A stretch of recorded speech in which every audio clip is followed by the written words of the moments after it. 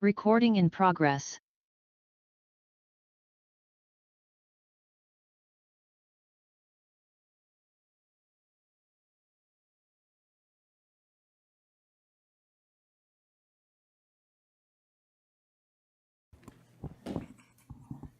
So I will call the meeting to order. Let's see, who is the clerk today? So, Mr. Assistant City Manager, would you please take the roll? Sure. Mayor Weinberg, Here. Vice Mayor Daley. Here. Councilmember Flagger. Here. Councilmember Lee Ing. Here. Councilmember Meadows. Here. And from the Financial Commission, we have Chair Richmond and Commissioner Jane. Okay, we had a bit of an echo. Is that gone now? I guess so. Okay. So we have one discussion item for today, and that is a meeting with council joint meeting with 4 of our commissions. Before we begin with our meeting with the Finance Commission, I would like to open the floor for public comment. If anybody would like to make a public comment, now is the one and only time. We will not be doing this before each commission. We will be doing it once tonight. So are there any cards that staff has? Nope. Anyone like to make a public comment? All right, let's go ahead and get started. So welcome and thank you for coming. Supposed to do that? Probably. Yes. Pleasure to be here. Happy to move forward on this as you'd like. A couple of opening comments to the extent useful. I'm Tony Richmond. I'm the chair. Gary Kalbach's the vice chair. Gary can't be here tonight. Deepak Jain is one of the other members of the commission. I would say, all right, that's all right. Mr. Mayor, I think we're not unlike other commissions. You know, we're still working our way on the far side of COVID and in a world that's not Hollywood Squares, and trying to get back in the swing of things. And those meetings weren't much fun. I do believe we're creating some cohesion, but as you know, we largely turned the commission over. 4 of the 7 commissioners are new as of September, and in fact, the meeting a week ago Monday was the first meeting where all 7 sitting commissioners were in the same room at the same time. During the course of that, we spent a fair bit of time adjusting the work plan, which I'm happy to talk to you about, to reflect a couple of things, changing needs, changing projects, and also the fact that we've scaled meetings down a little bit. So this is going to change again because we've taken 10 pounds and put it in an 8-pound sack. Mm-hmm. And we're also probably going to see it change again because as a calendar matter, even after some pushing and shoving, it's probably too heavy in the first half of a calendar year and too light in the back half, just on some events we'll talk to you about that we speak to, but things like the mid-year on the budget, the CIP budget, the real budget, that's all first half of the calendar year kind of stuff. But we've gotten here with the good help of the city staff and working at our best to help the city make the best use of the commission. I would say our overriding objective, which I hope comports with yours, is to provide thoughtful oversight of the area we're asked to comment on. And then a couple of you have sat in on some of our meetings, and in some of these topics, based on the makeup of the commission, we have lots of opinions. You have a meeting in Silicon Valley and you want to talk about installing a new ERP system, and the number of opinions on the commission is probably, one would say, not limited by the number of commissioners and not always positive, but people hear our point of view. And other than that, I'd be happy to walk you through the work plan or take any questions as to at least what we intend to do with the balance of the year. Okay, thank you very much. So I think we'll take you up on your offer to walk us through the work plan, and then I will open up to the council if there are questions. And let me say that I was your liaison last year, and I miss being with you guys. I learned a lot working with you, and I understand what you're saying about having a sort of a top-heavy workload early on in the year. But thank you for all the work that you've done, and I certainly learned a lot in the time that I was working with you. So. And with that, you're going to miss out on all you'd learn in the first half, so someone else will take that up for you. Wait, before you begin, do Sure. you mind? I want to make sure that people in the back can hear. If so, I think we need to move your microphone closer to you. So. How's that? It's hard to hear and can you raise, yeah, because I know that when I'm online and I'm watching, I can hear, I understand the difficulties there, so I'm sensitive to it. Sure. Better? Much We'll listen to that. Yes. All right, Mr. Mayor, kind of working through these, kind of they're numbered.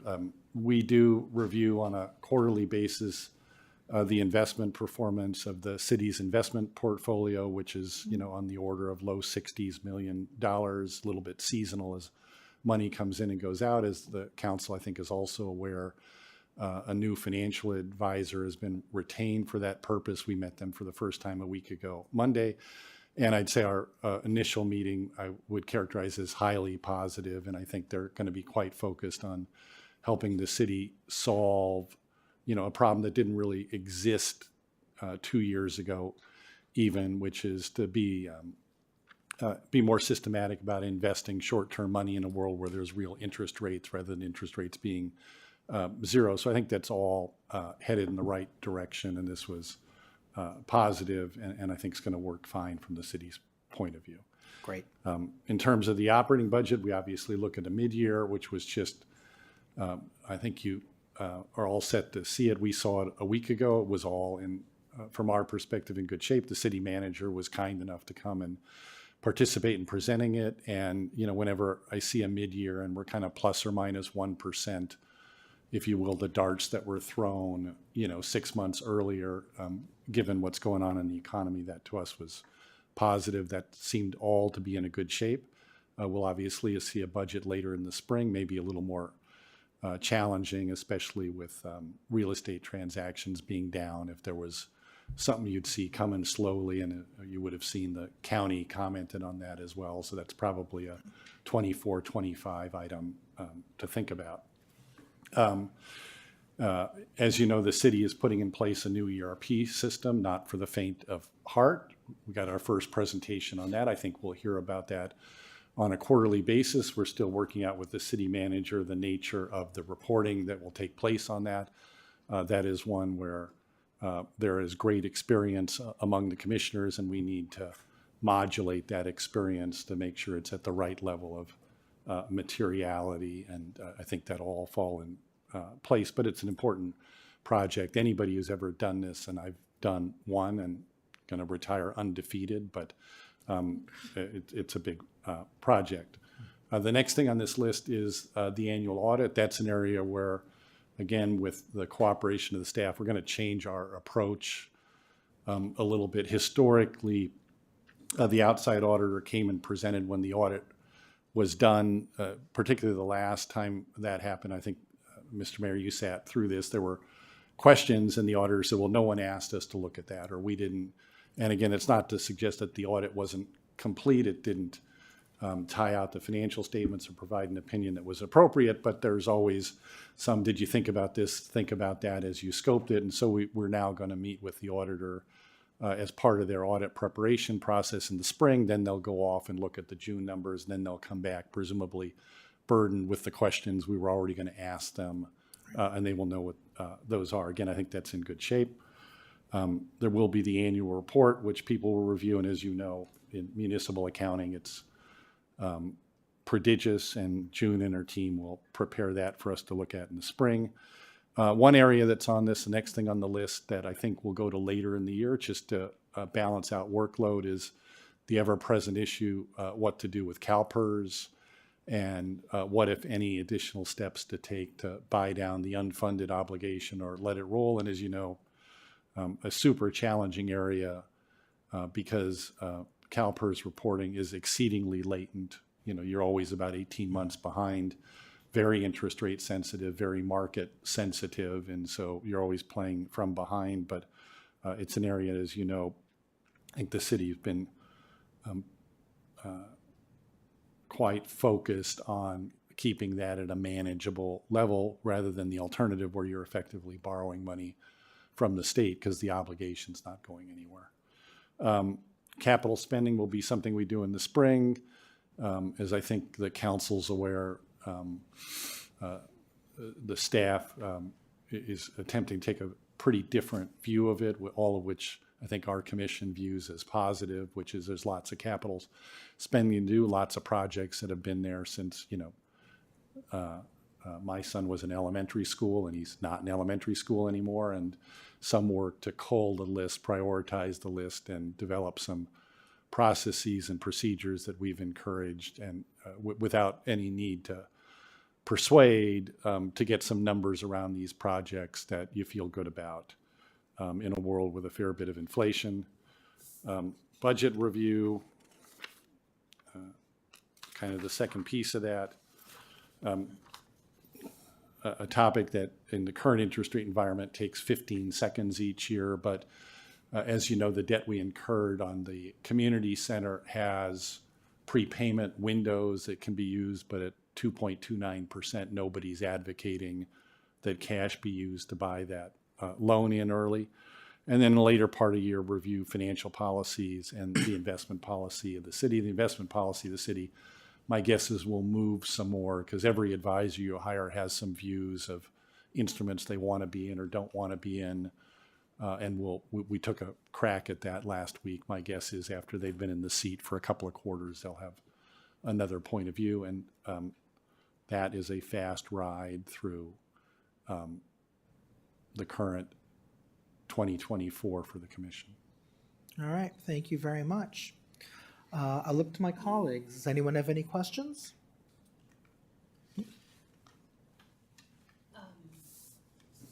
So are we doing questions and comments at the same time? Yes, Or how I think would you so. just do one general discussion? Okay. Thank you both for being here.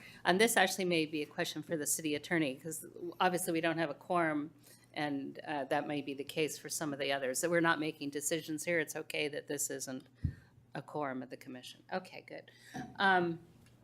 So I've been looking at the commission schedule on the website, and then how you've mapped it out very clearly. So first of all, let me back up. The work plan is super clear, crystal clear, spot on with what you guys need to do and what we need you to do. So I really appreciated it, and I appreciate the work that you do to make it happen. So I listened to what you said about the timeline and how it might be accelerated, but it looks like, from assuming the website is correct, that you have meetings monthly for the next 5, so February, March, April, May, June. So that is kind of front-loaded. Mm-hmm. And then September, October, November. So that, so is it that just by nature of the work? Yeah, Because so we're all that's our- mid-year, yeah, right? so that's been our attempt to predict when stuff needs to fall. And so when we took a second dark month, we took 2 in the summer, right? Because August was always dark. Yes. Anyway, so we took July dark. And I think the operating viewpoint on that is when we get to June, we'll call an audible on that, right? If the staff needs input on something before September, nobody's going to say no to that. But right now, the notion is we'll get it done by June and come back in the fall. Right, okay, so, because to me, that looks like by nature, it's kind of front-ended, and you've done what you need to do to the schedule to make it work. So I appreciate that, too. Let's see. So one of your items was sort of if someone asks us questions, cross-commission collaboration. Do you tend to get those? Or are there referrals from some of the other commissions, or just out of curiosity? Historically, no. Historically, no. Historically, to the extent it comes to us, it comes through staff. And, staff may very well say, we're thinking about something. And I think where that's most likely to come up is, capital spending, right? There's other commissions that want capital spending in various parts of their world. And then the question is whether there's enough money to go around. And the answer to that will, of course, be no. And then we'll figure out what to do. Right, okay. And also, I just want all the commissions to be aware, and I've said this before in other meetings, we do take advantage of watching your meetings not necessarily live. So Because especially when an item's coming forward, it's really helpful to hear your discussion and deliberation, so we don't have to recreate the wheel. So I appreciate that, and don't assume that we're not interested and we're not availing, ourselves of the work that you've already done. So I think that's it. I did want to, this one last point around community center debt. So we look at that, it says years 11 on, how long does that go? I don't remember. Is it 15 years total or something like that? Help me. Gabe's got to help me. I thought it was 10, right? But it says years 11 Yeah, on, maybe I misremember how long Anyway. it runs. I don't know off the top of my head. If June doesn't know, we can look it up. It does, it, When we hit the bottom of it at 2.29%, we kind of just said, we're just going to we'll ride it all the way. ride that. And- Yes. And short-term money is in the Right. fives. Right. And it smooths out some cash needs, and Right. cash can be used from other buckets, whether it's park and lieu or Right. whatnot, to work Yeah. that down. So we stopped spending time On on that. that. Yeah, when that we makes kinda- sense. When When we it- kind of called Okay. interest rates right on it. But there's one thing I think is important, and it's not necessarily just for the commission, but maybe for council and for staff and all of us. There's really, not all because we were so smart, but some of it, there really is a good, solid story about the community center and the financing. There was a lot of disinformation early on about it being over budget, and not only wasn't it over budget, but it's turned out to be a really good source of money that we're paying off. So I would like, whether the commission can take that on, to help develop the narrative of how well done this was, that we have this community asset that was on budget. And again, maybe this is something for staff, but I really get bothered when we hear this Yeah. false narrative that it was over budget and, we have this loan. Well, we're lucky we have this loan, 2.29%. So, And look, this is just, and I think the rest of the commission would agree, we talked about it. It also created an intergenerational spread, right? You built a 40 or 50 or 60-year building, and, the question was, you're going to roll up and pay for it all on the spot. The first 25 million was paid for people long time ago, and then you have 10 million you need to pay on the far side. yeah. To me, it's pretty rational approach, and like I said, we called interest rates right. We'll never do that again, so we ought to take credit for it. Yeah, well, as I said, I couldn't claim it's all about being smart. Some of it's Yeah. luck and timing. Yeah. But anyway, so great job. This is just a crystal clear plan. I appreciate you guys' work. Anyone else? No, I intentionally want to go last, being their liaison. I do have a few questions. So thank you again, great work plan. The one question, the couple questions I have is, this financial system, it's continuously been called a new financial system. Yeah. And it's been being implemented continuously. So why is it still a new financial system when it's been years? I think the short answer for that is because it is new, right? Right, but we had problems, is all the problems, Well, the kinks? No, I'll give you a worked out? direct answer. Nobody knows, okay? But here's what, and the staff should take this on, but as presented to us, the existing software on which the city runs was old, problematic, and the staff is quite insistent with a lot of conviction that it's baling wire and gaffer tape, doesn't talk to each other. And, what you never want to hear when you hear somebody talk to you about it, they go, and we're doing it all by dumping it on Excel sheets, right? Which is the way it's never supposed to work in the modern world. That's the end result, not the process result. And so just to be clear, they're essentially taking what they have now, discarding it and starting over again with a modern system that they have more conviction about, that's being used by other municipalities, that'll run in the cloud and thus be more susceptible to being updated and ought to be more secure. And then the staff can speak to it, but they have a lot of conviction about it, providing them end-to-end information that they're currently having to do by hand, and to solve some other issues that the commission's frankly pretty focused on, which is challenges with payroll and other things. But to be clear, this isn't, I lived through we were going to upgrade the system, but as to the staff that's present now, their view that they hold quite strongly and convinced us was, Central Square really isn't in it. We can't rely on them, and we can't reliably budget or track what we need to track. And furthermore, we're using and burning up a lot of people with a lot of manual functions. And so now they're doing what you don't want to do very often, is starting over again. And the objective is to come out of the other end with something that is more reliable, more secure, and has a bunch of runway on it. I understand that. Thank you for that. I think it's important that we let people know, because seems like for years now, we keep hearing that it's a new system that we're updating and we're getting and implementing. So I guess that's why I had to ask that again. Yeah, and to set you at ease, there are many people on the commission who are in the enterprise software business or familiar with it, who will provide points of view on how to install enterprise software. Again, nobody should do this for practice. My other question is, so I guess understanding the goals of council, because we've adopted new goals. We intend to modernize our public safety facilities, and I would like to see in the work plan to include some analysis of the financial options like you have done for our community center, and what is the best way to undertake, what avenues we need to do to get Yeah, best financial. So my response to that is, I think we're on it. On the March agenda is to review capital spending, and I think the understanding with staff is that sort of soup to nuts.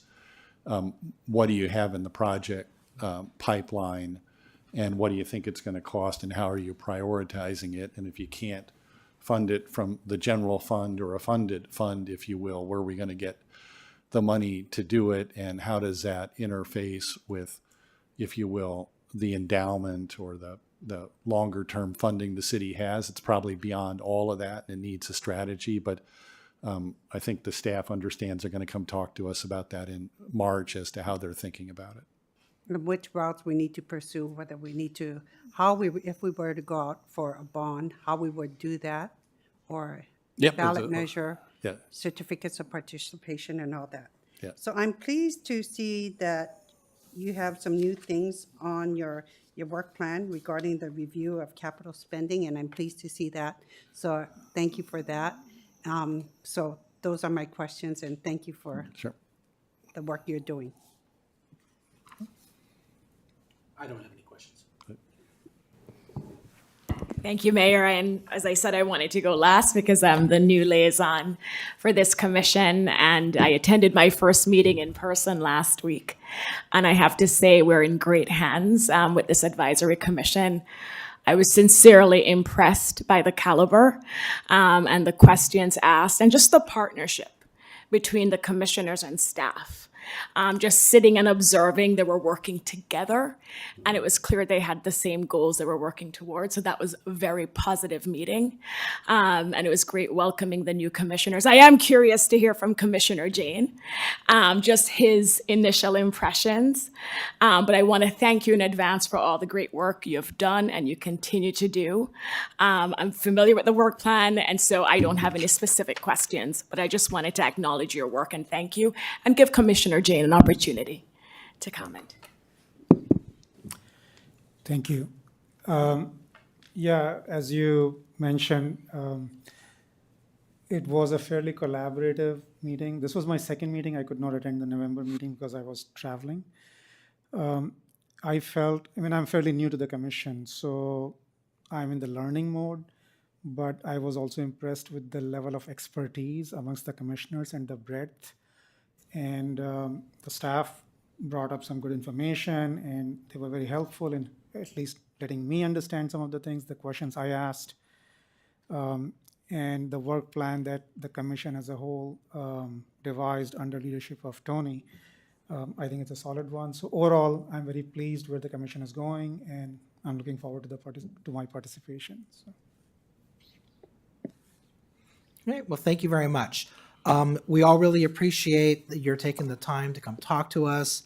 And again, having been your liaison for the prior year, I mean, I've seen the commission change. I've seen what you do, and I really appreciate it. It helps me a lot. It's a tremendous service to the city. I agree, frankly, with everything that Councilmember Meadows said. The one question that I'll ask you now, and you can answer it now, or you can not, or this is sort of an open-ended question for you throughout the year. What can the council do to help you serve the city? I think that the main council element is what the council member spoke to is, look,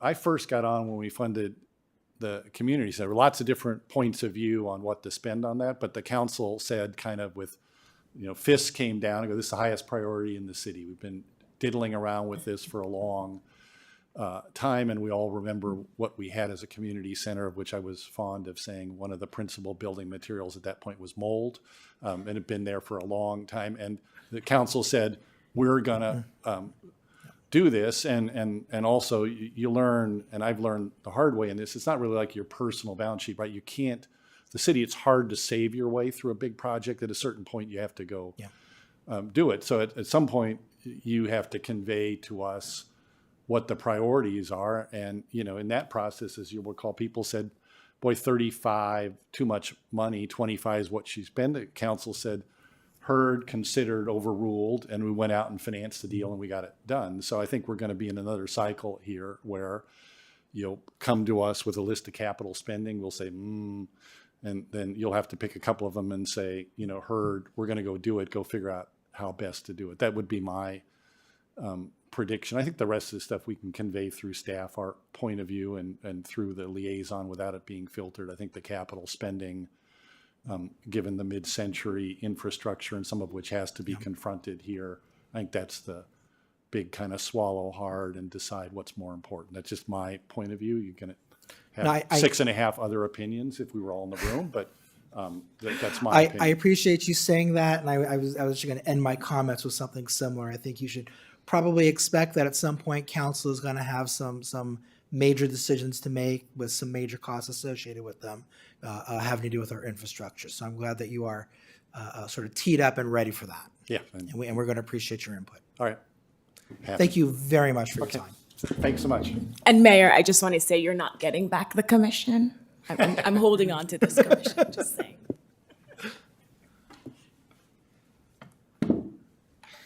Okay, next up, I would like to invite the Parks, Arts, Recreation, and Culture Commission.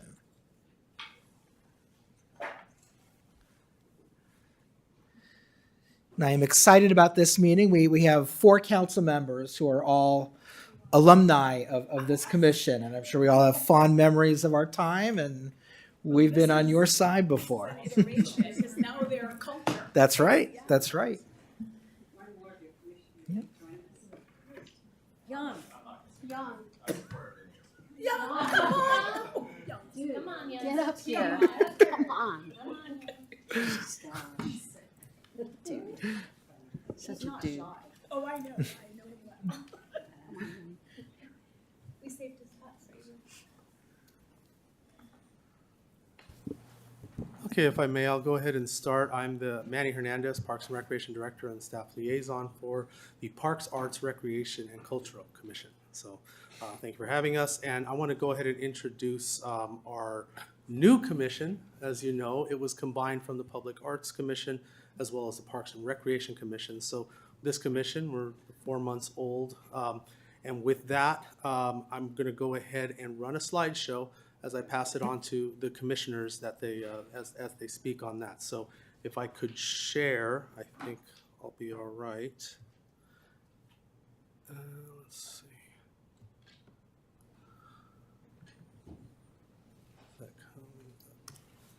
There it is. So at this time, I'll pass to our first commissioner who will cover the Parks and Recreation aspect of this, and that's Chair Teresa Morris. Good evening. Thank you for the opportunity to present to you. So yes, I am the outgoing chair. So the former chair, is that right? Okay. And I just will briefly go through the materials on the slides because we have other commissioners here and chair to share with you. So this year, I'm covering accomplishments as the outgoing chair, so what we've managed to accomplish this year. But before I start with that, I wanted to take a moment and just say a few words about our past commissioners and how wonderful they all were, and how I know some of you were part of the Park Commission as well for part of this work plan. So I wanted to give kudos to everybody for all the hard work that they did and say that we had a marvelous commission and everybody did a really great job and participated fully in it. I'd also like to say that we're looking forward to working with the new commissioners in a very full and robust way. We have a great commission. We seem to be off to a good start. And looking forward to all of the talents that everybody brings to the table, their professionalism, their insights, and their sort of vim and vigor, I guess, being utilized as fully as possible by the City Council, the staff, the liaisons that are part of the whole process. So looking forward to the future as we move ahead as a commission. So with that, we had a number of accomplishments. So with the dog park, because that's one of the top ones that we've been moving along with the location being chosen and set, we were able to move forward with the 2 workshops and pop-up that took place for people to be able to give input on the amenities of what they'd like to see. So residents attended the workshops and the pop-up and gave us input, and a number of commissioners and some of the city council members were there and participated in it as well. We also, as a commission, reviewed the rules and gave feedback about the rules. We had a subcommittee that was established to look at the dog parks and make observations about how many people were there, how it was being used, the condition of it. That's been an ongoing project. We have not yet given the report to our commission, but that will happen, I believe, this year with the chair's desire to do so. So that's the dog park sort of in its small little lump sum there. Community engagement, I'd say we did a pretty smash-up job on this. Thank you. Of having a number of the commissioners show up and participate in events such as the Family Fun Days, the egg hunt, there were concerts. So commissioners really stepped up to the plate. They provided support for staff. They gave a lot of energy and time to these different events. So with the ongoing community engagement, I think we're doing a nice job with that. We also had our first ever Moon Festival. Well, the Moon Festival has taken place in Los Altos, but this was a Park and Rec sponsored one. So commissioners went and participated in that. And I wasn't able to attend, but I understand it was a smash success and very well attended. So looking forward to that happening again. Pickleball, that opened up and commissioners were there and it was great fun, and it was great to see the residents playing it as well. The pop-up subcommittee had 2 pop-up events, sleeve painting events at the community center, and those went well as well. So those were and then there was a mid-autumn festival, and I know some commissioners went to that as well. Market research, we presented that information about the Sawtooth software market research. It moved forward from the commission to meeting with the city manager and then meeting with staff. It is at a spot now where I realized as I was doing this, we have room to move forward on this, as it was directed by the city manager for us to work with staff and come up with a park-related project to try it out, the free version of this Sawtooth. And so basically it's a research tool that allows us to gather information about, let's say if it was the dog park, the amenities that would be desired in the dog park, and to do it initially for no cost. So that's what that detail is on the market research. Jedi. Jedi is ongoing. I think that we have a good group of people who are looking through the lens of Jedi with every project that we do and we think about.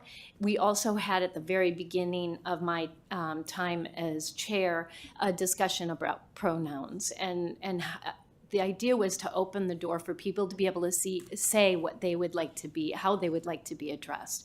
And so I think there's an ongoing awareness and compassion that we're hoping that we're cultivating through the Jedi discussion and awareness. We had some highlights. As you know, we formed a new commission.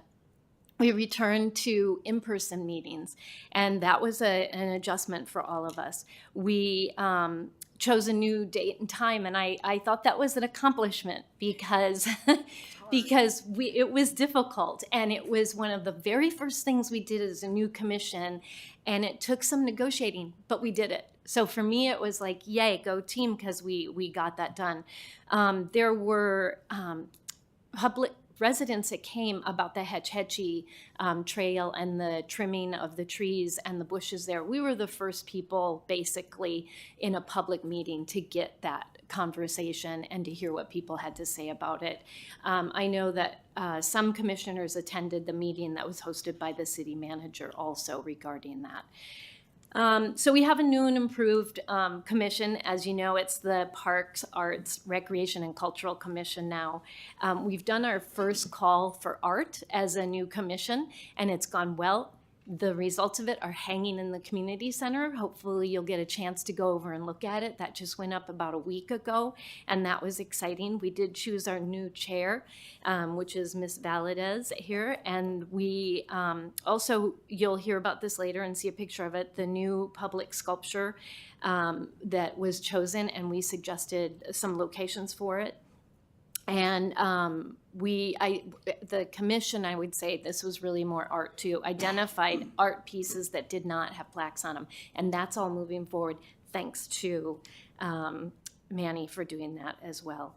Adult fitness, we're just dipping our toes in, so to speak, and we've had one outdoor fitness company come and give a presentation. We're looking forward to having more and working on that and getting more of that in our city. So that's it. Thank you. If you have questions, I'm happy to try and answer them, and if not, we'll move on with the rest of the presentation. Question? Well, why don't we do the whole presentation and, Okay. then council ask Great. questions. Okay. So I'm doing public arts accomplishments, and this is the first I see of the slide, but I'm pretty familiar with everything, so I'm sure. Oh, sorry, I apologize. So this is the first I've seen of the slide, but I'm pretty familiar with everything because we all worked as a team together on public arts, and now we have a new team, which we have more people, so it's kind of nice. We have a couple of male people, so that's even nicer.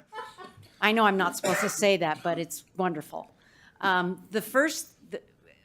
Public art is so nebulous to so many people, and our job is to try to get the public more enthused with art. And that's our main goal. And our first one was Art Without Walls, and we had 6 new sculptures that were installed, and 2 will be installed in 2024. And we do calls for art on all of those. So that goes out to a number of different art email lists, et cetera. And these were the art that went up this year. All very well received by the community. In fact, sometimes there's even people there the day that they're being installed, and they sit and watch it, citizens, and it's kind of fun. So you see what they are, and you see where they are, and they're very dynamic and thought-provoking.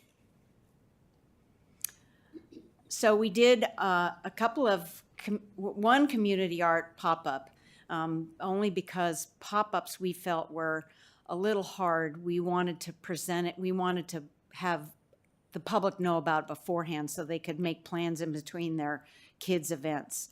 So we did a children's photographs of children downtown, and that was open Mother's Day, and it closed July 2023, and we had a lot of children and their parents come by and recognize themselves and take pictures with themselves in front of the picture. So it was kind of fun. And it was actually Mother's and Father's Day.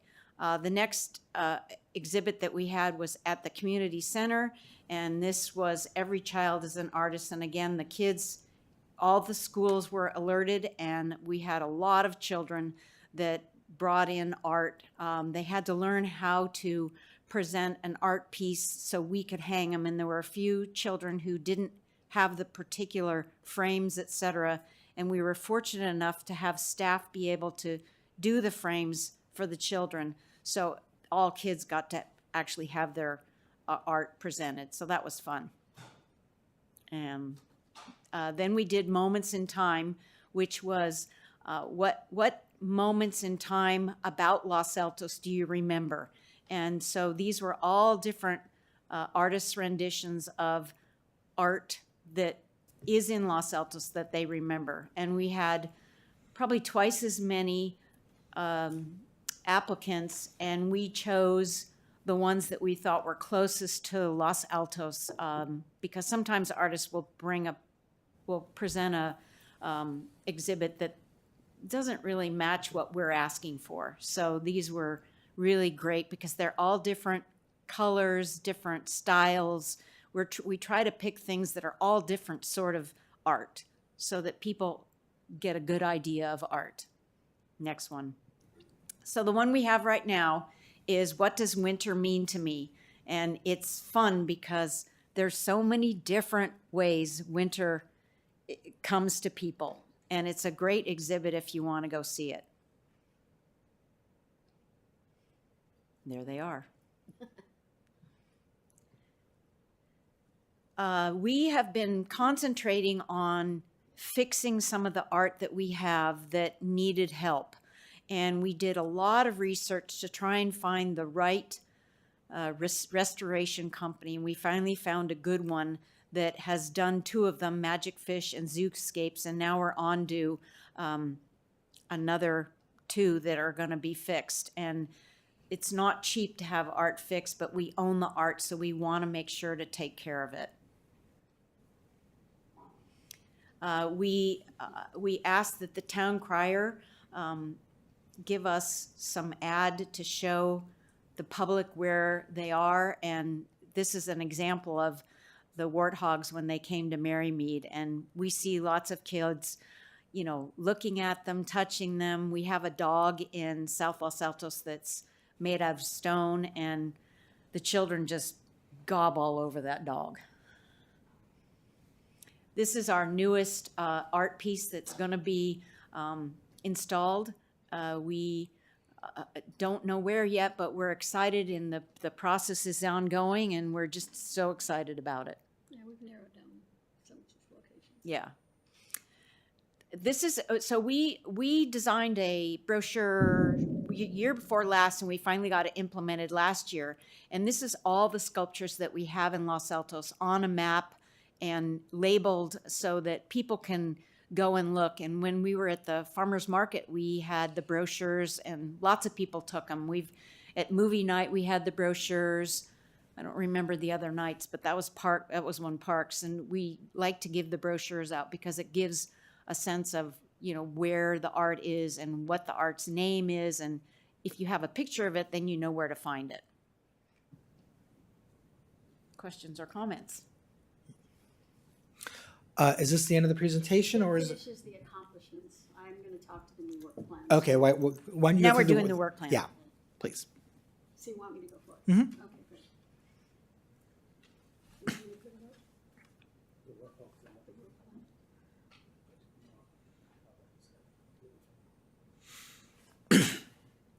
have a connector, I could do it. I think most of us have it open in front of it. Do you have it open? I don't know, Pete doesn't. He can share with me. I can send it to you, Manny. I can have, If you need I to. had it open. Are you sending it to Manny?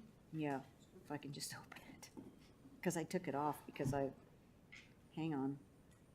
While they're doing that, I'll start, and I'll be very general.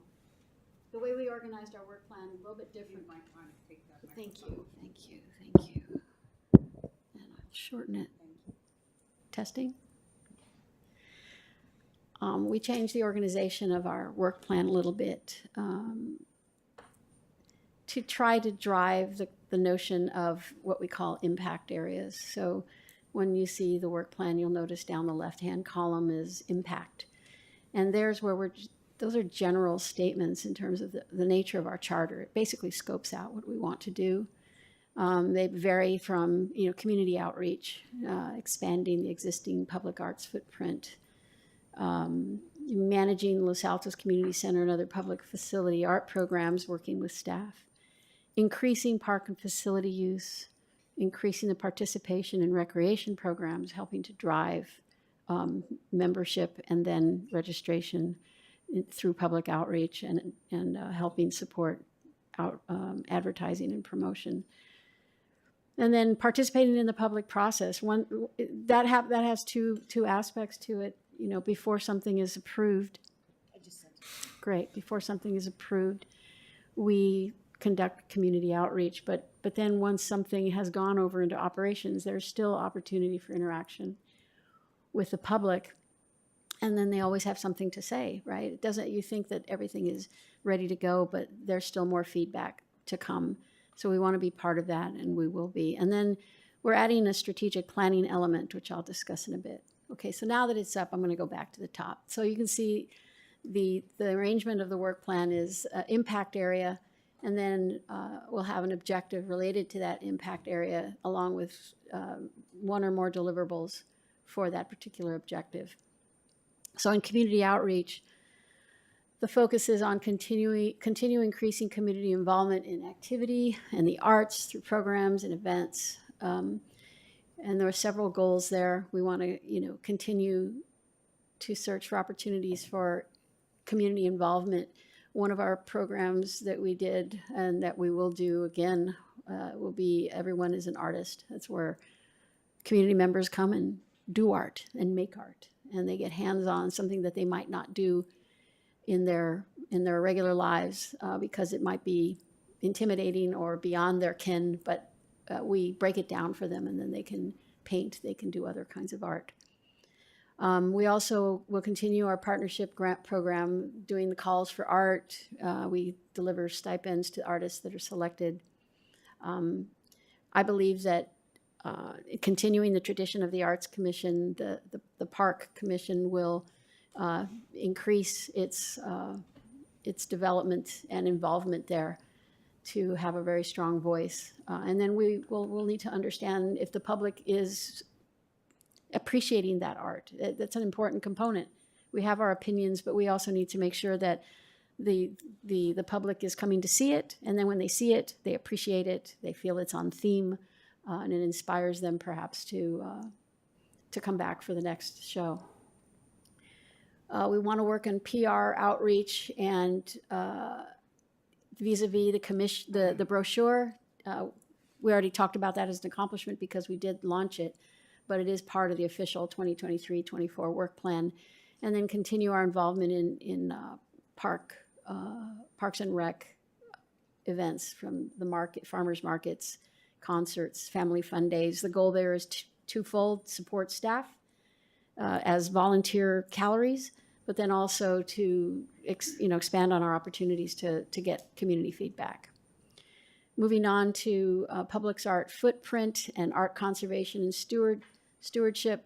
I mean, those programs continue pretty much as is, but we do want to conduct walking and bike tours using the brochure, using planned tours, generating promotion for that. We want to, this is very much in keeping with what Arts Los Altos is doing, and we will explore, it's not written explicitly here, but we will explore collaboration with them. And I've already got meetings set up with them to start discussing how we can collaborate public-private and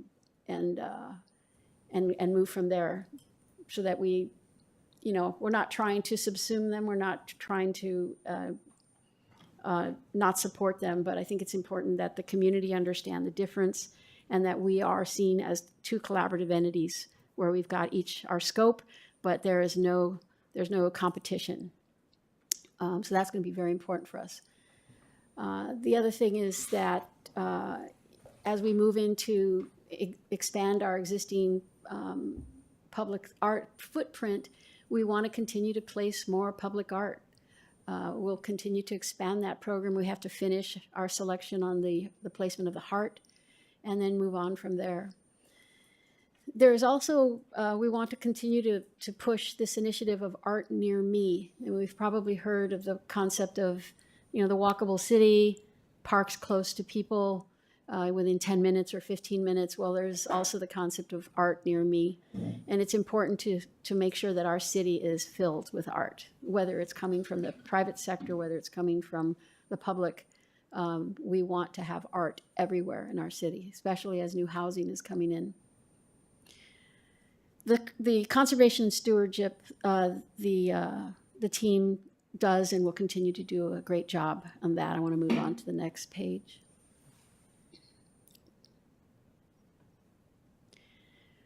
Here, I'm not going to go through everything, but we'll continue making calls for art. We've got that getting exposed to the cafe system and being able to participate directly in the ranking and rating and discussion of the selection for art was really exciting in this last call for art. So I'm really looking forward to this going forward. It's pretty animated discussions and it's really cool. It's also an opportunity for us to really push our DEI initiatives, because whether you're talking about the theme of the art, whether you're talking about the artists themselves, whether you're talking about the message the art is trying to prove, and then even the media used to create the art, it's all kinds of opportunity for being inclusive and expansive at the same time. In terms of increasing park and facility use, we view this as activating the parks. The parks, we're limited. We have a certain number of parks. There are some opportunities, hopefully, for pocket parks in the future, small, tiny parks. But before we even get to that, it's a matter of activating the park space that we do have, and then activating facility space and activating downtown space in order to conduct recreation-related programs and cultural programs, et cetera. So that's really part and parcel with that objective. Specifically for the dog park, Teresa mentioned it, but we need to kind of sum up all the data that we've been gathering. Commissioners have been, you go by the park, you spend 5 minutes, you may talk to somebody, you may not, you may just observe the surface. It's very random. It's a lot of observational data, and we have to compile it all and come up with some conclusions. Some of the anecdotal conclusions are pretty obvious.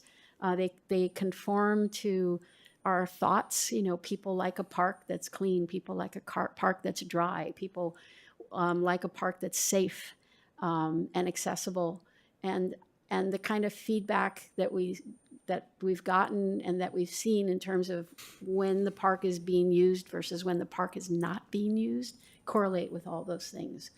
So we believe very strongly that the pop-ups, the community outreach that was conducted by the consultant on the dog park, and the way the community participated in selecting features and naming priorities, we have a great opportunity to create a great dog park. It's going to satisfy the needs that the residents outlined, even though they may not have, if you had said you want this, they would have said, I don't want that. But if you listen to how they fed back and how they used it, they actually do want it. And when they start to use it, they'll really, I think they'll be able to close that gap. And finally, increasing participation in on this page in recreation programs. Here, it's about working. This is a great opportunity to expand the cultural part of our charter. It's easy to say we are looking now through everything with a DEI lens or a JEDI lens, and we are. Our behaviors have changed. It's really great. But by working with staff on the kinds of programs that we offer and the way we outreach to new members of our community, to low-wage workers, to visitors, is a real great opportunity to really expand our inclusivity even beyond where we are now. Finally, the public process.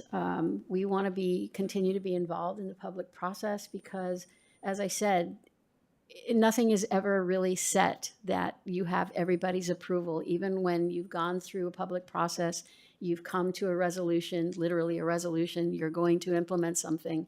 Either a new community comes up and has concerns, or the people that you thought were locked in maybe have different opinions or different perspectives now. And you're always going to have to address that. And we can be a great source of support to staff to field those calls. I know that staff is perfectly capable of fielding those calls, but sometimes there can be a lot of them. So we want to continue to be involved with the public even after something becomes operational and is something that we're already going to do. We still want to stay engaged. And Thank you very much for that very thorough presentation, and I think we all really appreciate it. I do want to make sure that we have a little bit of time for Okay. council members to ask questions. So if there's anything further that yeah, you want, just the last line Okay. item, which is we want this year, we want to start work on revising the master parks plan. And that's going to be a big project and Yeah. expensive, so. Okay. Thank you all for that very thorough presentation. It's been fantastic. Let me look to my colleagues. Any questions? Councilmember Flagger? Thank you so much for being here and sharing your accomplishments and your work plan going forward.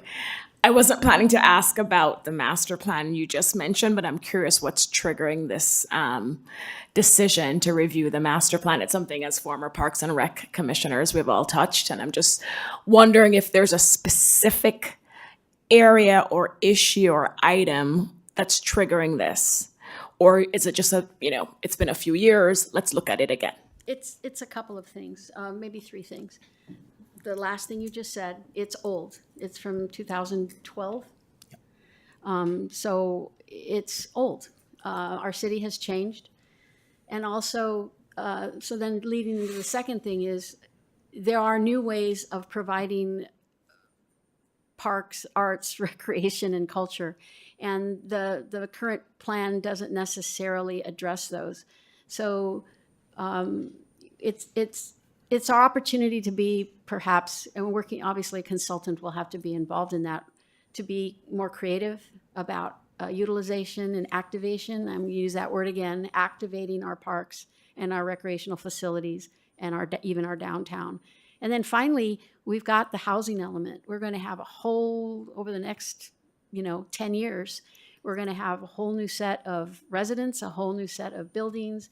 If we explore things like rooftop parks, if we explore things like pocket parks, mobile parks, there are all kinds of ideas that in the Parks and Recreation community, at the national level and at the state level, that other agencies are implementing that are also landlocked, that are also constrained by budget, that are also small. And so it's important to kind of reopen the can of worms, if you will, and come up with a new strategic plan, given that the city is going to be changing pretty dramatically over the next 10 years. Thank you for that, Chair. And I'm going to look to Mr. Hernandez because I joined the Parks and Recreation Commission, I think in 2015. And obviously by that time, we already had a master plan. Do you recall if the process involved the draft coming to council for approval? Who does final approval of this master plan? I'll have to look into that process, but usually it's council. It'll end up with council. Okay. Ask me later. Okay. The mayor knows. And then just two more questions, Mayor. One has to do with, and they're dog park related. I'm curious the feedback and pop-up that the commissioners have been doing at the different parks, dog parks, specific to Mackenzie. What's the purpose of gathering that feedback? Because I'm thinking back to when that direction was given. And so I'm curious about this information and data that you're gathering when you go out and you talk to residents and you observe what's happening at the park. what's the purpose of that? Does it tie into the notion of this being a pilot program? I'm trying to understand, and what's the timeline for providing that feedback so that we can move forward with making it permanent, if that's the purpose? And you're specifically talking about Mackenzie, because Mackenzie. Hillview Okay. is a little bit different. So when we started the action of having commissioners just on their own time when they can gather this information and make their own observations, sometimes not talking to anybody, we kind of were considering the Hillview and the Mackenzie parks as equivalent opportunities for future permanent placement, even though we realized they weren't exactly the same. So at the very least, we wanted to give both sites their fair share. And also we get to talk to different people, right? In terms of the specific purpose of continuing with Mackenzie is that the two parks were pretty different in configuration. So it gave us the opportunity to come up with some ideas, to understand the feedback that might be dependent or the result of those different factors. For example, there's hardscape at Mackenzie. There was no hardscape at Hillview. So there was also, we went from chips to a little patch of turf. So that gave some people exposure to turf. We didn't have that at Hillview. So for example, Mackenzie had much, at least in our anecdotal observations, much higher utilization than Hillview did when weather was bad.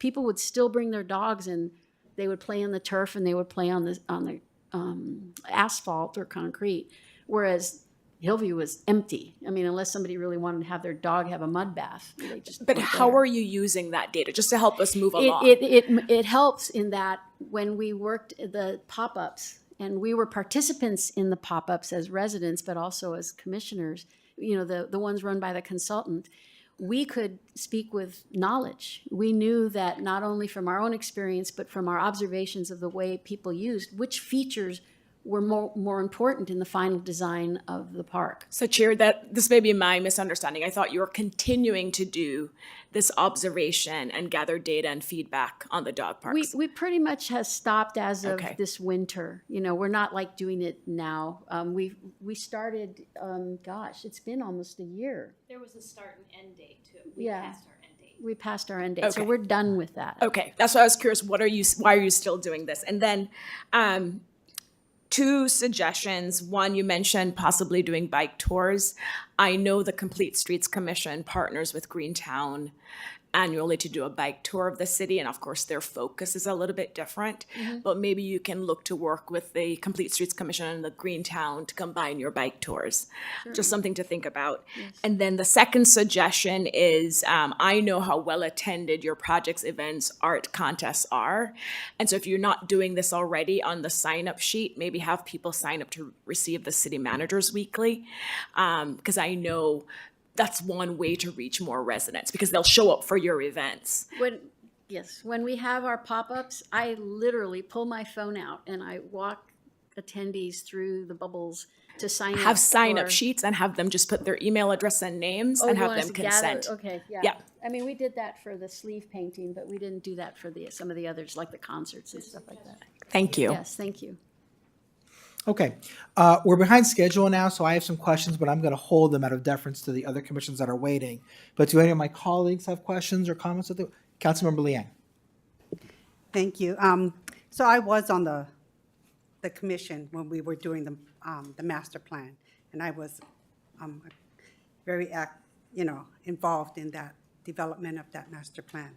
But what I'm not seeing and I appreciate your work plan, but what I'm not seeing on the work plan is we have a schedule in which, and a development of schedule in where our parks need modernization. And I didn't see that here, so I hope you would really talk about creating a scheduled work plan, because a lot of our equipment have a certain timeline, and we want to make sure that our equipment is safe and update that properly. The other thing is, I appreciate everything you're trying to do to activate our programs, but what I would like to see is to have you work together with the teen commission, like that bike program. We want to involve the teens as well and our senior commission, because I would hope that we're working together with our other commissions in promoting and supporting their efforts and programs they have going on. Because that's all about, around their programs as well, is around recreation and park utilization. Correct. So I didn't see that here, but I hope that you could add that to your schedule course. as well. Also, when the park commissions in the past used to, attend and have meetings at, not only at North Los Altos, but also move to Grant Park to have access for input from other communities. I hope we could revisit doing that You mean the again. actual park meeting? Yes, Can we do that? Are we set up to do that? yep. We did it in With- the past. We have 1 or 2 meetings at Grant Park. Okay. So thank you, thank you. Okay. Oh, one more thing, so sorry. Publicizing and outreach. When we have events, I hope that we can do more than just advertising in the town crier, and more active engagement in utilizing other avenues for publicity and outreach. So thank you on that. Okay. Thank you. Thank you. Sorry. Thank you, Mayor. I'll try to be quick, but I'm the new liaison, so I did want to just have a couple words. So you guys get to do a lot of the fun stuff, and, artistic and recreational, and it's great. There's so much here, though.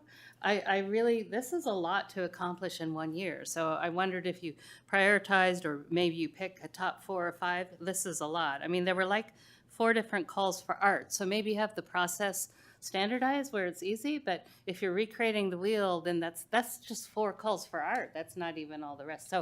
So what I'd like to see, especially since this is a new combined commission, is if it makes sense to prioritize the things that are on the list that actually involve a combination of both. So activating the public spaces with art. And so because we don't want a parallel commission, it's not 2 groups. And I know you're not working as a silo, you're working as a team. Yes. But the projects, if they can reflect that, I think it'll be a whole lot better for all of us and in the long run for the commission.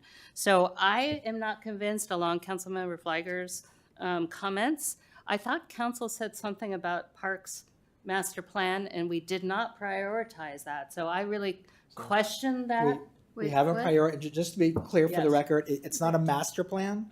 I think master plan has some legalities to it. This is it's just a parks plan. Okay, update the city's parks plan. So, but I want to make sure that's consistent with directions. We don't want like another gateway art project when council didn't really, want to go that way. So let's make sure we're just on the same page. So I'm not on the same page. Can you Well, no, explain I'm what saying you're take it asking? offline. Make sure that the council agrees with the city's parks plan. Now that I know it's not the master plan, it's probably okay, but I see this as a rebuilding year where you guys figure out how to work together, how to activate together art in public spaces. And we're going to be learning more as we implement the housing element. I really think it might be better in a year or two when we got the new parking. Wait till we get green space and a parking space, a parking plaza downtown, to think about doing that then. I think it's a little early, but I don't want to speak for all my colleagues, but you do see heads nodding.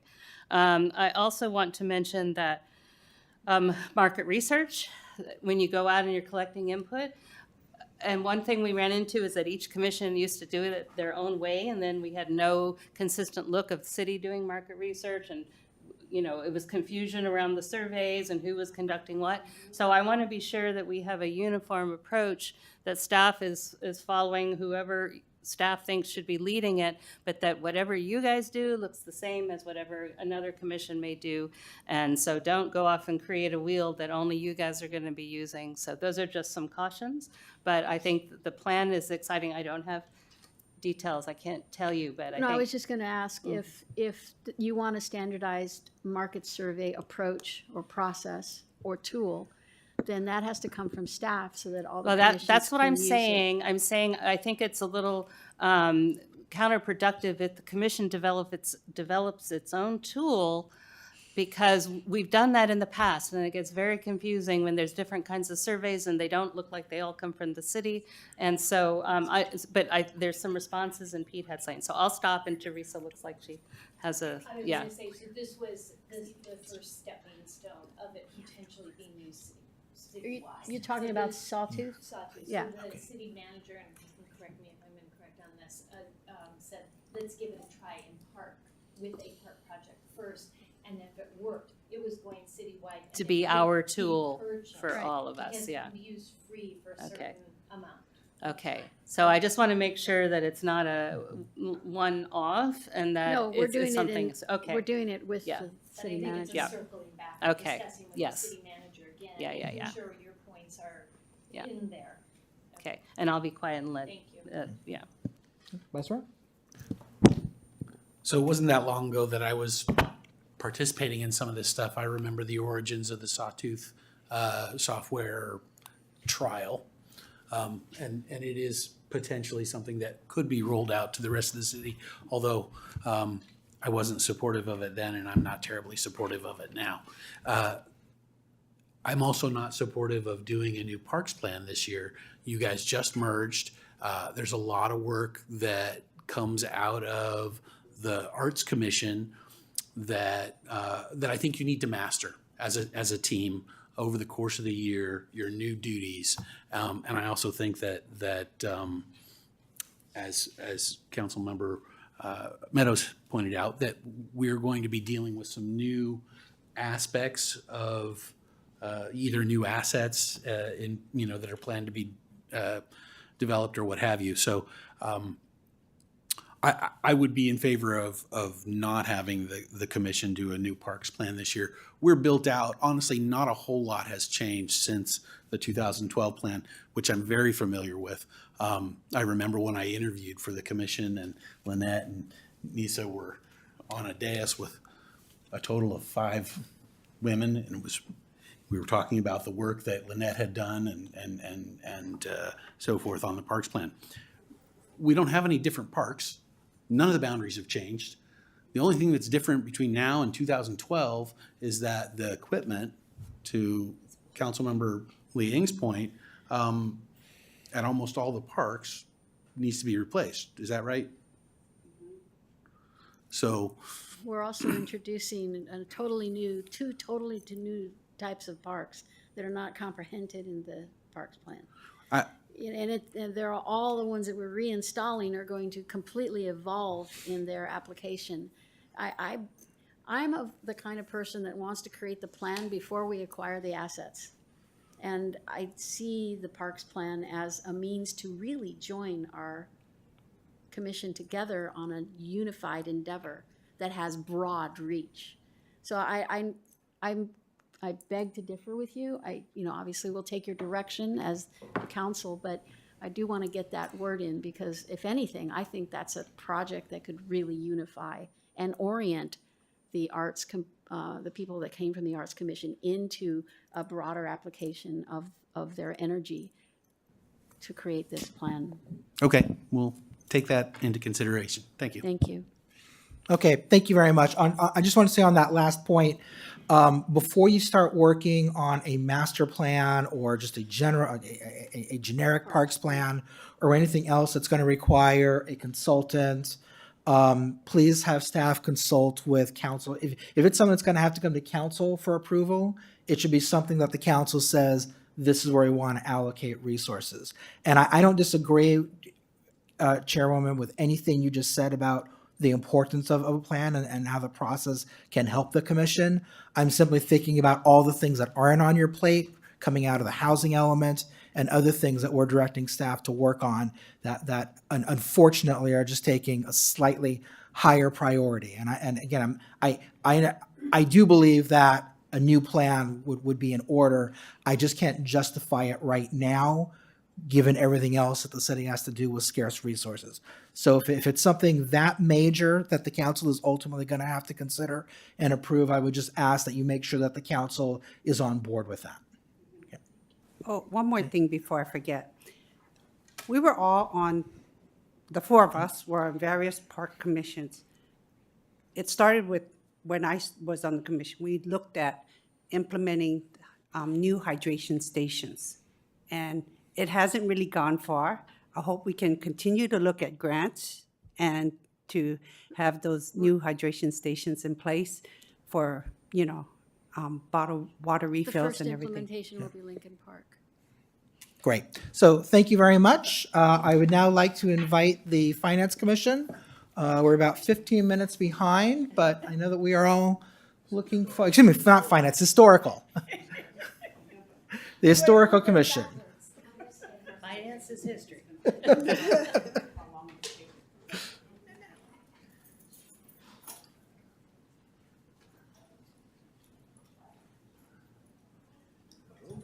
Hello. Welcome and thank you for your patience. We appreciate you joining us. I love seeing this turnout, by the way, and I should have complimented the Park Commission for the same thing. It's really great to see Yes. so many of you here. I know that with finance, there was a couple that wanted to be here that couldn't, so I don't mean to diminish their, I think the notice at to all. Finance Commissioners went out a little bit later than others too.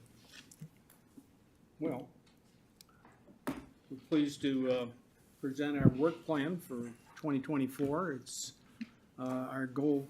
I'm sorry, could you please put the microphone a little bit closer to you? Yes. We're pleased to be able to present our work plan for 2024 to repeat the objective of the committee. We're here to encourage public knowledge, understanding, and appreciation of the city's past, and to foster civic and neighborhood pride based on our historic resources. We have a number of different goals. Number one is the Margaret Thompson Essay Contest, which actually will conclude this Friday with the presentations. No, I'm sorry. The judging will be on March Oh, on March 18th. March and 18th. The yes. ritual of the ice cream sodas will take place on May 14th. May 4th. And a bit of small town charm. And calories. Yes, and we have the historic plaque program, which is in full implementation, and we will be again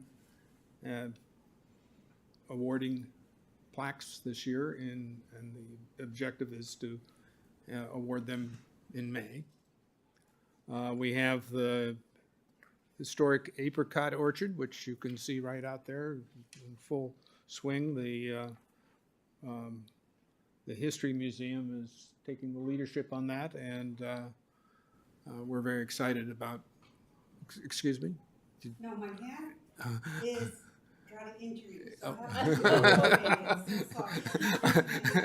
It's to alleviate the pain that I experience. My sympathy.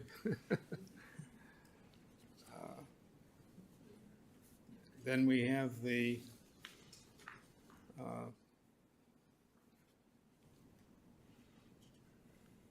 we are, to the extent that there are historic resources, we are available to act as a review and evaluate per direction of the council if they wish to have input in regards to historic properties.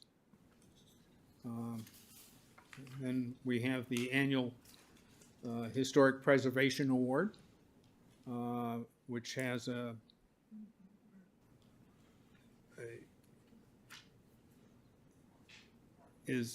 we review the nominations and then have it an award, and it's generally done during a city council meeting in May. so those applications or the nominations for that would occur in April, March? Yeah. I So- don't have that date with me, but yeah, I'll leave that. So we should start thinking about who we want to nominate. Okay.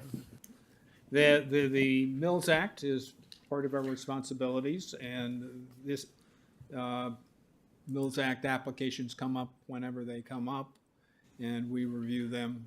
And since it has an impact on the city council, we're making recommendation, the revenue of the city. We do this within the structure of the Mills Act. And finally, there's the city's certified local government status. That's an application that has to be done each year. And we're responsible for managing that process. We have of course, we want to cooperate, and we have a wonderful resource in the History Museum. And we will want to do what we can to encourage that organization and promote the resource that it is. We are also have in the works the idea of a brochure that will show people where the historic plaques are, and presumably will tell a little bit about why each historic plaque was awarded. And then finally, we have been given by the city as it wishes to have us. We will evaluate the status of city-owned properties for historic consideration. That, in summary, is our work plan. Commissioners, do you want to contribute anything else? I'll just mention that I think it's a particularly important thing to continue to keep track of the Mills Act properties. You know, we've struck a deal basically with those homeowners that they get property tax relief, and in turn they should be accountable to the rest of the community for living up to their obligations. Many of the homeowners are very good about returning the reports that they're supposed to do. Some are not. I know it's a little awkward. We don't necessarily want to put people on the spot, but nevertheless, it is quite a bit of relief. And so, you know, I've been strong in saying that I think that the commission should continue to work with staff to encourage people to comply with their part of that deal. Okay. Well, thank you very much for the presentation. Let me turn it over to my colleagues on council. Does anyone have any questions or comments? Councilmember Liang. Well, thank you for your report, and I'm so pleased by your work plan. I'm glad you acknowledged the certified local government status and the importance of maintaining that, and also review of the Mills Act and all. But my concern is you're only meeting quarterly. And in order to do all that you have here, I mean, I think you need to meet more regularly. And if that's the case, you should be asking us that you need to increase your meetings. Also, in order to do what you need to do, I want to understand if the commission understands to do so to maintain the oversight and the integrity of our HRI, our historic resources inventory. You know, what are you doing for that? Because in order to maintain the Mills Act and all these lists, you need to update the HRI. And in order to spend time updating the HRI, then you need to be more than quarterly. So please help me understand how you plan to do all this if you're only meeting quarterly. Can I ask for a clarifying question? By updating the historical resource inventory, like we have that, do you mean doing another historical survey and adding potential candidate homes, properties? Well, you need to, I noticed that some of the homes or properties that we have is not listed. So either we're not doing it properly to update it. We have the Geschke house and another barn that's not updated. So in order to update it properly, you guys should be meeting and discussing. Are you looking at the website, or are you looking at the actual report? Excuse me for a second. Let's just pause and make sure we're all on the same page on the process. My understanding is that nothing gets added to the HRI unless council votes to add it to the HRI. That's correct. That's correct. Correct, but they have to come back with it and update it and Well, provide a are you recommendation. asking things should be deleted from the HRI? I want to make sure that we're doing our job in reviewing it and updating as needed, and to provide the proper processes and, and Yeah.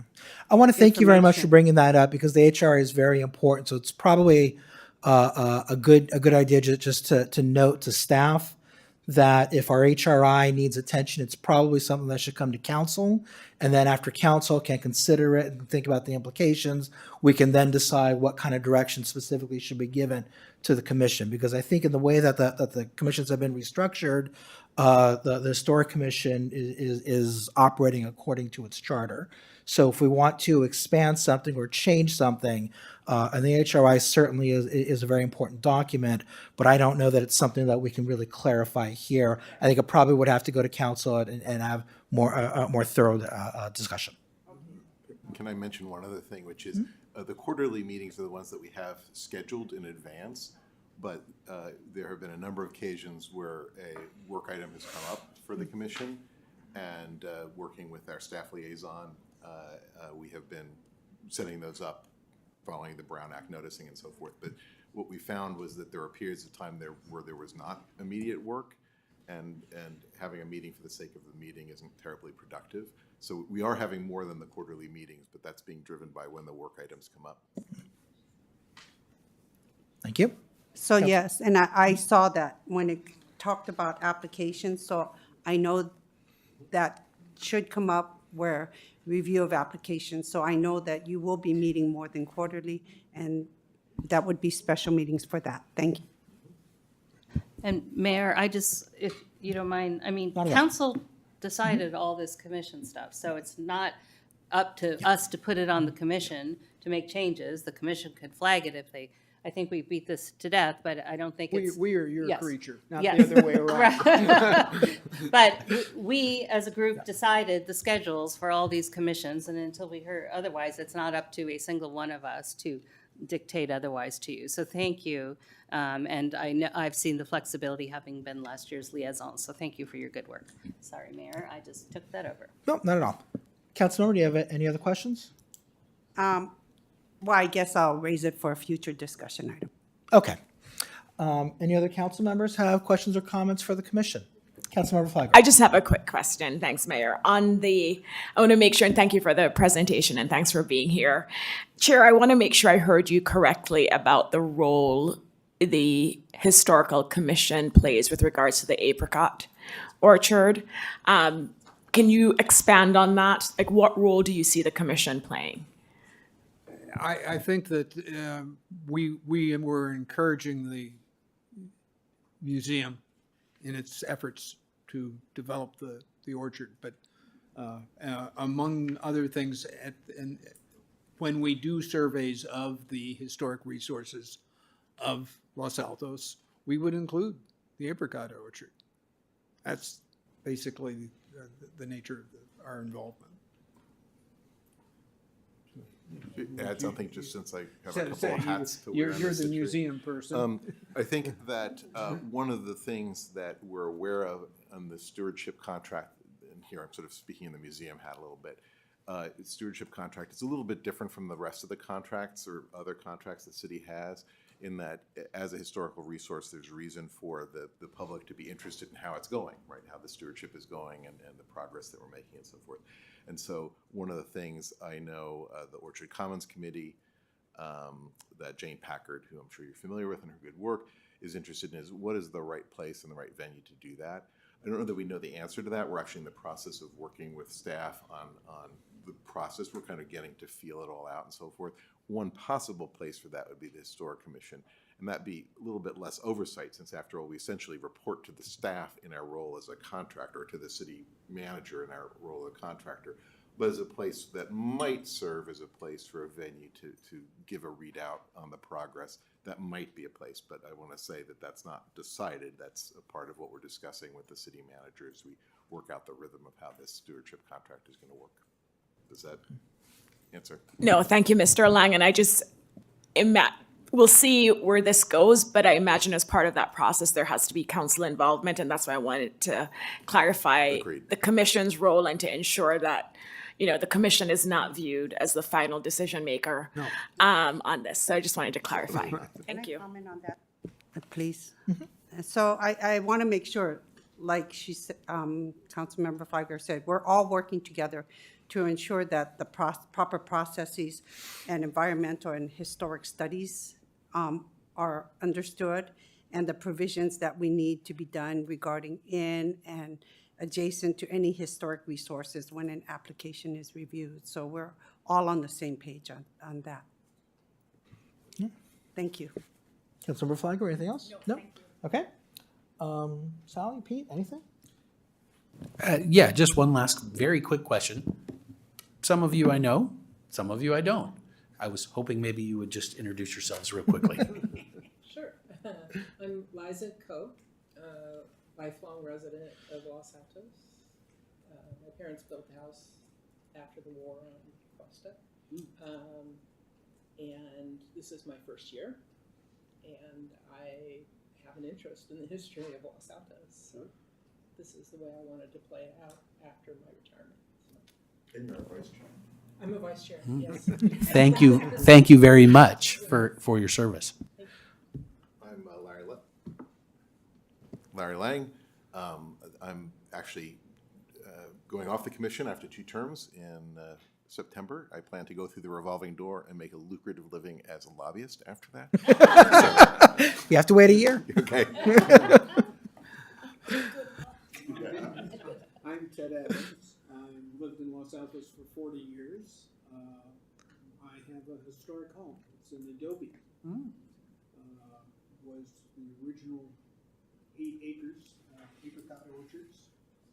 And a few years ago, we met the people who owned the house after World War II that finished it. And they had pictures of the cars along Almond Avenue of the apricot pickers who would come to pick their 8 acres of apricot trees. Oh, that's special. Thank you. Great. Hi, Russ Bartlett. I too am on my 2nd term, so I'll be, right after Larry on the revolving door. Lived in Los Altos for 24 years, lived in the Santa Clara Valley for some 50 years or something like that. My wife and I have a place on Eureka Court in South Los Altos, and very happy there. It's been an honor to, support the city council and the commission. Thank you. Well, thank you all. Just a couple of comments from me, a question from me. I'm very glad that you brought up the issue of our Mills Act properties, because something that I think that most of our residents who have a Mills Act agreement really are doing their very best to put money into their property and maintain it as the historic asset it is. And it's, look, it's quite an obligation. It's a responsibility for the resident. And I think the city should do everything that we can to support the resident.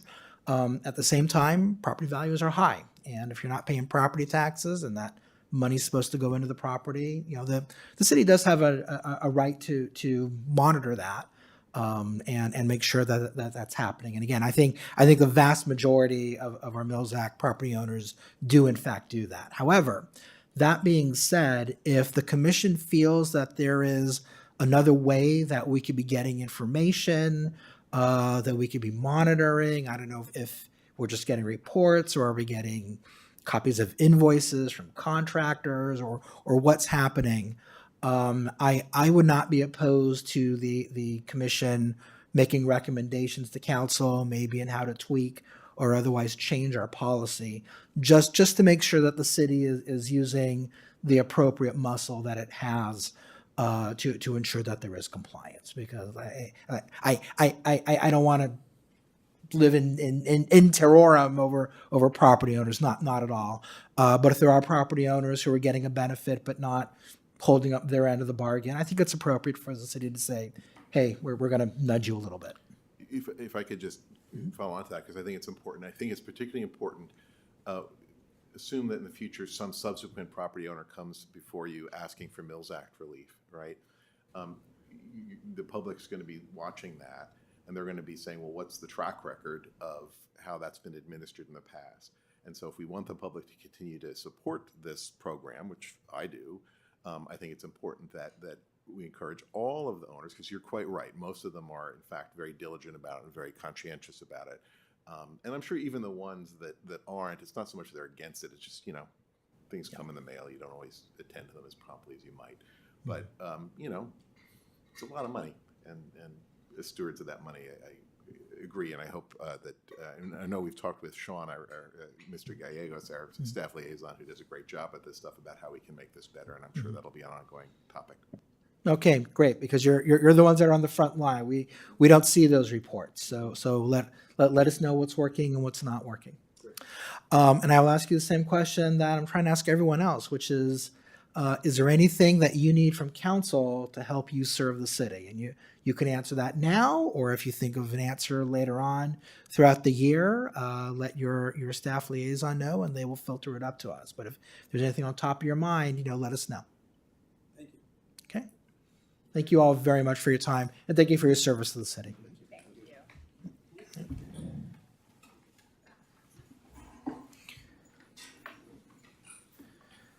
Okay, I think we have one more commission for tonight.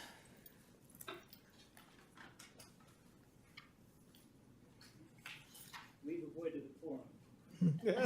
Abandon all hope, ye who enter here. Churchy LaFemme. Anybody know who Churchy LaFemme was? No. I do. I don't. You're far too young. You're far too young.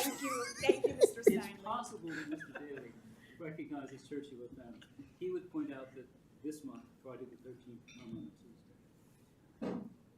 The comic strip Pogo. Oh, Walt my Kelly. Oh, I remember Pogo. And this is why Bring we your can't meeting to communicate. order, Mayor. It did come on a Tuesday.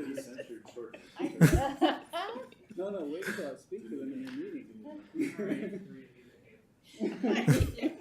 If we censured people for jibber jabbering, Yeah. we do nothing No. but censure. Ourselves. So Yeah, exactly. we have our chair, we have our vice chair, and we have a longtime veteran. And I mean that as a compliment. So thank you to the three of you for coming tonight. We look forward to hearing your presentation.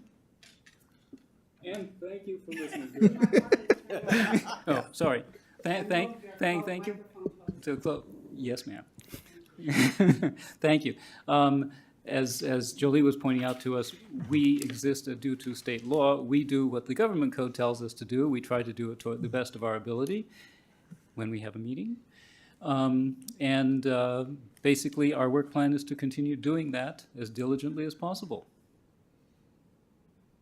And an occasional joke. Thank you very much. And with that, I will look at my colleagues. Are there any questions or comments from the council? Well, I'll as the only former planning commissioner sitting at the table here, because you all are current planning commissioners, not former, I will say that is absolutely true.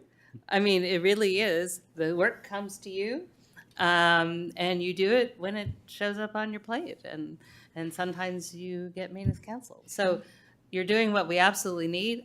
I whether you see me in the meetings or not, which you actually don't see me in the meetings, but I always listen to the meetings. I hear your deliberations. It helps inform me for the decisions that we face, and you guys do a great job. And you can work on the sense of humor, but then again, so can I. So, No, just the quality of the jokes, perhaps. yeah, both of us.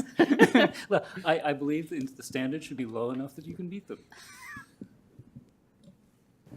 Lisa's trying very hard to keep us straight. No, I am. Do you remember the Three Stooges? I'm just kidding. I know. So thank you Yeah. so much for being here and your presentation and for serving.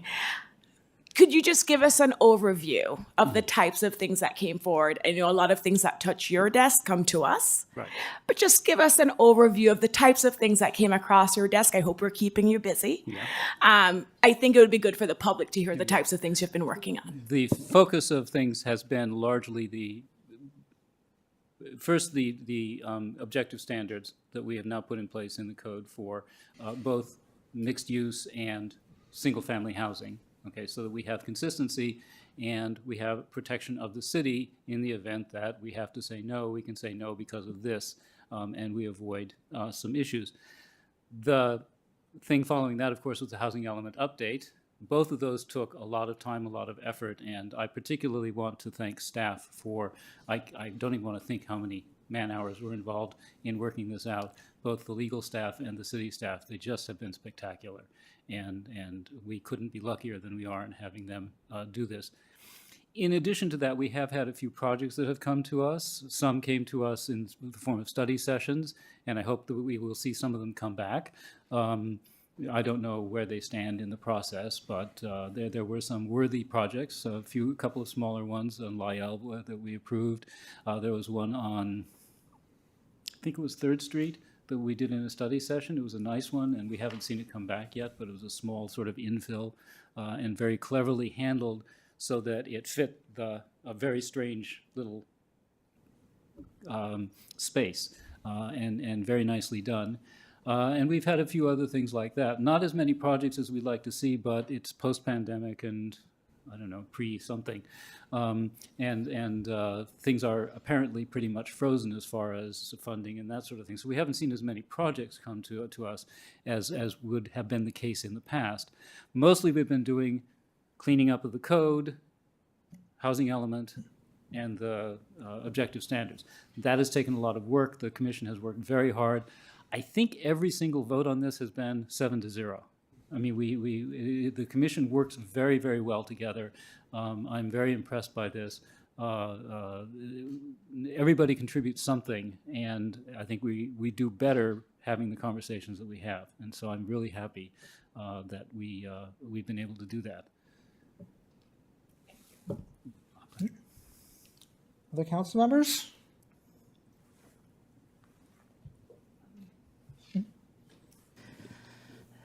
I'll say something a little bit more substantive than my first comment, if I may.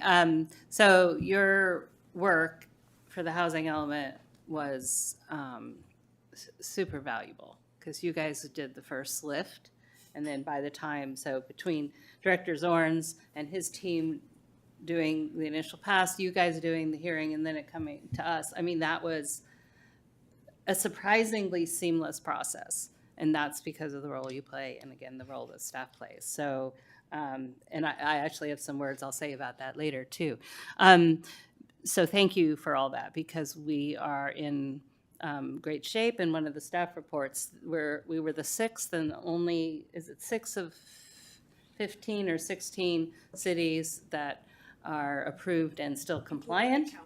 Yeah, including the county, it was 16, well, I think, right? So San Jose was just approved like last week or the week before, so I think we have to add one to the list. Oh, so we have to change the tally. Yes. Yeah. Anyway. And we don't have the drama associated with that. So it's your work directly helped staff translate it through you to us, and then one thing that I saw, and I might have but this is for all of us, council, planning commissioner, staff. There's an open house for one of the new developments on 1st Street, and Friday, Saturday, Sunday, they're open. And so if you want to see, as planning commissioners and as council members, we see things before they're ever built. It's really cool to go in after they're built. So it's 3-something 1st Street. I'm sure it's probably pretty easy to find. I got a mailer. 3 what? I think it's 389. 389. Mm-hmm. Yeah, I got a mailer, and it, I highly recommend. I myself am going to be the nosy neighbor probably on Friday. Go in and take the tour. But it's really good to see what something looks like afterwards when you've seen it beforehand and see how the work translates. Yeah. So thank you for everything you do. Thank you. Anything else? I will. I'll echo what Sally just said. Really, what everyone has said so far. Your commission does an excellent job, I think, analyzing the issues that come in front of it and teeing them up for a useful and constructive discussion with council. A couple of weeks ago, I went down to Monterey for a conference, and on my ride down and back up, I listened to your meeting about the parking regulations that we're going to take up later today, and it was a useful conversation. I think that there were a lot of really interesting and important points that were raised. And Chair, I want to congratulate you and thank you personally, because the way that you have organized your meetings and going through the ordinance section by section, it was very methodical. It was very constructive, and it gave everyone an opportunity to go in a logical way down through the document and raise their concerns or make their suggestions. I also am a fan of your style of asking for a motion ahead of time, even when you have to make the motion yourself. But that's fine. I think that is a useful and time-saving device. I wanted to say, boy, we really are blessed that we have a fantastic planning commission, and I think we are. And I think what we've seen tonight is that we have 4 fantastic commissions. The city really has an asset in the residents who want to contribute. And I know we're going to see the same thing in 2 weeks when we meet with our other 4 commissions. But again, that you guys have really helped me out a lot as a council member. I think the city and the community as a whole. And I wish I was still your liaison, but I didn't assign myself because I believe in kind of circulating everyone around. But I do listen to your meetings, and I do get a lot of value out of them. I'm looking forward to maybe when the economy improves or at least changes a little bit, and there are some actual developments that come in front of you. I want to see how you guys tussle with some of those. I'm looking forward to different ideas and different perspectives kind of coming out of that. And frankly, we spent all this time putting together our objective standards, and when we put them together, we said, well, we think they're going to be good, but maybe let's wait a year and sort of see how they've been applied, how they're working. And a year has come and gone, and we haven't had any projects, so we don't know yet. But that's something that I hope you guys will keep on your radar when projects do come your way. You're going to be testing some of the new standards, some of the new policies and procedures. Right. And I know that all of us and staff too are very anxious and excited to see how it all comes out to play. And of course, the same thing that I've told other commissions, if you identify policies, procedures that you think maybe the council ought to take a look at, we are certainly open to that. You are on the front lines. By statute, but just as a practical matter as well. So let us know, and you're doing a lot more now that the DRC has been sort of disbanded and their responsibilities folded into you. So I really appreciate that, and I know that everyone, the whole council is very appreciative for the work that you do. So thank you very much. I will end with, if there's anything that you need from the council, share it right now, but that is an open-ended question. So let us know if something comes up, if there's something we can do to help your commission perform its mission. We'd like to know about it, and we'd like to help you out. Okay. I think we'll take that under advisement. And now what we've done is take Sally's pre-council career and combine them into one, right? Because you're DRC and Planning Commission. Okay. That's right. So Yes. the whole Meadows experience is now ours. There you go. Well, you also have some of council's former responsibilities. You have decision-making rather than just advisory. So actually, yes. Ooh. don't let your, White I knuckles won't high. use a bad analogy. I don't know. You know what I mean. Yeah, Keep yeah. humble. Don't screw it up. Don't screw it up. Yeah. I like your encouraging ways. Okay. Anything else from the commission? Anything from the council? Anything from staff? All right.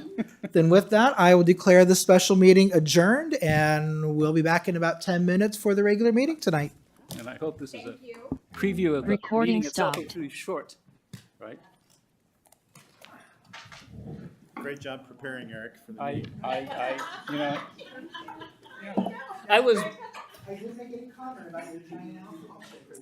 Wait a minute. Oh, Yeah, I was gonna say, Joe brought some drinks. I swear to God, I walked in and I looked at Nisa and I said, I forgot my vodka in the car. And I went back out. Is that discrimination?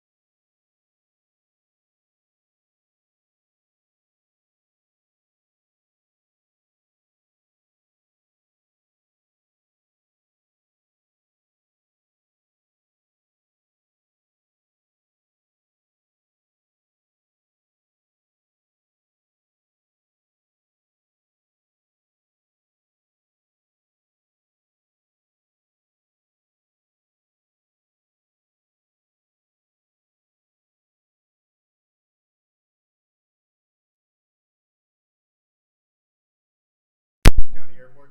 It's a city of all hotels, that's all it is. All right, well, keep me posted, and I won't do anything now. I'm waiting to hear from Nick. And it turns out, like, this guy I know has a hotel out there, and I think that's where Nick ended up. So maybe they'll take care of us. But, yeah, we'll see. All right, well, have a good night. Are you heading out?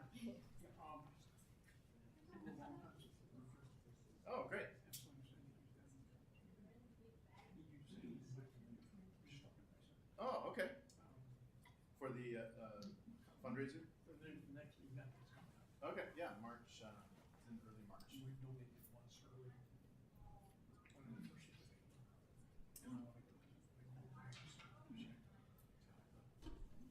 Oh, okay. Yeah, if you, I'll send it to you right now, and you can, the link is on there, and, let me just see if I have it in my syntax. Okay, I'll do it during the meeting. We'll have some time to, okay. Okay, sounds good. Good to see you. All right, see you later. Good work today. You too.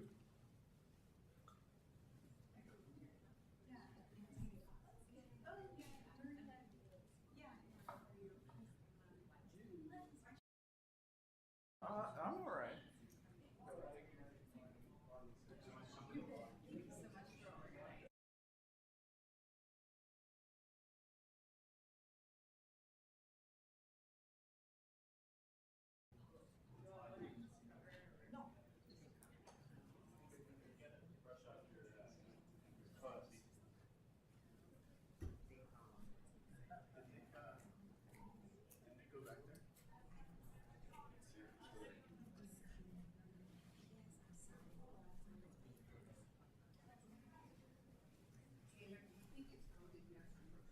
Hi, how are you? You,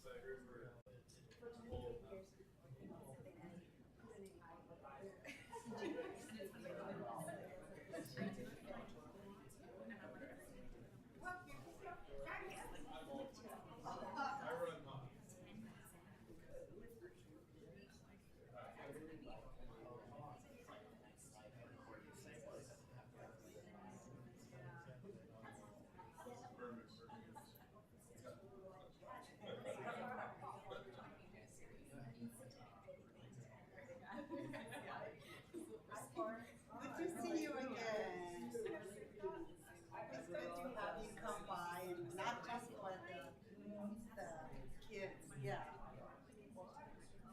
But it's good to have you here for them too. Wonderful. Good.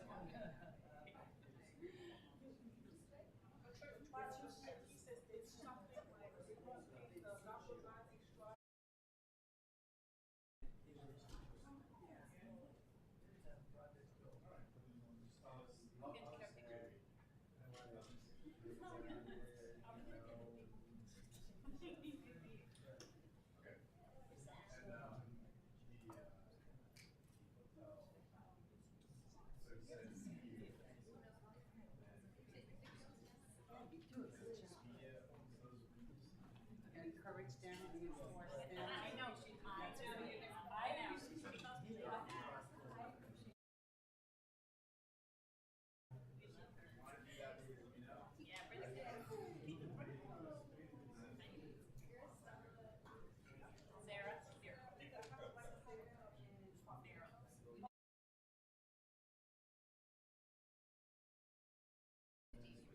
Yeah, 25 together between us. Yeah, that's amazing. my worry would be cancel it and then they disappear.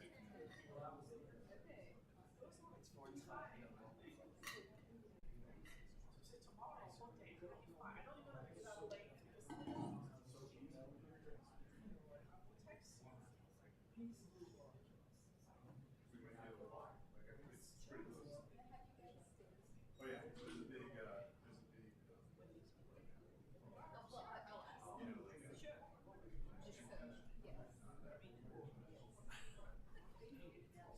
But they're doing a good, people like you being there.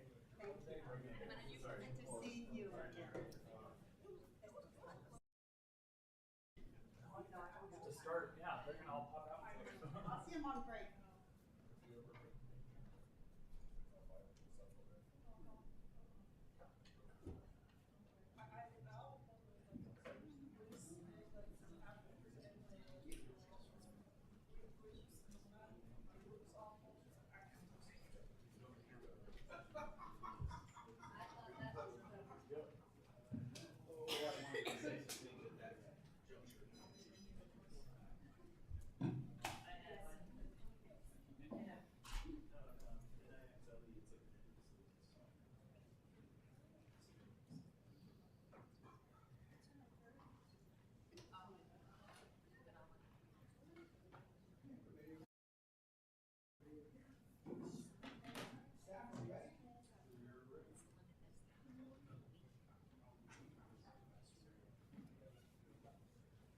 Recording in progress.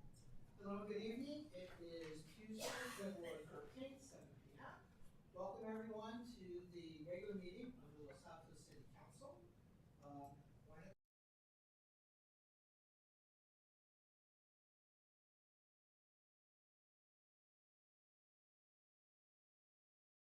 Councilmember Meadows, Here. Vice Mayor Daley, Here. Mayor Weinberg. Thank you very much. I'd like to invite everyone in the room to rise if you are able and join me in the Pledge of Allegiance. I pledge allegiance to the flag of the United States of America and to the republic for which it stands, one nation, under God, indivisible, with liberty and justice for all. Okay, next item on our agenda is a report on closed session. We had no closed session, so there is nothing to report. Next item on the agenda is changes to the order of the agenda. And I'm actually going to propose one change. Director Fairman is here only for one item, which is currently item number 11. So I would propose to move that actually after the consent calendar in front of item 10, in front of item 7. That way she doesn't have to sit around till the end of the meeting. So is there any objection to doing that? Okay. Do we need a formal vote or is that good enough? Okay, so I move that we move item 11 so that it is before item 7. Second. Councilmember Flagger, Yes. Councilmember Lee Ing, Yes. Councilmember Meadows, Yes. Vice Mayor Daley, Yes. Mayor Weinberg. Yes. Passes unanimously. Okay, next item on our agenda is a special item. I would like to read a proclamation in honor of Black History Month. And I am very pleased to announce to the community that we are joined tonight by Forrest Williams. Mr. Williams served as a member of the City Council for the City of San Jose, and he now serves as an educator working with students from all over the region, but also in Los Altos, helping them not just develop a ability to work on various STEM performances, but to really develop a love and appreciation for it and give our youth an understanding of not just why it's important, but to inspire them to become adults that are engaged and love working with science, technology, engineering, and mathematics. So I'd like to go ahead and just read the entire proclamation. Whereas Black History Month, also known as African American History Month, is an annual celebration and recognition of achievements by Black Americans and a time for acknowledging their important role in U.S. history and in our communities. And whereas Carter Goodwin Wilson, a Black historian, recognized the accomplishments of Black American citizens and, on February 7, 1926, created one of the cultural landmarks of contemporary America, Negro History Week. This second week of February was chosen for the event because it coincided with the birthday of President Abraham Lincoln on February 12th and Frederick Douglass on February 14th in the 1960s, during the height of the Civil Rights Movement. Negro History Week was then changed to Black History Week. And whereas, as part of the National Bicentennial Celebration, President Gerald Ford officially recognized Black History Month in 1976, calling upon the public to seize the opportunity to honor the too often neglected accomplishments of Black Americans in every area of endeavor throughout our history. Since then, every U.S. president has officially designated the month of February as Black History Month. And whereas the 2024 national theme for the observance is African Americans and the Arts, and acknowledges that African American artists, poets, writers, visual artists, and dancers have historically served as change agents through their crafts. Drawn from their ancestors' ancient rites of passage and the shared hopes of liberty, Black artists continue to fuse the rhythmic cadence of creative expressions with the pulsating beats of progress. Whereas through the arts, Black people have achieved triumphs, successes, and progress as seen in the end of chattel slavery, dismantling of Jim and Jane Crow segregation in the South, increased political representation at all levels of government, desegregation of educational institutions, the passage of the Civil Rights Act of 1964, as well as increased and diverse representation of Black experiences in media. Black artists have served as a model for every other social movement in the country. Thus, the legacy and importance of their contributions cannot be understated. Whereas the city of Los Altos is proud to honor the history and contributions of Black Americans in our community, state, and nation, now therefore, I, Jonathan D. Weinberg, Mayor of the City of Los Altos, California, do hereby proclaim February 2024 to be Black History Month in Los Altos, California, and encourage all community members to join in this special observance to study the history of Black Americans and their contribution to the arts. With that, Mr. Williams, I'd like to invite you, if you'd like to say a few words, I'll open the floor to you.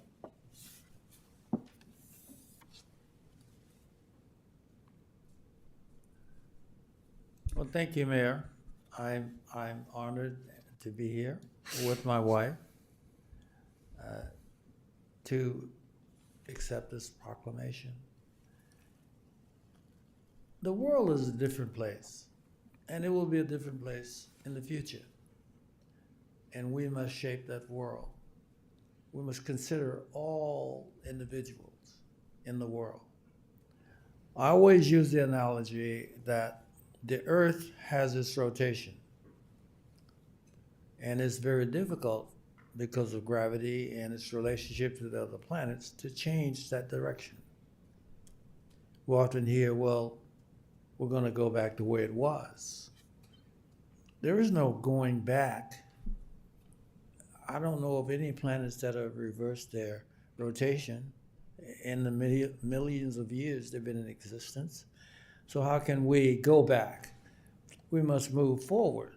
We must move forward with ideas and supporting each other and caring for each other.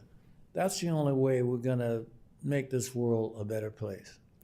And I am excited because I tried to make a difference with the children, to give them the opportunity. They are expert in their projects, but when I chide them about, well, what about the count? Do you know your mayor? How about your senator? How about your assembly member? And they'll say, well, I don't know them. I've been busy on my project. So this step to bring them to you and let them see for themselves what you do, how you make laws. And also they're informed of, you may have the great idea, but it must go through the individuals who are going to be using that idea. How is it safe? Is it safe? Can I produce it? Can I have a mass production of it?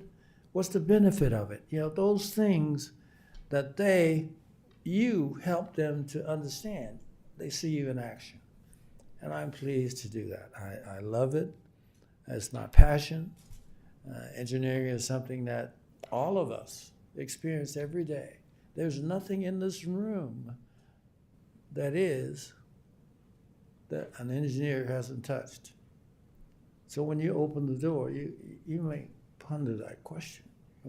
Why does the door open? What does it take to have the door open? It's just those subtle things in life that we take for granted are necessary, and we try to explain that. And those things are important for us, and as we move forward to the future, the realization of them will keep, it's going to pick up. One thing that we're concerned about is AI. Faster, quicker, but it's not complex. It's just that we've created an opportunity to give the computer more memory. I can stack more things in there, and they can make greater decisions and run faster. So I can look at medication. I'm looking at medicine. The cycle of time it takes to analyze a product. Now we can do it quicker, and we'll be doing it quicker even in the future. So it's just those things that we take for granted, and our children will take the responsibility for us as we leave this world. So let's cheer them on. Let's make them presidents and all of that while they're young, so that they can feel the experience there. So thank you so much for your consideration. I know it took a lot of time, but it's in me. I was a city council member, so thank you very much for your time, and thank you for the proclamation. Good. Thank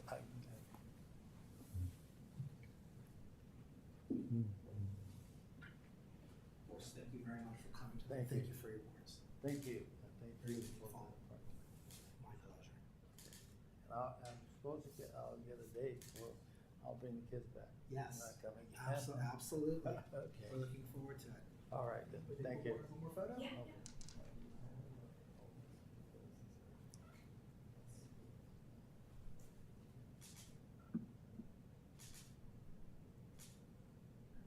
Get one with his wife. Thank you again. Get one with Dorothy. Oh, yeah. No, Dorothy, no, you're No. not. I know. Sure. She's like, I understand. Thank you again. Okay, thank you so much. And Thank you for sharing with us tonight. All right, thank you.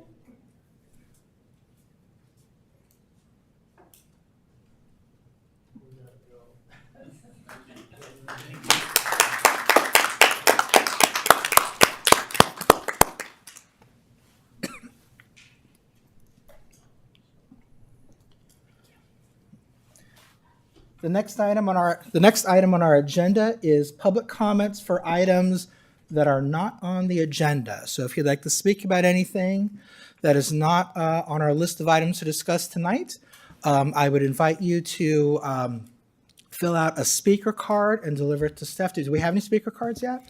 I have no cards at this moment. But Okay, they so are yeah, right here.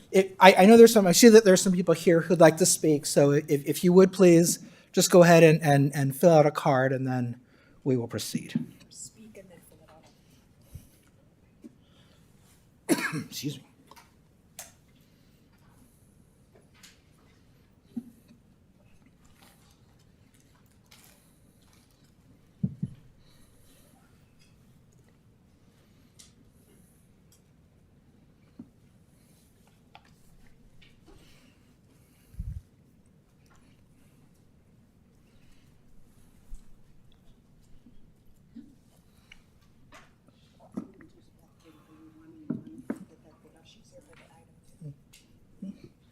Yeah, again, if you just walked in and you'd like to speak about an item not on our agenda, I invite you to fill out a speaker card, and then you'll have an opportunity to speak. So, Mr. Maginot, How long would you like to give? how many cards do we have? I have 2 so far, but I think Okay. there's a few more coming.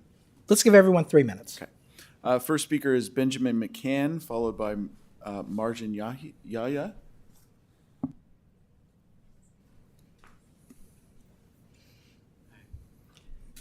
Thank you, council members, for letting me speak tonight. My name is Benjamin McCann. I am both a current and prospective parent at the Tiny Tots school in Los Altos.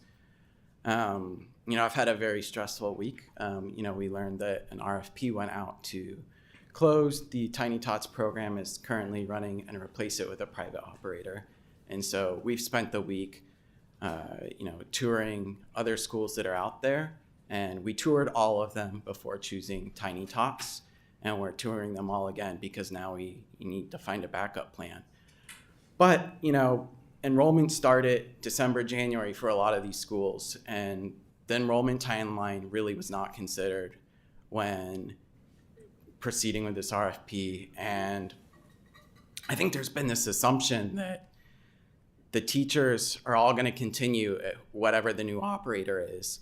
And I think that's a very, very big assumption to make, and that we cannot just treat these teachers like cogs and assume that they're just going to move forward with this plan without anyone speaking to them and figuring out if that's really what's going to happen. We chose this school because the teachers are so great, and there just really are not alternatives. I'm aware that the city offers a TK program, but that's a full day program. And for our kids, we didn't think that they were ready for that and that was the best thing for them. This is a part-time program, and there just are not a lot of part-time offerings. A lot of the programs that are out there, the part-time is an afterthought. It's a full-time program, and you can drop your kid off part-time, but it's not what it's there for. The teachers are not doing this for the money. I know that because their salaries are public. There's 3 programs under Tiny Tots, as you may be aware. There's Lunch and Play, there is Play School, and there's Kinder Prep. And we've not seen the financials broken down by program and by expense. I'll tell you, the Kinder Prep program, it's fully enrolled. It has a wait list every year. $65 an hour. That's how much it costs to have both of the Kinder Prep teachers there. $150 an hour. That's the revenue that fully enrolled program brings in. So I've heard the top line number, but how do we go from $65 an hour in salaries, benefits, and pension, that's all included, and $150 an hour in revenue to losing this amount of money? And I think, it's something that the parents, teachers, and community have not had answered. And we need to be able to take those learnings for every other program that the city runs. Whatever happened here, we need to figure out what that is. So thank you. Thank you very much for your comment. I just want to let the audience know that under California law, the city council is not allowed to engage in discussion on anything that's not on our agenda and was published on our agenda, I think at least 72 hours in advance. So we are listening to your comments, and I know that the council members are taking note. I know that there have been a lot of emails as well that have been sent to the council. We cannot discuss it tonight, but your comments are being heard, and they are informing us. So thank you. Mr. Maginot? The next speaker is Margin, followed by Marna. Dear Los Altos council members and mayor, thank you for giving us a chance to talk about this tonight. I'm also a parent of a Tiny Tots student. Unfortunately, we found this program pretty late for my son, so he's gonna actually go to kinder next year. So I'm here mainly for the benefit of the community, and I think it's even more important because it's not about my personal value for my family, because my son is not gonna be in the program next year, but having gone through so many different preschools for my older son and my current child, I have a feeling that this program is such a gem. So, the teachers, the mere fact that they're here for the love of children and for the love of teaching, that makes it such a differentiated program compared to so many other programs out there that are that advertise themselves as such amazing preschools and etc. So, and I'm telling you, we have experienced a lot of them. And having come here after so many others, I can see the difference. I can see how my son is so much happier. He's thriving. He's belonging to the Los Altos community. Like he's has started to feel that he's part of this community. He even wrote a book about his adventures in Los Altos, just the fact that he's coming to this building. He keeps talking about the building. And he even walked me, one night at 8 p.m., he told me, "Mom, I saw this sign at the backyard of Los Altos, my school, that, is it a cemetery?" And I was like, "I don't think there is a cemetery out there." And at 8 p.m., he drove me there, and we found that time capsule out there next to the building. And he was so engaged. He had read the sign. I feel like him coming to school right there in Los Altos community with teacher Sarah and the other amazing teachers, he started to be a part of this community, which is so important for us as immigrants here. And me as a homeowner and resident in Los Altos, I feel this is the best thing for my children. So I really encourage us, and me as a product manager and somebody who has a hand in finance as well, I really encourage us to look at this a second time and see if we can look at the numbers better. Maybe we can find a way to make some more revenue or advertise this program even better, right? From a marketing perspective, just the fact that I had no idea about this program while we have been here for more than 2 years, right? So maybe we can do better with marketing, with advertising, with other avenues for bringing more revenue, and help us preserve this amazing program, just like how we are fighting to save some of the local businesses. Thank you so much. Thank you. The next speaker is Marna, followed by Jessica Behrman.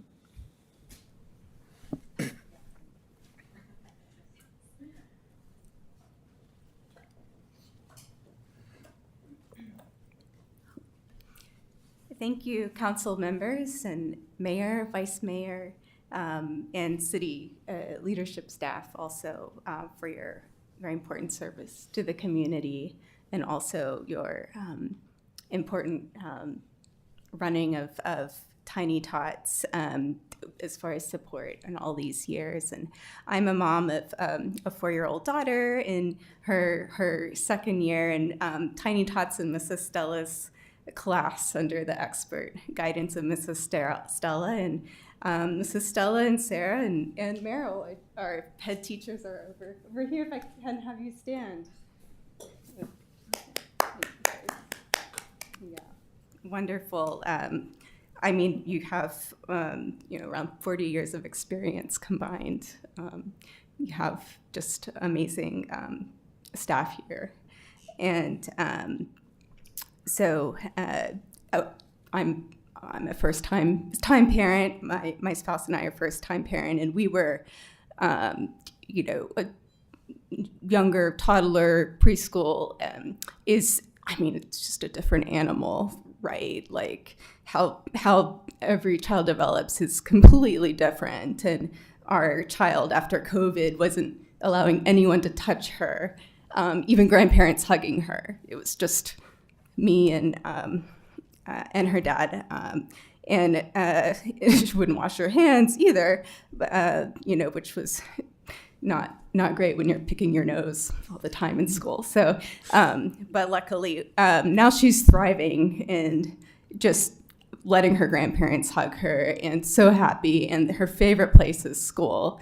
I don't ever remember my favorite place being school, but what an amazing thing for a school experience. So thank you to her amazing teachers. And I am in the mental health field. I mostly work with adolescents, young adults. And so I do see kind of the downstream effects when kids haven't had enough support, especially early on. Luckily Tiny Tots got us on the right track. Things, we didn't mess up too bad, at least with Mrs. Stella's guidance in the school. So if you want strong mental health for your population, really the biggest bang for your buck, in my view, are those early years that you're supporting. And I've seen in the mission statement in Los Altos is for it to be a great place to raise a family. But I'm afraid that now it won't be very affordable with without this really vital service that that meant so much to us and so many families for so many years. So thank you for your consideration and having this as a collaborative discussion with parents, teachers. Thank you. Thank you. The next speaker is Jessica Behrman.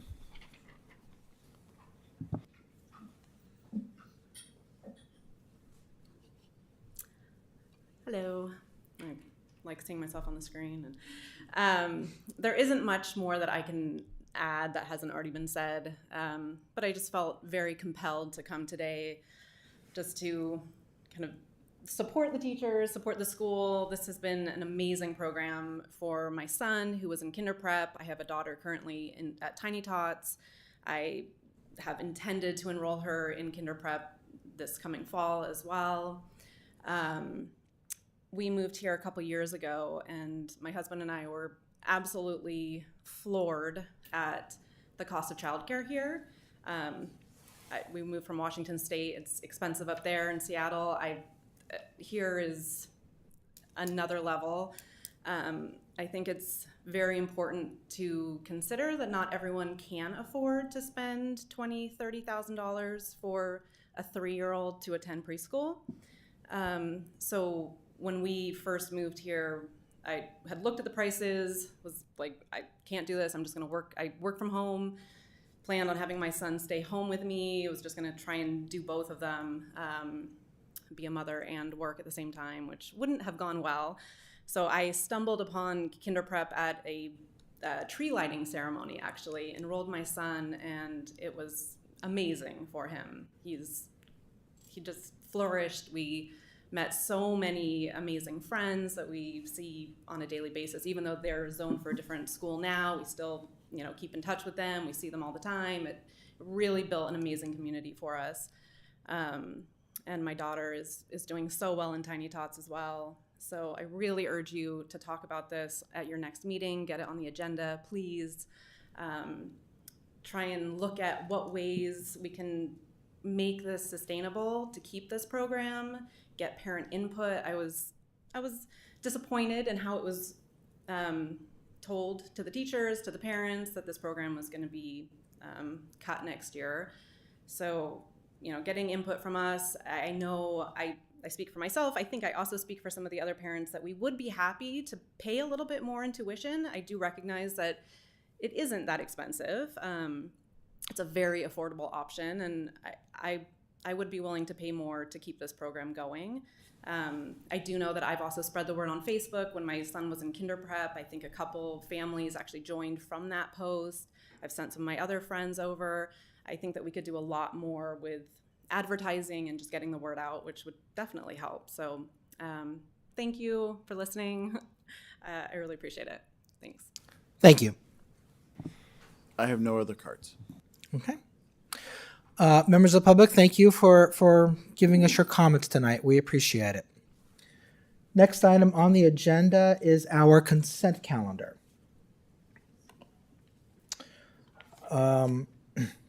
So we have 6 items on the consent calendar, and I'm going to open it up to public comment in a moment.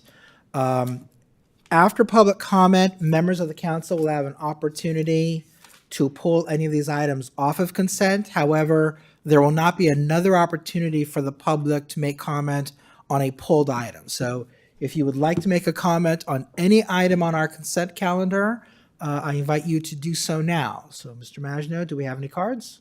I have no cards. Okay. No one's rushing to the podium, so I'm going to close public comment and ask either for a motion or if a council member wants to pull an item. Councilmember Flagger? Thank you, Mayor. So I do not want to pull an item, and I don't think we need to pull an item. But on item number 4 on the consent calendar, I realized there was a key word missing from section 11.08.150. I'm sorry, I'm doing a search to get there. What is it again? It's 11.08.150. If we're going to talk about words, I had some, so I was going to put agenda for item 4. okay. So let's go ahead and pull the agenda item. I would like to move it. That is, that's Director Zorn's, correct? Okay. Let's do it after item 11, before item 7.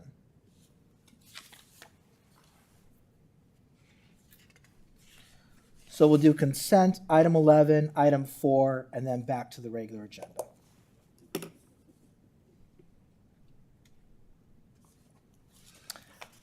Okay. Is there a motion for the other agenda items?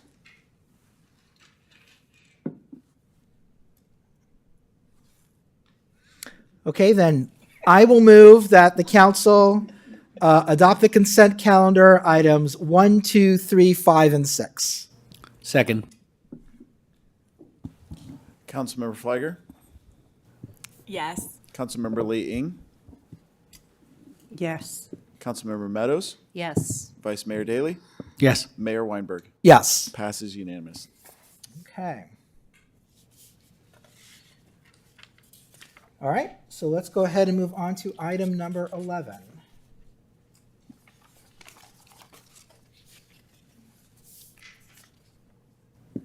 Mayor, did you want staff to start with this, or did you and Councilmember Meadows want to report out? No, I thought staff would begin. Okay.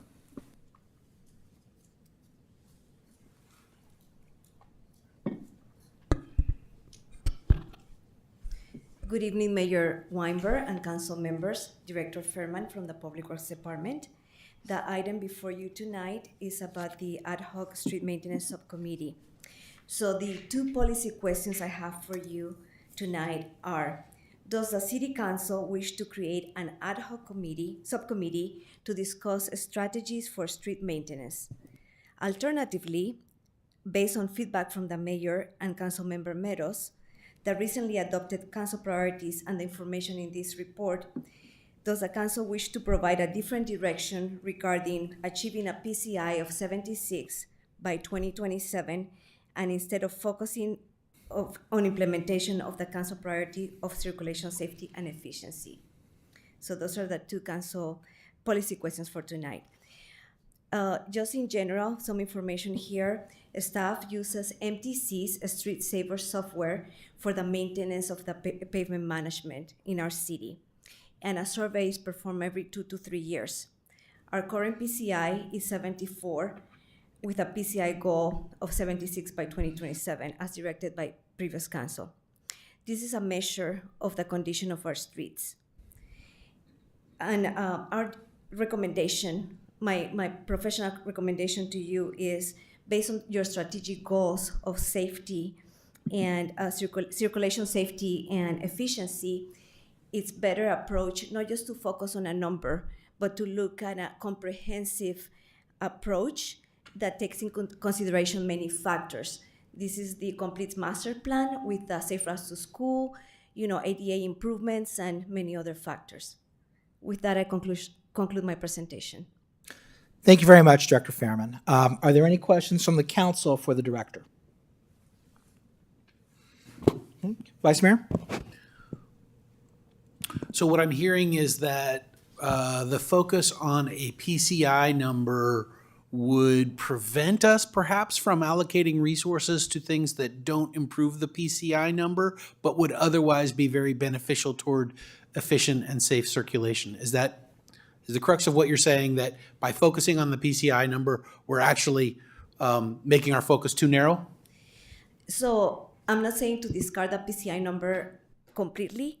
We are gonna focus on a holistic approach. So still wanna maintain our streets, but at the same time, focusing on the safe routes to school, and all that together would help with the PCI as well. But not just focus on a number like, let's get to 80, and that's all the approach, without considering other factors.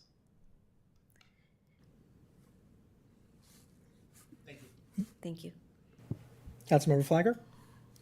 Thank you, Mayor, and thanks, Ms. Fairman, Director Fairman, for your presentation and opening. I'm a little confused, Mayor and Councilmember Meadows, because the item on the agenda is for us to discuss possibly forming an ad hoc subcommittee. But what I'm hearing is staff making a presentation on another approach to council trying to increase our PCI. And so I'm trying to reconcile the agenda item with what staff is saying. Are they in conflict? Do they complement each other? So the agenda item ends with or provide other direction. And when we get to public comments, I've got some things to say that are going to address that question directly, and I think Councilmember Meadows probably will too. Councilmember Meadows and I we met with staff in anticipation of how to go about what is it that we wanted to ask from council, what would work best, and as we went through that discussion, there were some things that were quite obvious and jumped out at us. And that's why we thought perhaps forming a subcommittee would not be the best way to go, but I'll get into that when we get into discussion. Councilmember Liang. I think you just already said something that I think is comforting for me. I think I was going to question, because staff has been doing a good job by improving our PCI status and our numbers already. So I didn't understand the role that the subcommittee would play in doing staff's work. So I just needed to better understand what would this subcommittee do that staff is already doing. And so I didn't know if it would be more of a hindrance because it would be a time suck, or, taking you away from the focus on your jobs already. So I needed to better understand what role this would add. Yeah, the formation of the ad hoc subcommittee Yeah. will be up to the council, but with the information provided, as I mentioned, staff, we can carry this task on because of the strategic goals. We have direction there of what factors will be into play when considering the PCI. Thank you. So I'll let you answer because you've already said something that I feel much more comfortable moving forward now. Okay. Are there other questions for staff? Okay, thank you very much, Director. I will now open it up to public comment. Mr. Maginot, do we have any public comment on this item? I have one card thus far. Okay. Lily Najimi. 3 minutes.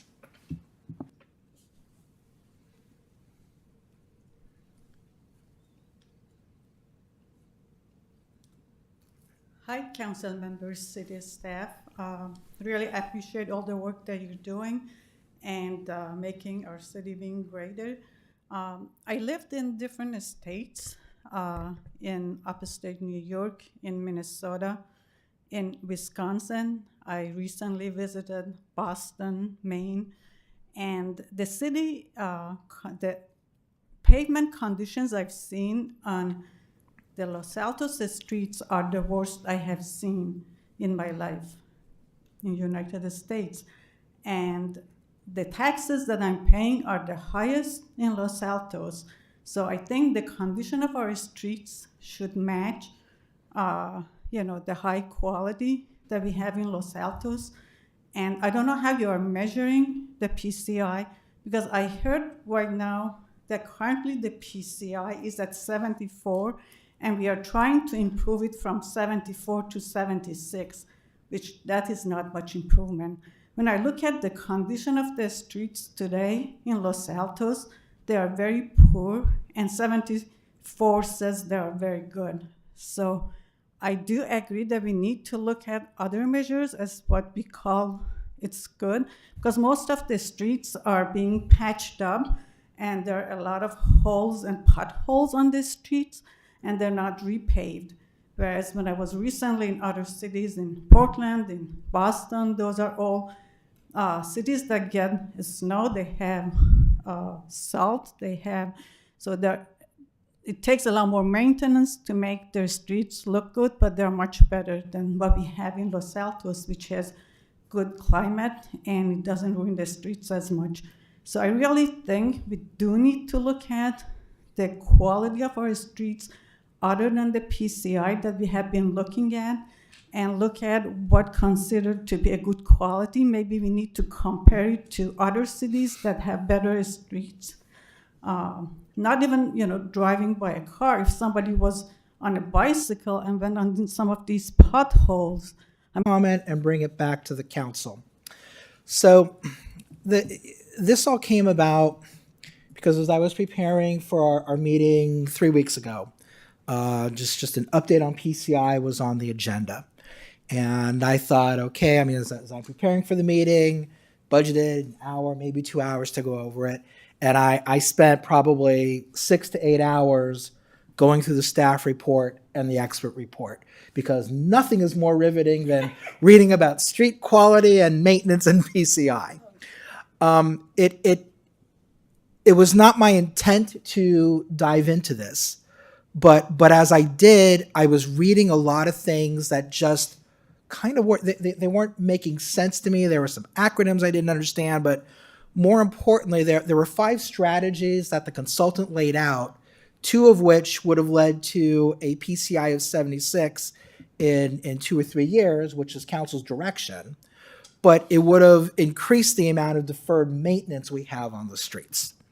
And I think, looking at it that way, I came to the conclusion that where we are right now, I don't think focusing on PCI is serving the city well.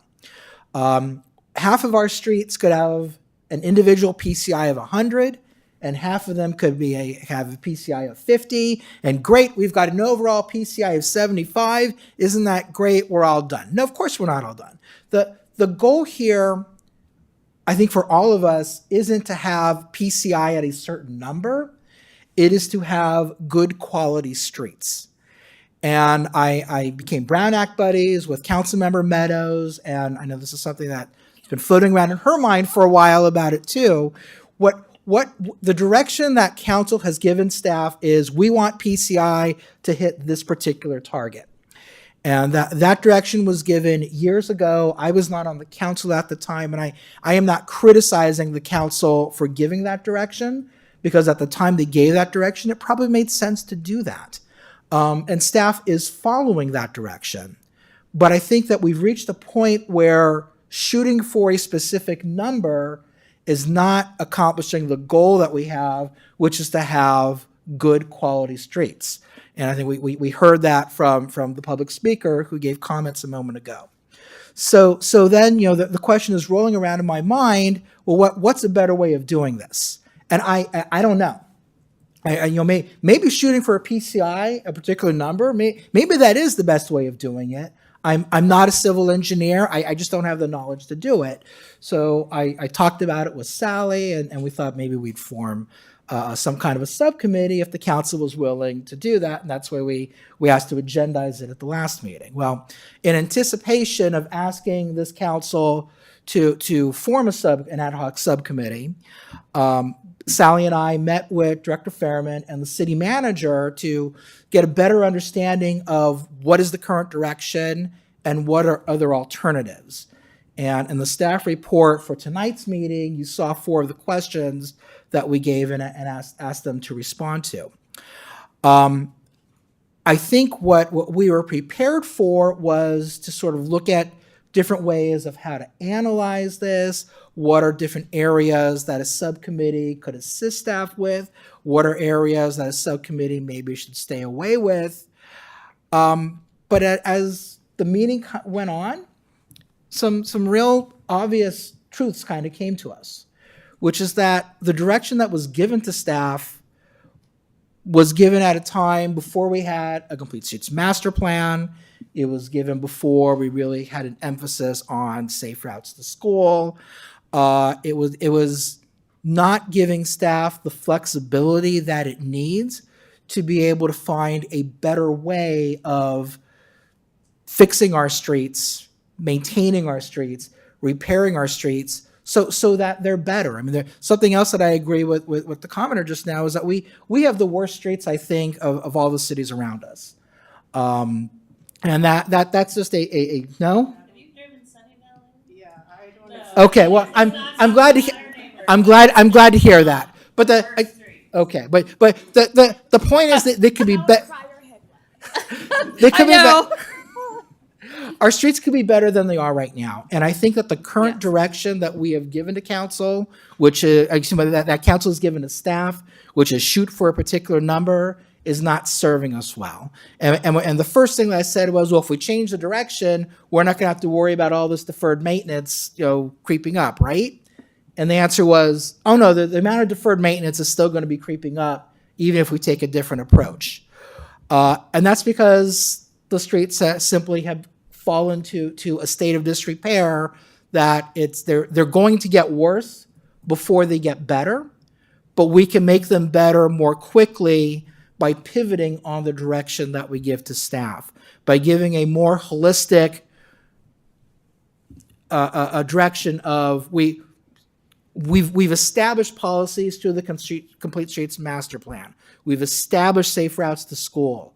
We want staff to focus on that rather than trying to hit a particular number, because it may be easier to raise the PCI by doing small maintenance to streets that aren't so bad at the expense of other streets that really need a little more TLC.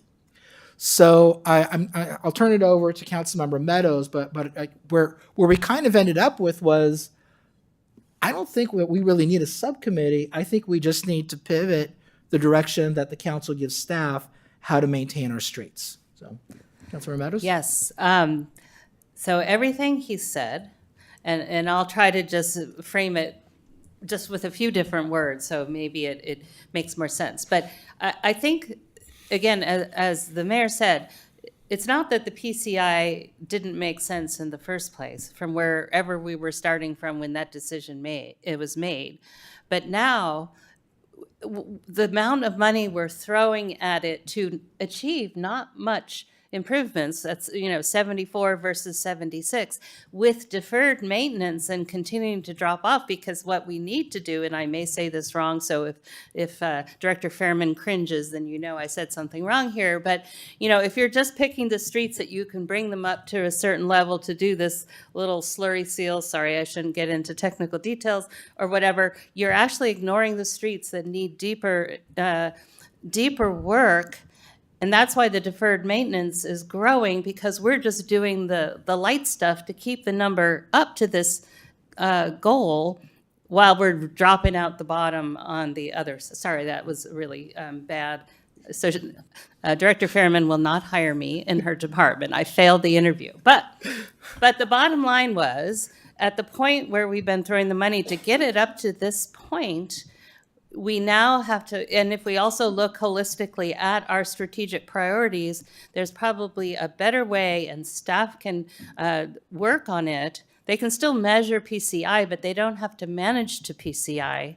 They can manage to our goals, which is safe streets and our Complete Streets Master Plan, and a community that, our bicyclists don't have to call 911 from out of the potholes. So in that course of that conversation, we realized if we thought it was obvious to us, if you all agree it's also obvious, then we don't need the subcommittee. We just tell staff, manage to our strategic priorities, measure PCI when we need to measure it, but we'll look at it more holistically. So we thought we'd just bring that to you. It seemed like a more straightforward decision, but that's what the discussion is about tonight. Councilmember Liang. Thank you. I did have a comment. Former councils didn't just say improve the PCI numbers. We were given information by staff that we wanted to do more than crack sealing and fill in the plugs. We talked about strategies and grinding up surfaces and doing better methods on how we could do this. So if it does now take us reviewing staff plans, because we had some information by staff, and I guess I'm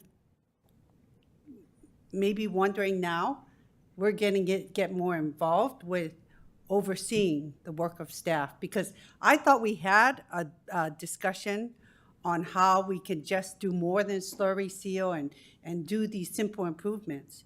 And I remember having a discussion that when we do these things, we have to grind up the pavement, and how do we have better long-term improvements so it'll last longer at a cost that's beneficial to the city and to our roads.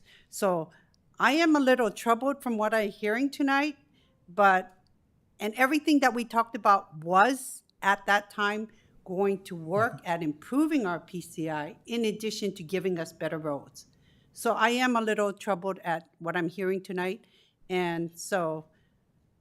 Okay. So I would like to respond to that. I think that the direction prior councils have given to staff was logical and sound and made sense. I have no qualms with the direction that prior councils gave. What I believe is that direction now, because of changed circumstances, is not allowing us to have the best roads that we possibly could have, because staff is focusing on a measurement rather than on a more holistic approach based upon a statement of our priorities. So I don't think prior councils were wrong, and I think that our streets have gotten better. So that is a testament to direction that has been given by prior council. But now we're at a point where the data seems to me, and I think Councilmember Meadows and I really got out of our meeting with staff that it's not serving the interests of the community the way that it once was. So and certainly we are absolutely not asking council to take any kind of a micromanagement. Whether something should be slurry sealed or another approach, none of us are civil engineers. None of us want that to come to council. All that we're asking is for the council to consider pivoting in the direction we give to staff about how they go about maintaining our streets. Councilmember Flagger. Thank you, Mayor, and thank you, Councilmember Liang. Some of what you said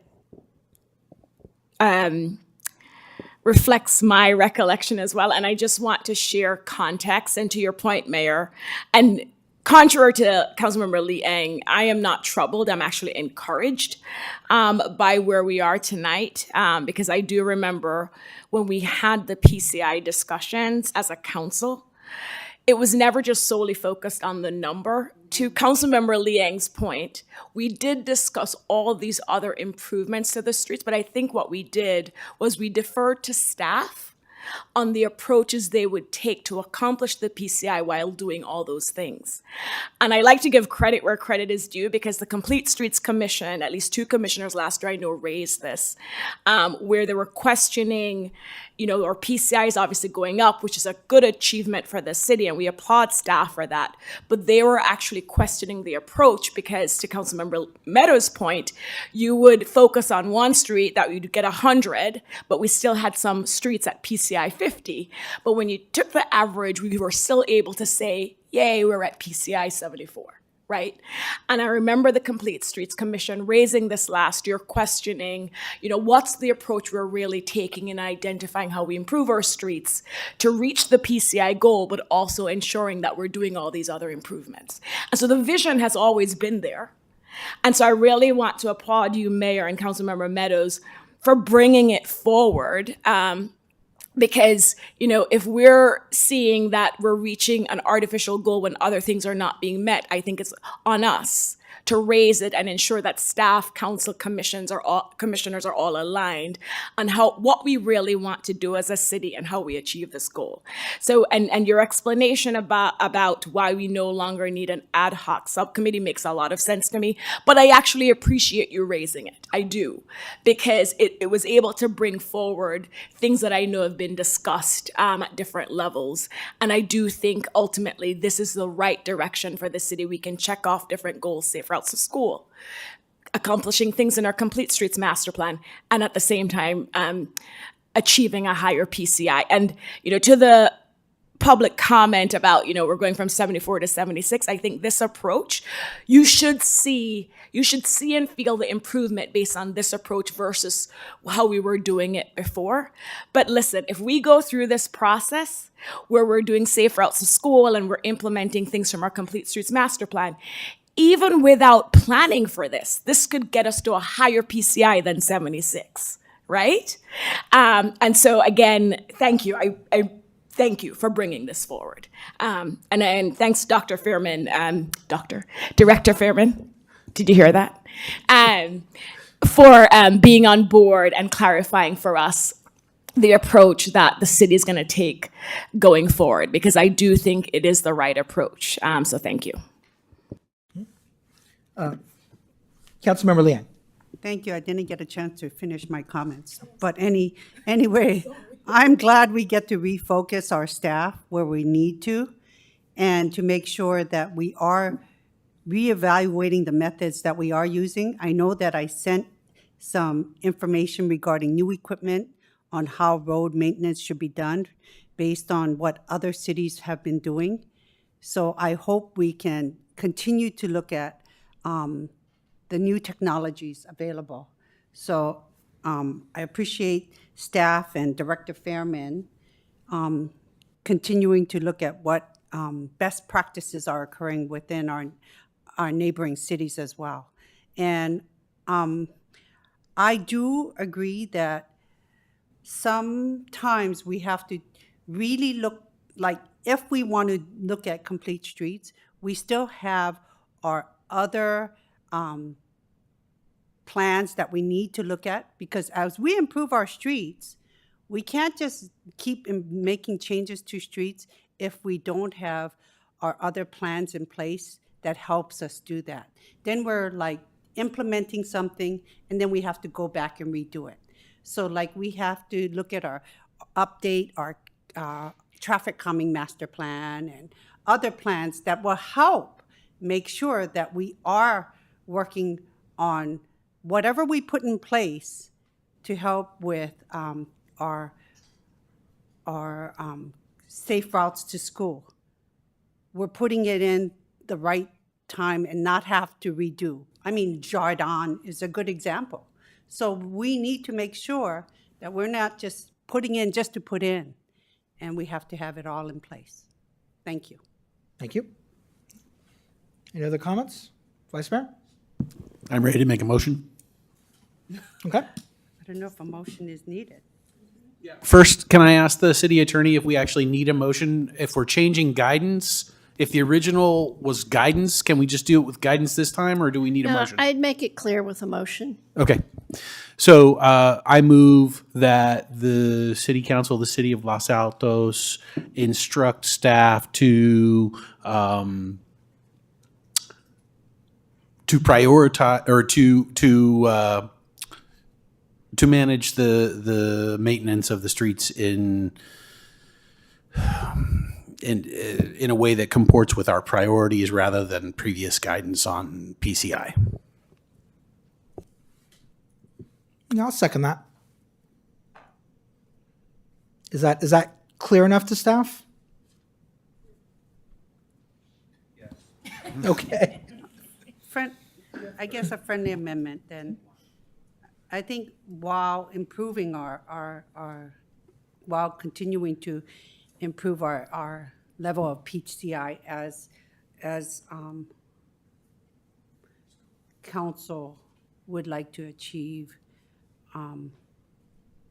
while trying to, in doing so, to achieve a higher PCI status, level of PCI as well. And to maintain the safety needed for neighborhood in compliance with traffic calming, safe routes to school, and neighborhood safety. Thank you, Councilmember Liang. Respectfully, I don't think it's necessary. I think the existing motion is sufficient. Mr. Maginot, can you take the roll, please? Can you repeat that then, please? Sure. what you're moving on. I move that the City Council of the City of Los Altos provide guidance to staff that the city should manage street maintenance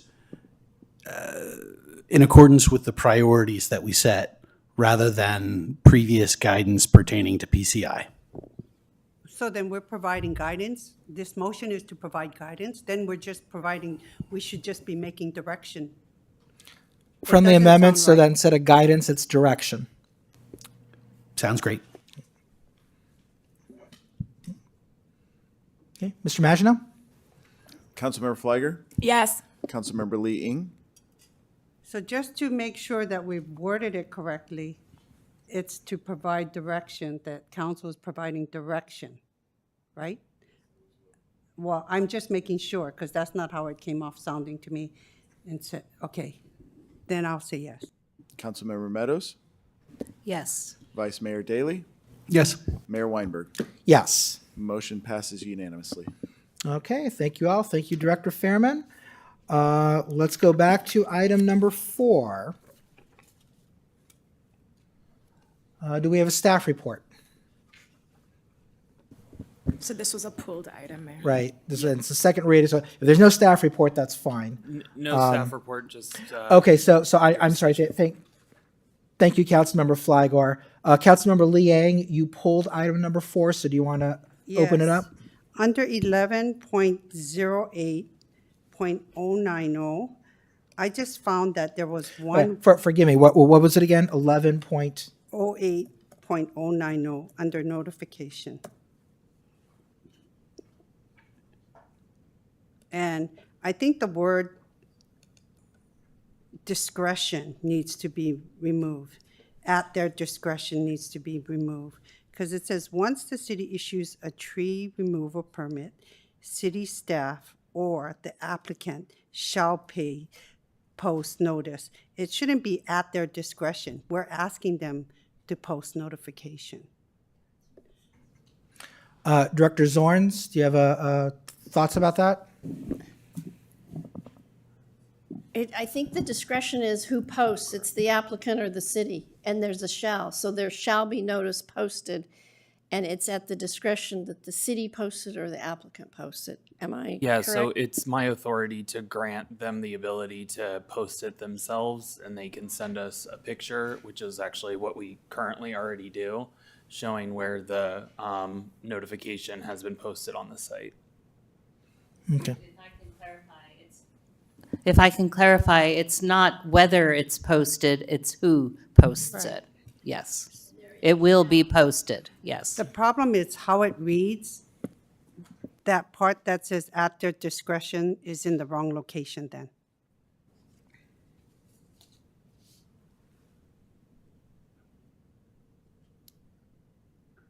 So I think it doesn't read right, because then it makes it sound like it's at the discretion of whoever wants to post this, and it doesn't make it sound like we want it posted and by whom. I don't see it that way. So city staff, or at their discretion, they're referring to city staff, the applicant. So city staff, or if staff is okay with it, the applicant shall post notice. I think it's okay. The city staff, or it should be read as, once the city staff issues a tree removal permit, then it should just be that city staff will direct the applicant who shall post the notice of the. Does any other council member want to change this language? Okay, I'm not seeing a second for that support. Okay. It just is confusing. Okay. Was there another item you wanted to look at? No, she wanted to change a word. No, I understand, but I want to make sure we were done with you first. Okay. That was the main confusion part. And I see where people are having confusion, because I've heard from residents regarding how notification is done. Councilmember Flagger? Thank you, Mayor. And my addition, it's not new. It's something that I had suggested when we've discussed this at the last meeting, and it just wasn't captured in the language. So under 11.08.150, delegation of functions. Let me know when you're ready, Mayor. I'm ready.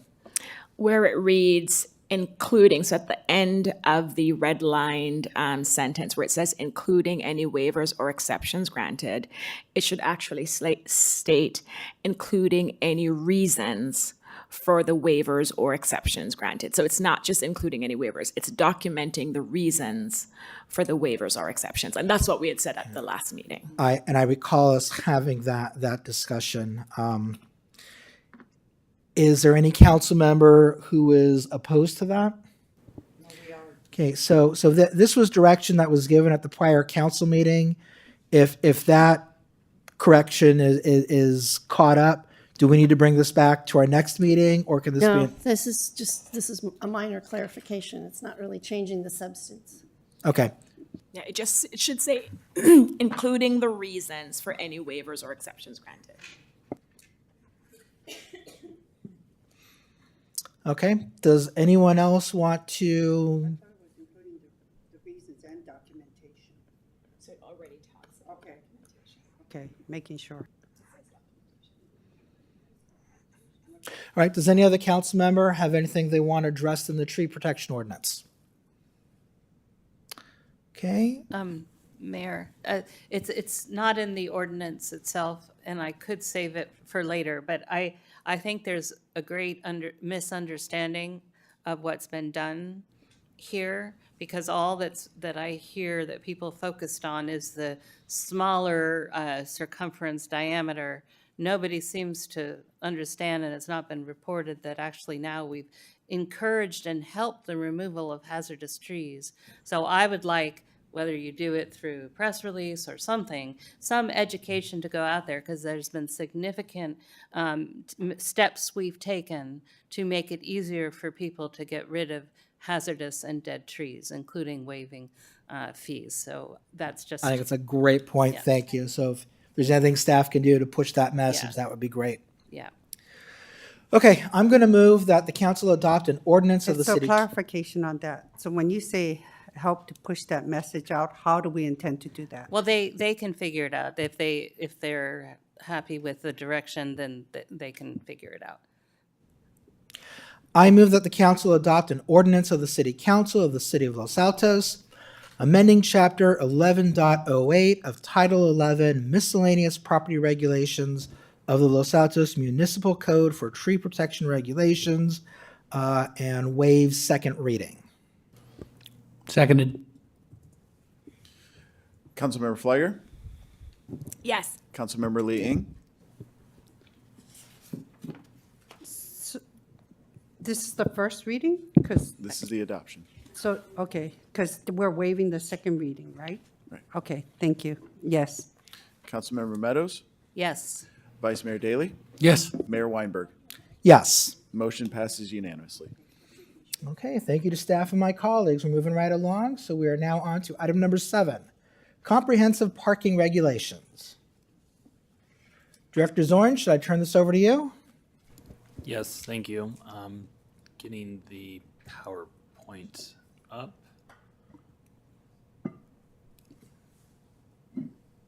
Great. So good evening, council. Tonight we're here to discuss a comprehensive parking code amendment, which I am titling 1.0, as this is going to be an iterative process, as the city is currently having a consultant under contract evaluating downtown parking strategies, so subsequent amendments will be forthcoming later this year. Agenda item number 7 is zone text or ZTA amendments implementing the housing element programs 1I, 3A, and 3M, all of which comprehensively will incentivize downtown lot consolidation, prepare a downtown parking plan and citywide parking regulations for an update, and then also to modify parking requirements for emergency shelters consistent with law. Background, as we know, last year, January 24, in 2023, we did adopt our housing element on time and were subsequently later certified in September. The comprehensive update fundamentally reorganizes Chapter 14.74. So if you were to look at the redlined version of the ordinance, it does look a lot more substantive and significant than it actually is, but that's because fundamentally a lot of the words were just moved. Or what I have talked with staff about is that finally we're out of the dark ages with a parking ratio table. So super easy to comprehend and figure out what your ratio is for your prescribed use. It incorporates specialized parking ratios for downtown lot consolidation.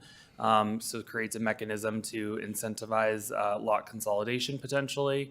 Incorporates multifamily residential parking ratios. Specifically, we called out in the housing element that we would follow the ratios prescribed in Government Code 65915, which is density bonus. Incorporation of emergency shelter parking ratios, which we have not previously had, and provide reduced parking ratios for affordable housing units, or what we call in town BMRs. Single room occupancy, senior housing, and supportive and transitional housing. Codification of the zoning practices. Furthermore, the council, as well as the community, and also some of our veteran planning commissioners that are in attendance tonight, have seen previous projects with recommendations and approvals that include mechanical lift parking, loading and unloading zones that are different depending on the specific development, tandem parking dimensions, which we really haven't previously utilized regularly in town, but it is a standard that we should incorporate as a best practice, especially with the evolving change in the current market demand for different types of housing. Compact parking dimensions. There are parking or compact parking stalls throughout the city. We don't have a standard though, so they're of various dimensions, which is inconsistent, and we need to be able to standardize that process and practice for the city moving forward. Entry gates associated with staging areas. This is actually something not associated with the housing element. However, I've had to have two community discussions pretty robustly with people that wanted to provide private access gate and entry features into their small PUDs, but then didn't want to provide adequate staging areas. So it became a public health and safety concern under that particular portion of the California code. So they were not able to move forward with the exact design as proposed. So definitely want to make sure that we have a standard incorporated that requires such things as that. Parking area landscape requirements. This is something that's obviously been discussed previously during some of our housing element ordinance updates. And then some basic principles actually fundamentally to dark skies I'm already going to be incorporating into this particular ordinance, as there is lighting associated with parking facility areas. Like I mentioned already, is the conversion of the parking ratio requirement. So the zoning code provides the same parking ratio today in multiple different text rather than just numerical values in a table format. The table format, and what we kind of call in the planning profession, is a matrix for parking. That's pretty standard practice in today's kind of modern zoning codes, and it also just helps with easy application and understanding for both sides of the counter, public and internal. Something that I obviously just wanted to make sure that I acknowledge, since this is kind of the first implementing ordinance of the housing element in 2024 before the council, and which was also conveyed independently to each council member at the end of last year. On December 21st, 2023, the Development Services Director, myself, did receive written correspondence from the Department of Housing and Community Development, HCD, from the Proactive Enforcement Housing Enforcement Unit. The letter of inquiry was in request to wanting to understand our rezone requirements that were required of us, since we did not have a substantially compliant housing element within 120 days post adoption date, which was January 31, 2020, 3 last year.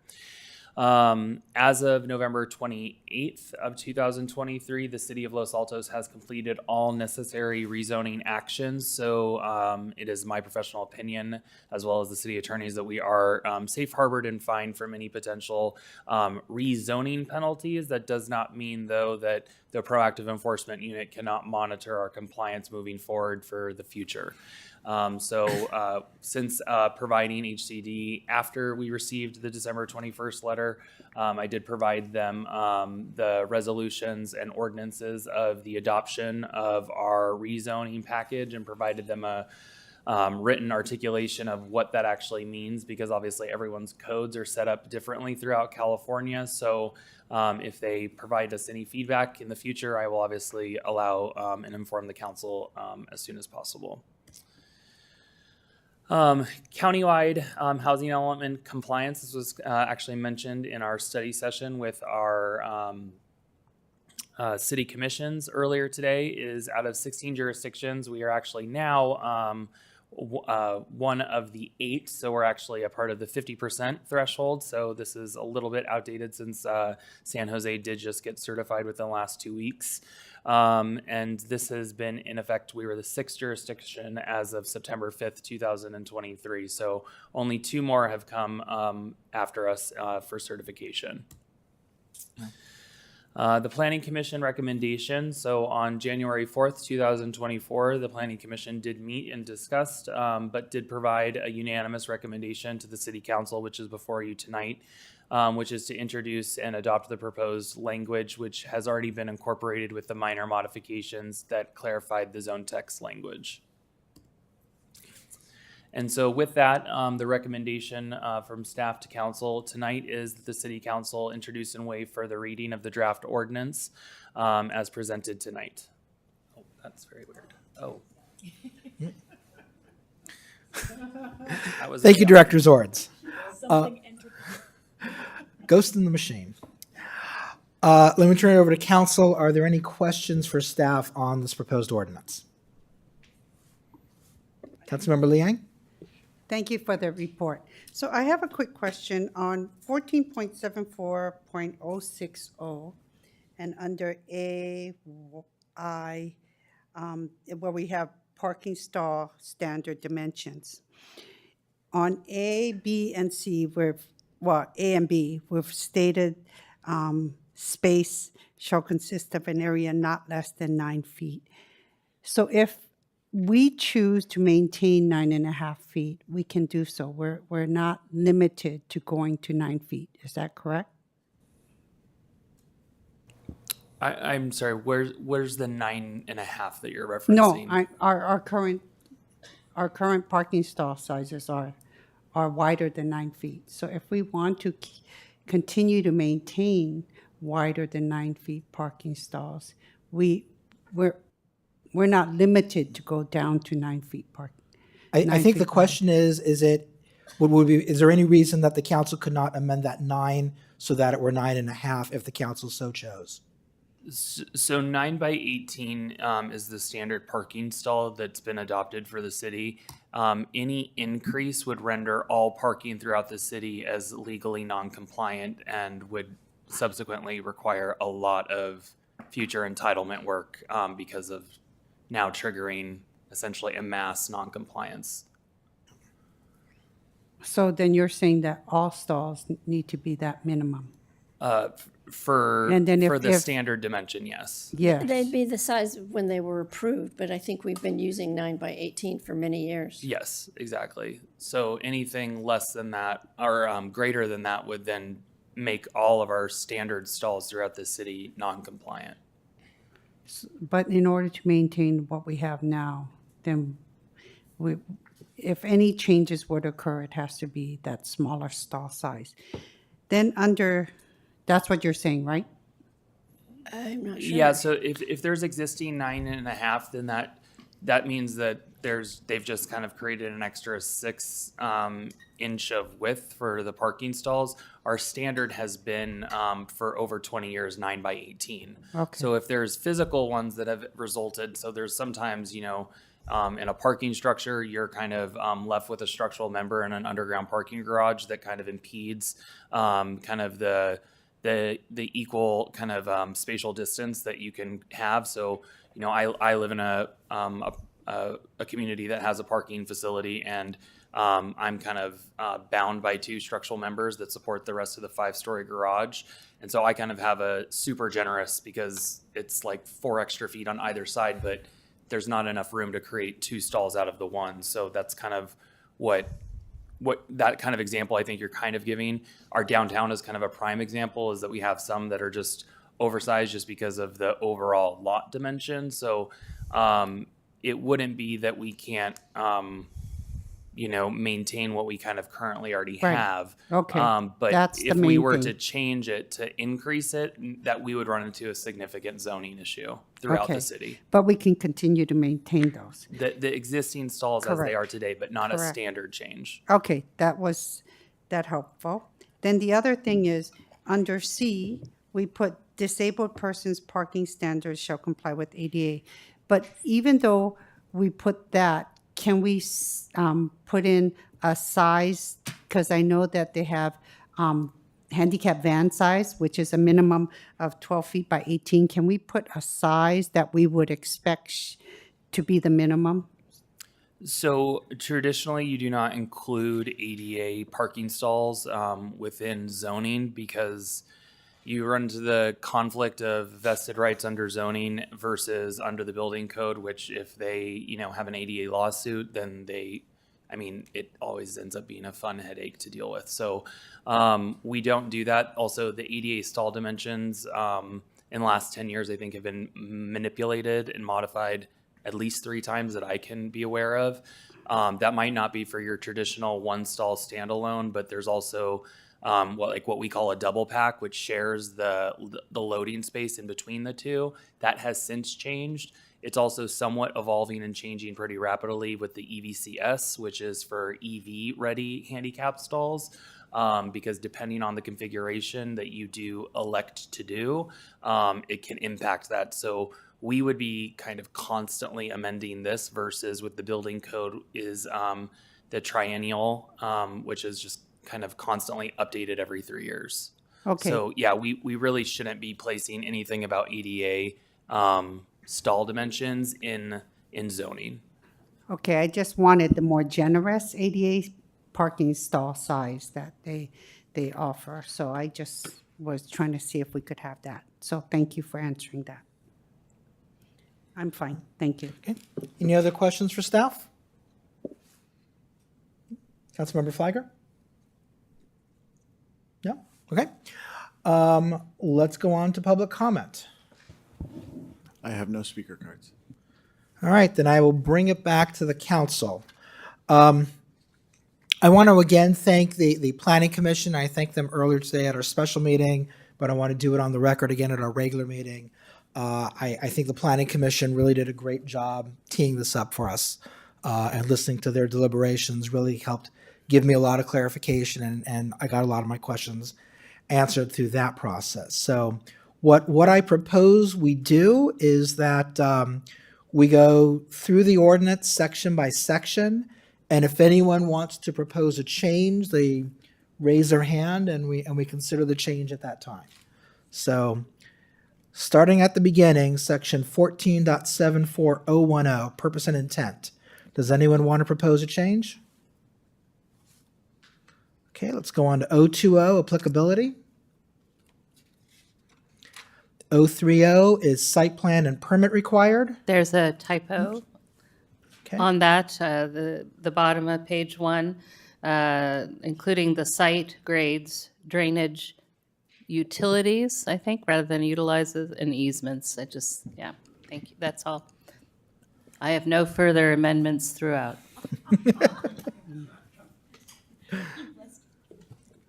Okay, forgive me, I lost my place. So let's go on to 040. 050 is access. 060, development standards of access, off-street parking, and loading facilities.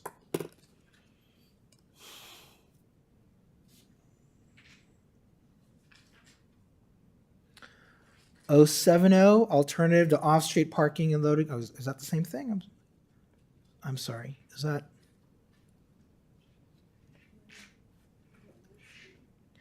My apologies. I think my computer just kind of flipped out on me.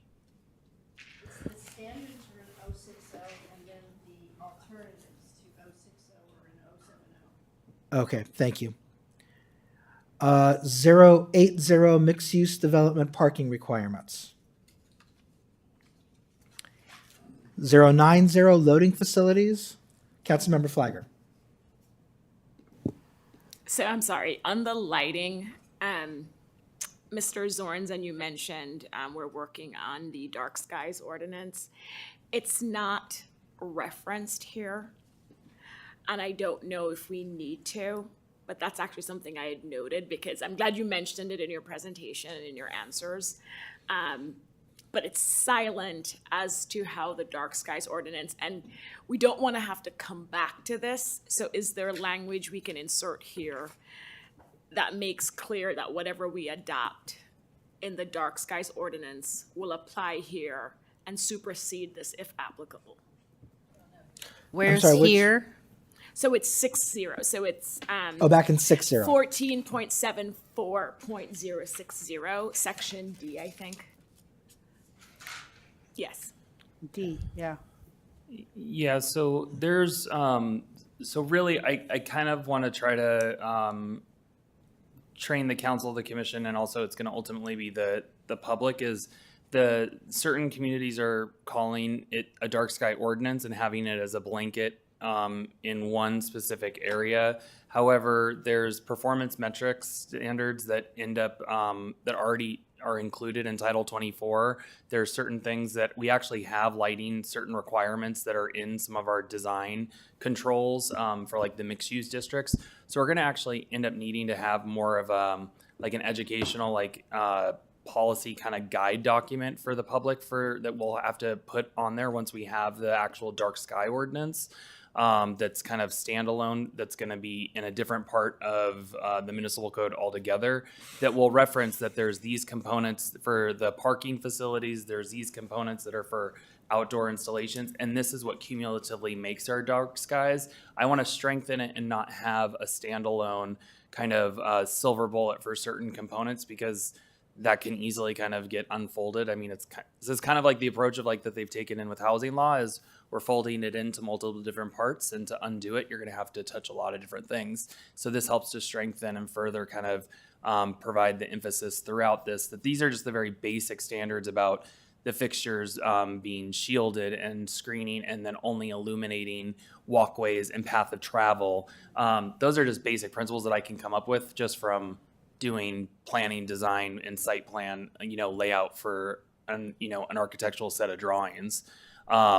The EC is currently just now kind of getting to the point of where they're going to robustly have their own discussion, I think, next month. So, Mr. Zorns, that was very helpful because I didn't realize, I think, so it's not just educating the public. For me, it's also educating me that because I had envisioned having a dark skies ordinance, which would have all the different components, right? Mm-hmm. But it sounds like we'll have the different components of the dark skies ordinance in different places.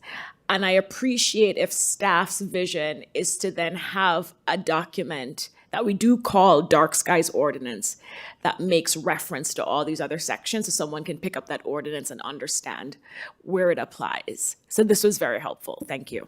I'll just also touch on it because we kind of have recently been working on this with a currently under review mixed use development that's under consideration with the planning division, is because of the way that the design professionals are kind of bifurcating their own kind of processes. There's one person that has been working on their podium structure, so the underground facility for parking, and they very much are tunnel vision and only looking at certain components of the code and not other parts.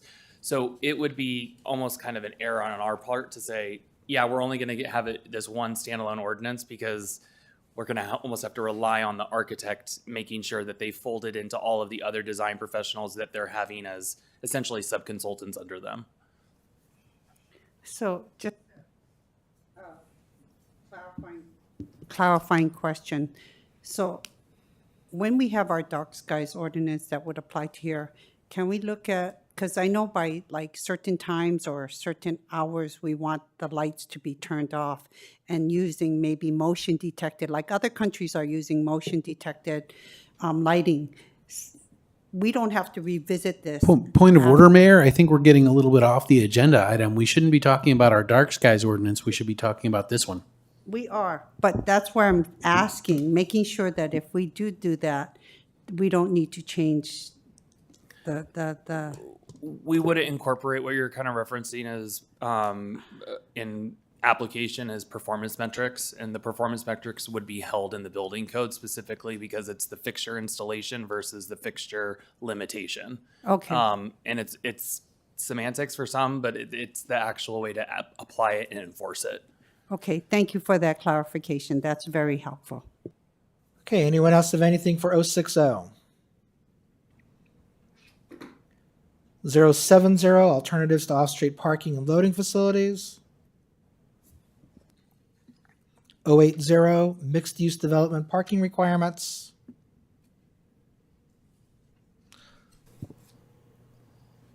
Loading facilities, 090, Councilmember Fliger.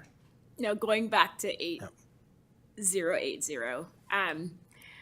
because I have different notes and I didn't want to bring it up because I think it's more of a discussion, and Mr. Zorns, please weigh in here. I didn't see a reference to, with the mixed-use development, bike parking. And I was curious if that was intentional, and then maybe as a council we can discuss if we should incorporate bike parking. So we already have the standalone bicycle parking that's its own chapter altogether that we did last year. Okay. Yeah. Do we need to reference, because if someone picks this up and they don't know that we have that separate bike ordinance and they're just reading it, I think it would be helpful, and I don't know if council agrees, like I was going through jotting down certain things that I thought we should have here, just so it's comprehensive enough. We don't have to cut and paste and include everything, but just some reference to it here, if we think it would be helpful. Like hearing Mr. Zorn say there's no specific reason why it wasn't included, it's just that it's housed somewhere else. Any concern, if Mr. Zorn doesn't have any concerns with just making mention in this document, because we're talking about parking, that bike parking or bicycle parking, e-bike. Go ahead. So it's just another subsequent chapter. So we're talking about chapter 1474.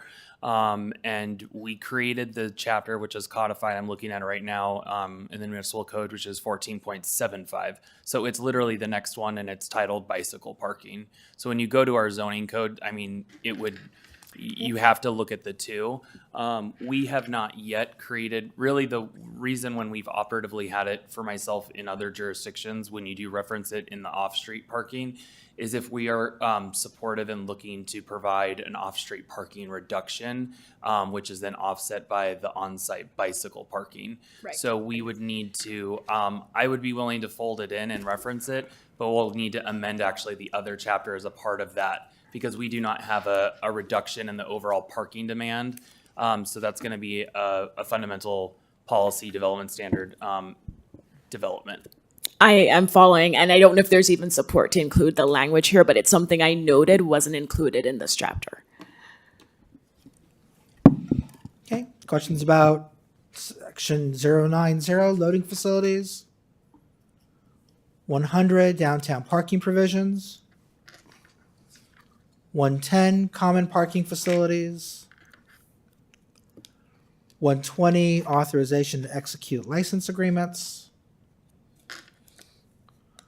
130, minimum number of required stalls in the matrix.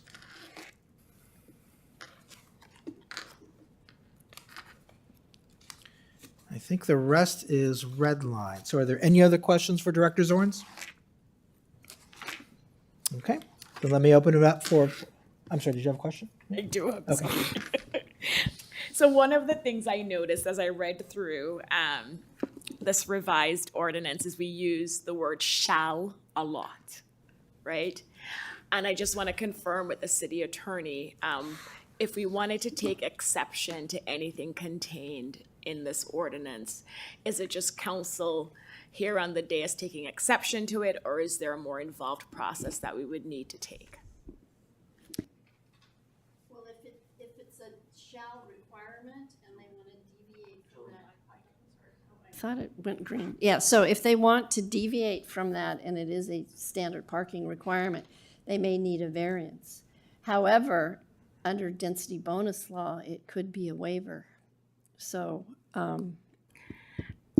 And I recognize, and you know, what I'm envisioning happening, it's the situations where, you know, we're able to voluntarily or work with a potential developer to do something differently, right? And so having shall here, I just want to make sure I understand the process and what kind of waiver or variance we would need to grant in order to do that. So just to understand that process, since there's a lot of shall here. And you're confirming that there is such a process, so we would just need to identify what exactly it would be and how we would grant it. with the new housing laws, with the parking requirements been reduced, or, you know, because under the density bonus law, it's section P for parking. I always remember that one because of the P, but it could be waivers, and if it's maybe a non-housing project, they could ask for a variance because of some uniqueness to their property or something like that. So, I mean, did I miss anything? That it would be a variance, or it would be something through density bonus law? Parking variances are sometimes they're easier to make, I think, because of the strict requirements of the zoning can be an impediment to the project. And honestly, the way that structural engineering sometimes becomes the physical preclusion, that's, I mean, a term that we use under density bonus, but it does apply for variance findings for that physical preclusion that would prevent them from happening. The only other thing is that, you know, if a project, which I don't really foresee us having very much full 100% commercial redevelopment deployed in our very limited land use that even allows just standalone commercial, is that they could go through essentially a parking study analysis, which would be able to help them deviate from the parking standard, which is kind of more of the show your math and why, versus just saying, hey, I need the get out of jail free card, essentially. Thank you. Yeah, and you just made me think of something else. That could be some sort of transportation demand policy or practice where they're going to be busing in, and they can show that they don't need the on-site parking because they're all in one of those Google buses or something. Yes, I know. Thank you. I appreciate the discussion. Okay, I think I'd like to open it up for public comment. Do we have any comment cards? You had already done. Oh, excuse me. Okay. Forgive me for that lapse. Then I think we are ready for a motion, if anybody would like to make one.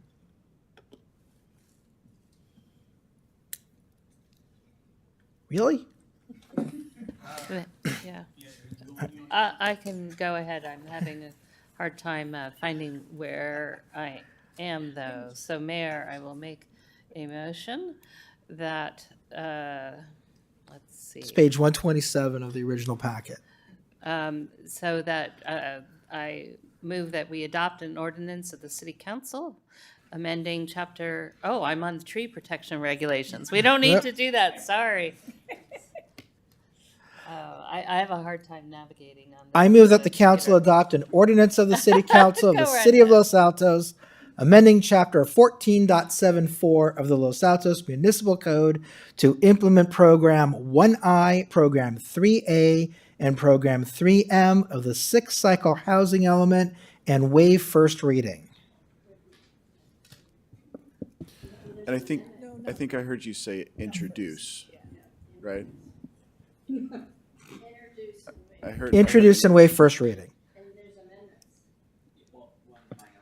As amended.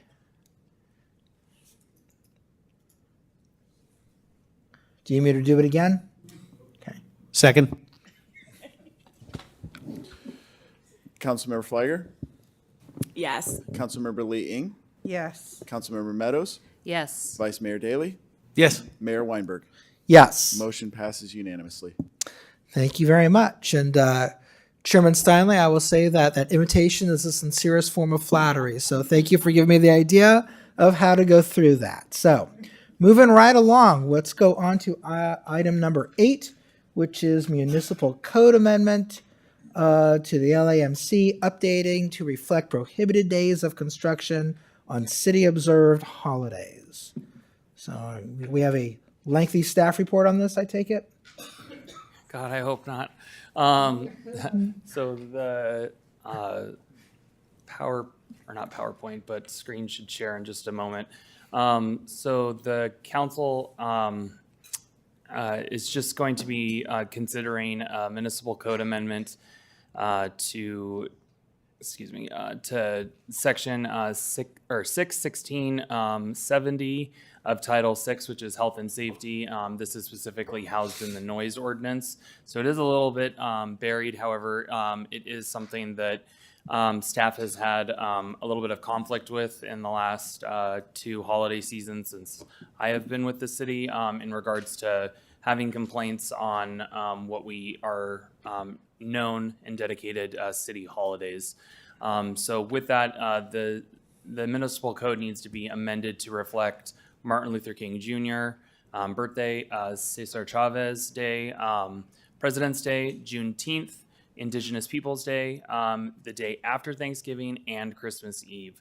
So those are all holidays that have not been previously amended. So this would help to further ensure that construction is not occurring on those holidays, which is typically also some of the holidays that we see even with private sector individuals not being in the office and being at home. So it's just to be reflective of that for the citizens as well. So with that, if you have any questions. Thank you, Director Zorns. Any questions from council? Go ahead, you go first. No, go. So my question is, who will be responding to the construction violations on these holidays? So the Los Altos Police Department, we have a kind of mutual agreement is that, Okay. when it's something that the sworn personnel is essentially the staff that's on duty, that they would take care of it. If it's a typical Monday through Friday, when code enforcement is here, those normal days of the year, that's who will take care of it from development services. So hopefully it would be a community services officer, a CSO that's on duty when it is a holiday, but that's not always the case. Sometimes it is a sworn police officer, but that is the agreed process from LAPD as well as the development services. I just wanted to clarify that because sometimes people are contacting us saying it's a holiday. Who do I contact? So I want to make sure it's on record. Thank you. Okay. Councilmember Flagger? Thank you. Nope. I'm sorry. Can I ask another clarifying question about this exchange? Sure.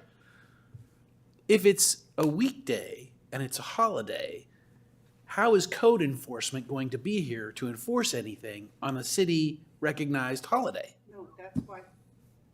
He just clarified. I know, but I didn't understand. Okay. Yeah, so Monday through Friday, if it's not a recognized holiday, then code enforcement is the one responding to it.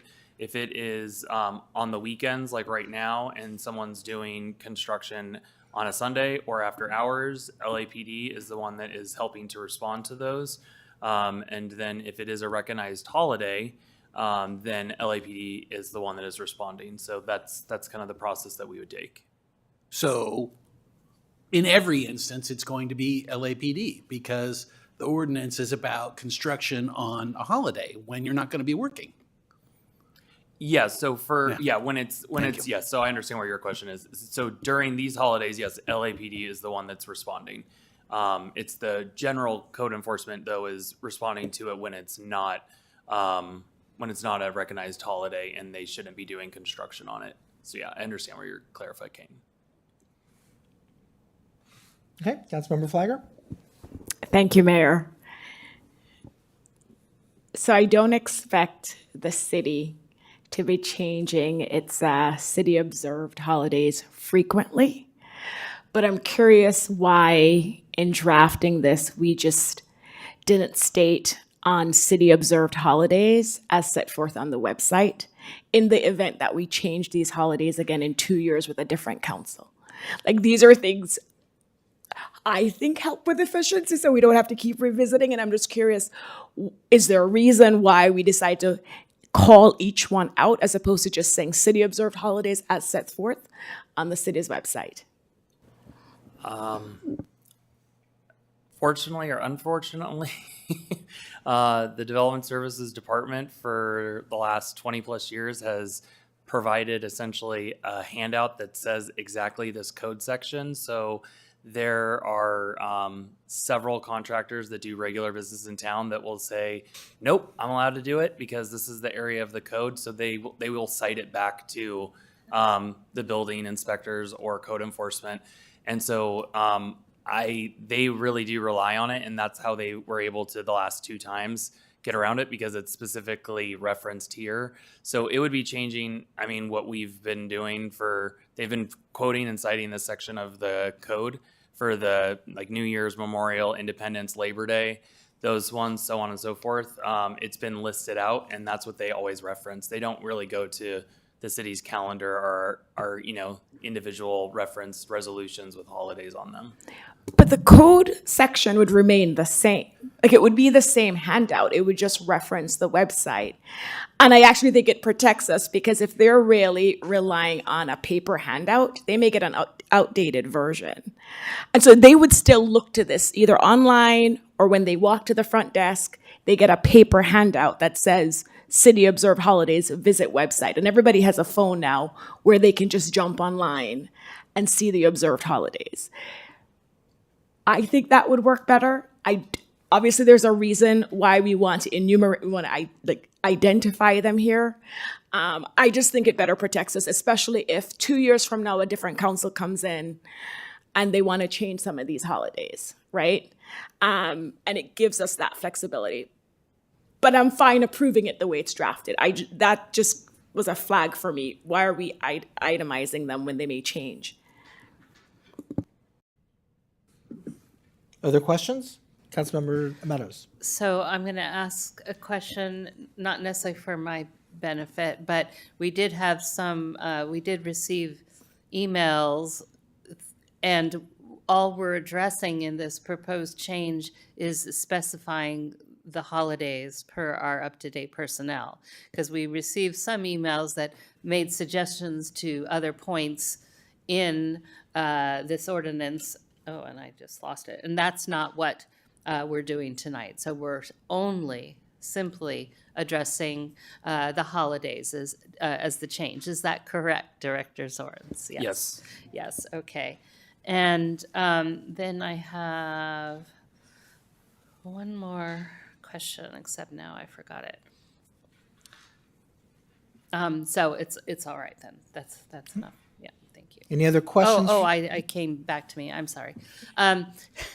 So this ordinance, despite what I just said about it being all about the holidays, I think this ordinance doesn't apply to a homeowner who might be out there with their chainsaw cutting their less than 14-inch circumference diameter tree.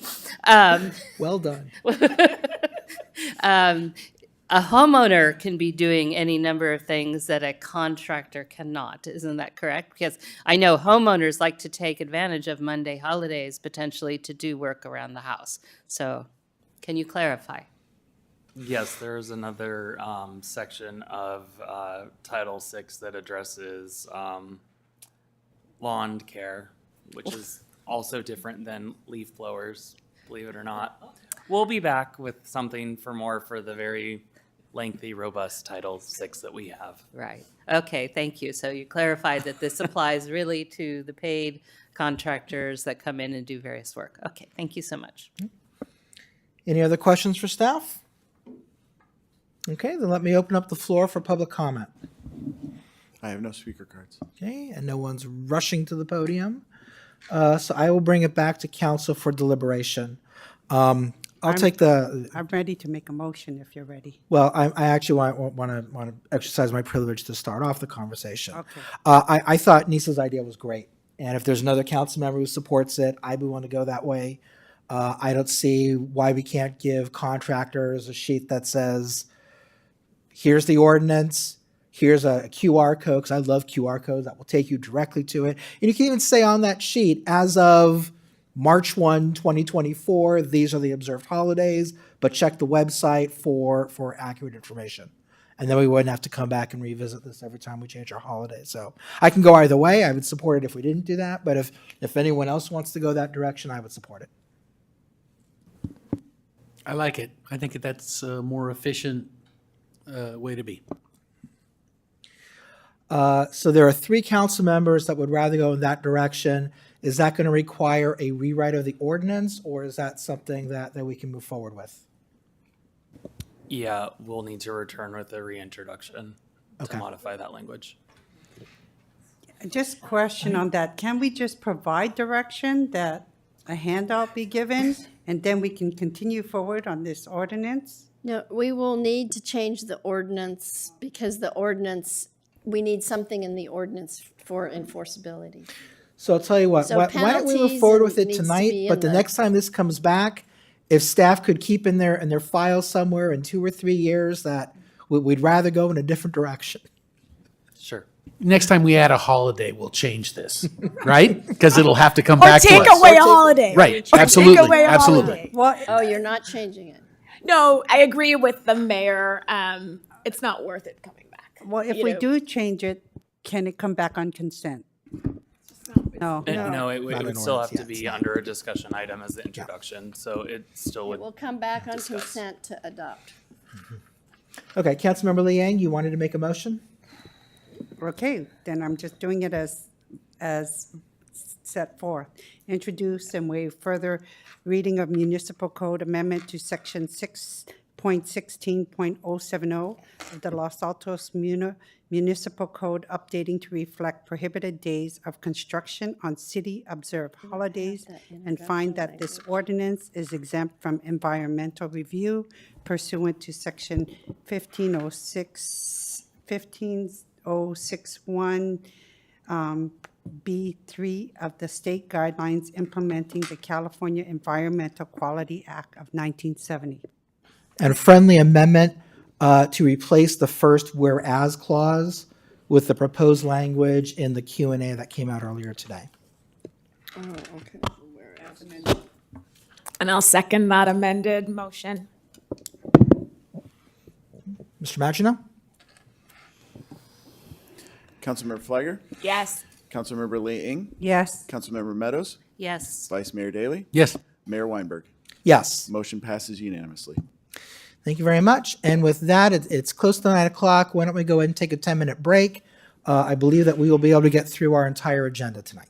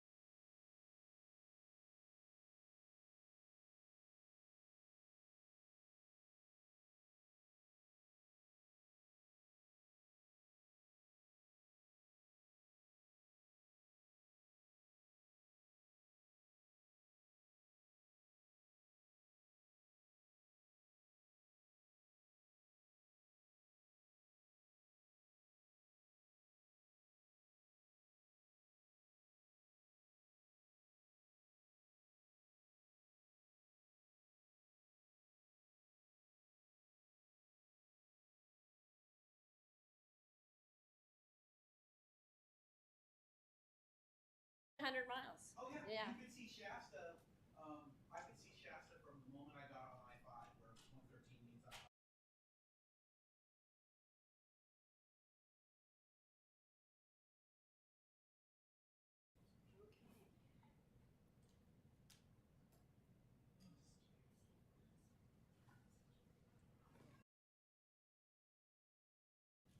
We scared them away, apparently.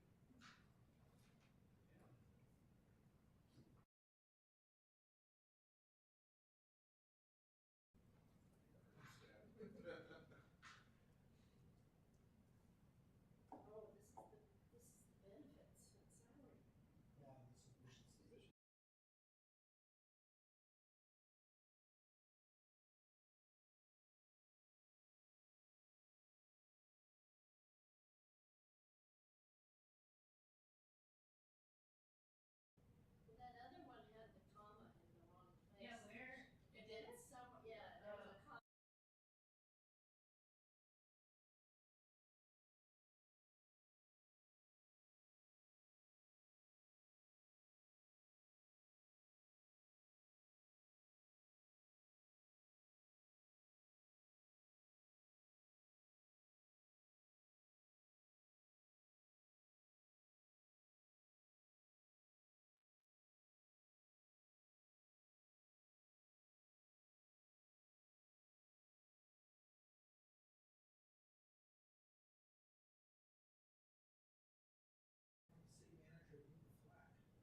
I didn't turn onto it. That was a directive to me.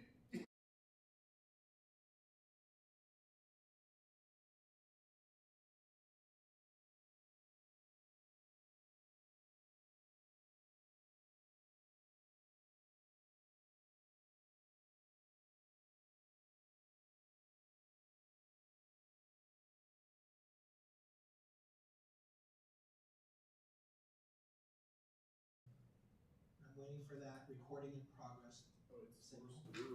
We're recording, okay. So all that stuff that we just were goofing on about? Yep. It's official record.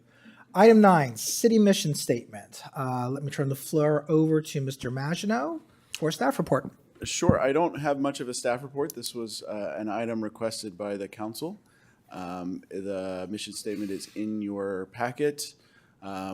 We did ask council members if they had examples that they wanted to reference tonight, not necessarily as standards to follow or to not follow or however. So those have been provided to you as well. Okay, thank you very much. Are there any questions for staff? Seeing none, let's go on to public comment. Are there any speaker cards? Oh, I'm sorry, Mayor. I was curious, Mr. Maginot, we all know that we used to have the mission statement on the wall. Are there other places where, and I'm sure we had it on the website, but are there other places where we use our mission statement? To the best of my knowledge, the website is about the only place that you can find it, or at least to see it. It may be in other publications, but I can't answer that right now. does anyone from the public wish to make a comment?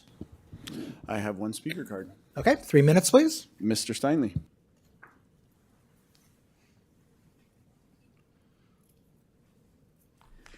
I'll just say in the beginning, this has nothing to do with mission statements, but the California Supreme Court once issued an opinion construing the word herein.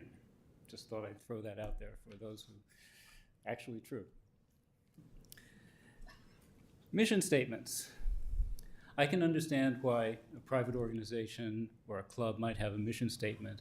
I don't understand why a city has a mission statement. Cities very clearly exist to fill potholes and do other things like that. I don't see why they have to have them.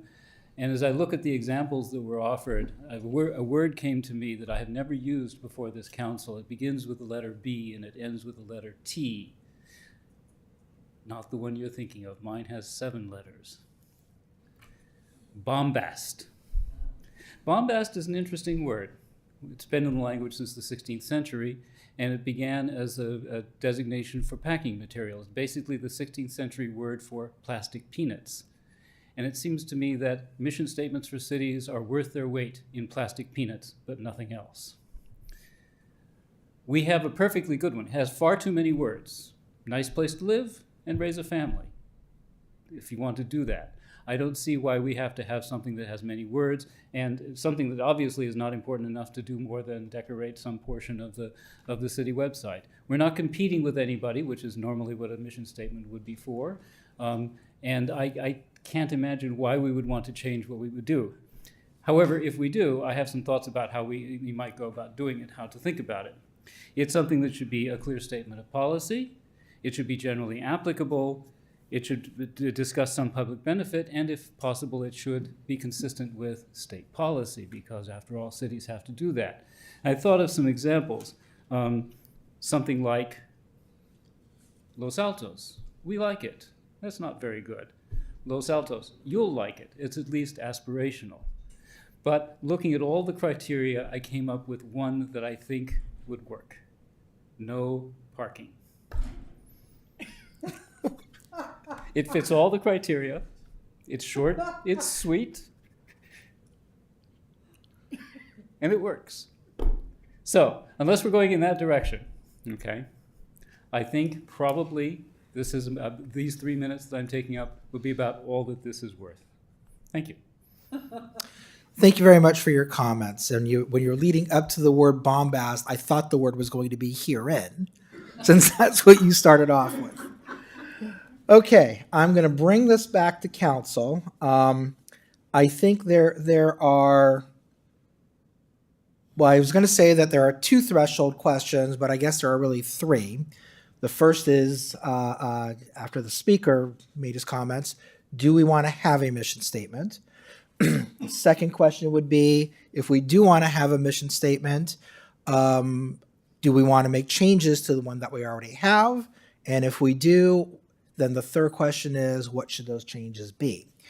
So it's kind of a tricky item. I'm actually going to throw it back over to Councilmember Meadows, whose idea it was to actually bring this up. And even though I was one of the 2 council members to support her, I'll let her start the deliberation. I only get tricky ones. You're the best at them. Oh, thank you. Thank you, Mayor. All right, so I did bring this up.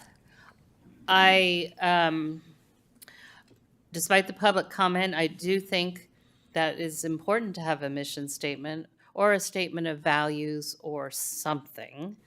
And the reason I brought it up is because I've never thought this was a particularly all-encompassing mission statement. So forget about the half of the mission statement is city staff, council, commissions, committees, and volunteers. So let's just say our mission is to foster and maintain the city of Los Altos as a great place to live and to raise a family. So that excludes a whole lot of people.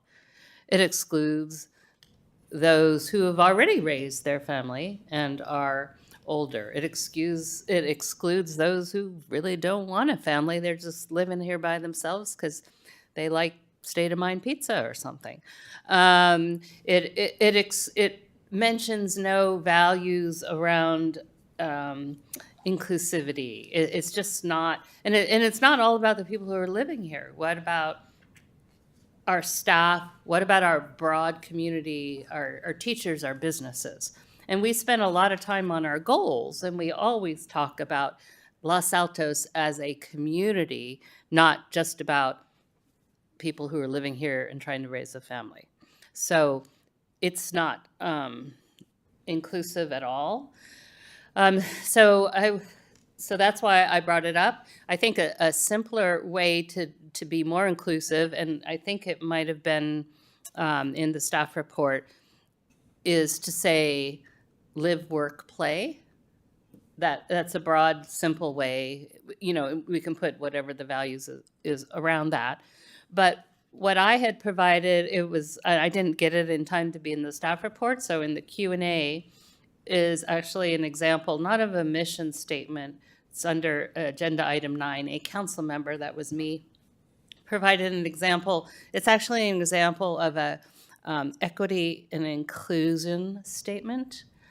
And what I liked about some of this, and I'm just going to kind of paraphrase it as though parts of it are applying to us. So our Los Altos culture empowers, well, we don't necessarily need all of it, but we want to promote belonging and build community. We advance diversity and equity in all aspects of what we do. And we value and respect each member of our community. And that community is the broad live, work, play. So I'm not proposing those are words.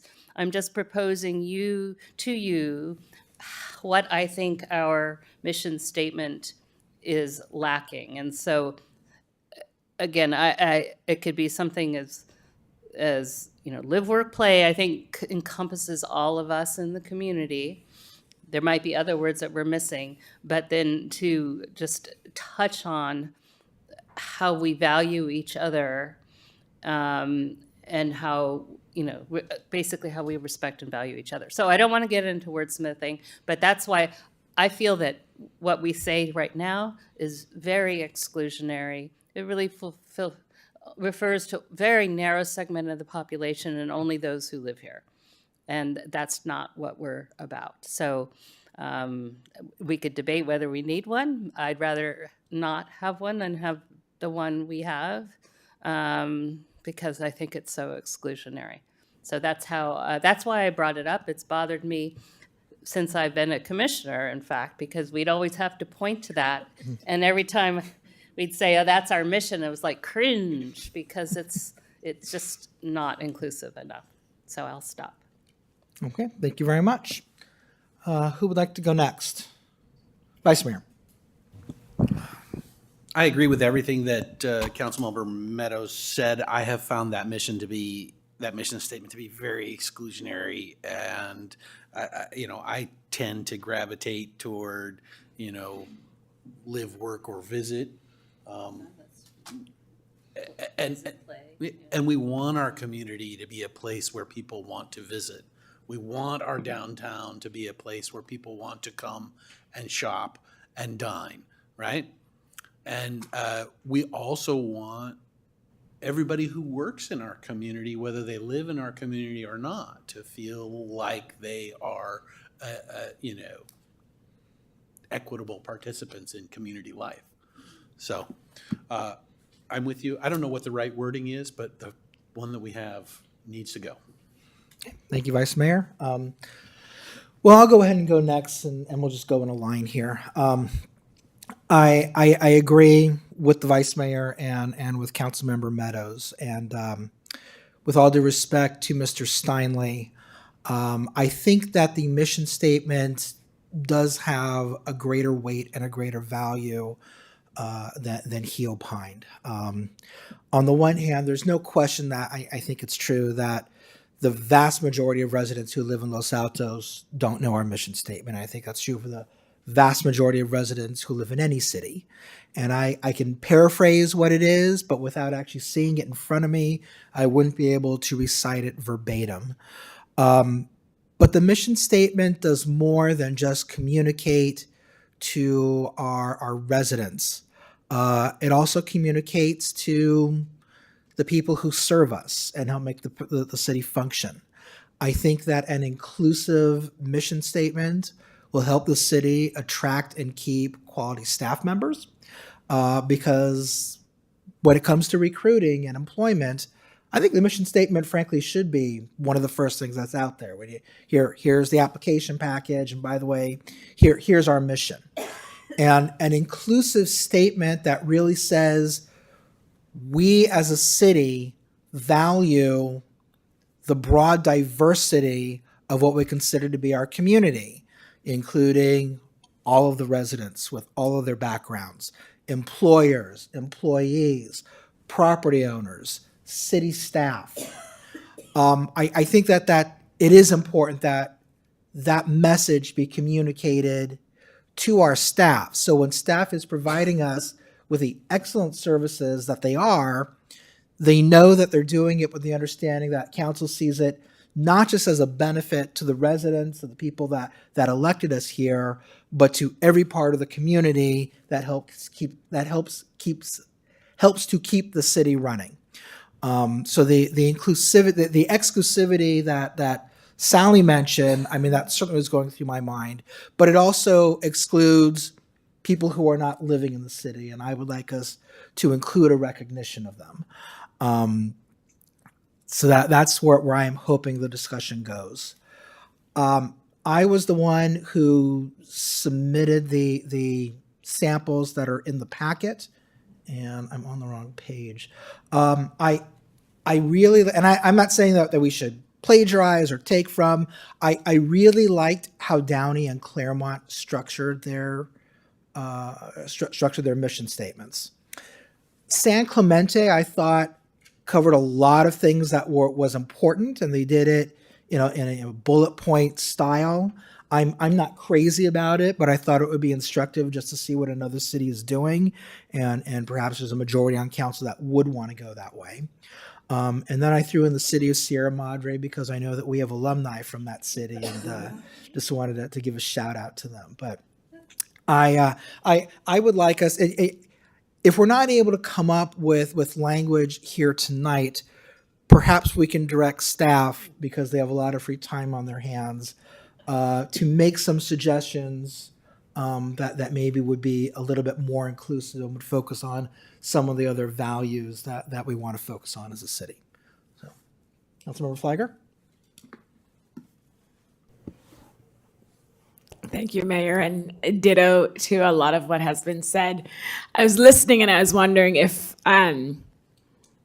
this would be a fun exercise to throw out to teenagers to come up with a mission statement, have a fun contest that the mayor could manage.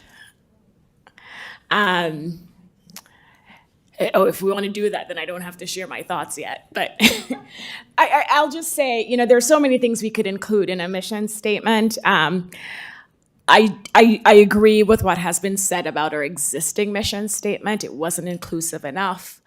And even members of the public who would attend our meetings and point to it, when they would start reading it, I remember they'd realize, wait a minute, it's missing some things, right? And so now that we have an opportunity to redo the mission statement since it was taken off the wall, I do think it's worth looking at those areas that we've all recognized over the years we're missing. I do like a shorter mission statement, though. And so to the mayor's point about the city of San Clemente having the bullet points, that's too much, right? I think we can condense it to reflect our values, live, work, play, visit, make sure inclusive is in it, maybe safe and healthy. I had, the city of Los Altos, and I liked in partnership with the community we serve. What did I have? Is to foster and maintain a safe, healthy, and inclusive community in which to live, work, and play. And then I jotted down visit after the vice mayor said visit. But I'm not tied to this.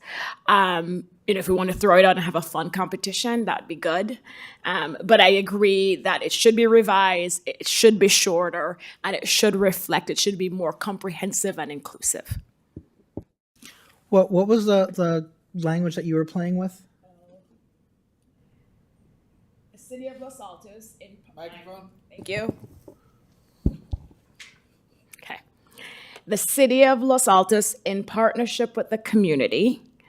The mission of the city of Los Altos in partnership with the community is to foster and maintain a safe, healthy, and inclusive community in which to live, work, play, and visit. And that's just a combination, talk about plagiarism, that's a combination of 4 of the different mission statements that were included in the packet. Okay, thank you. Councilmember Liang? I really don't have a comment, but I was really liked Downey's mission statement. So I mean, you guys already made it clear what we're going to do, so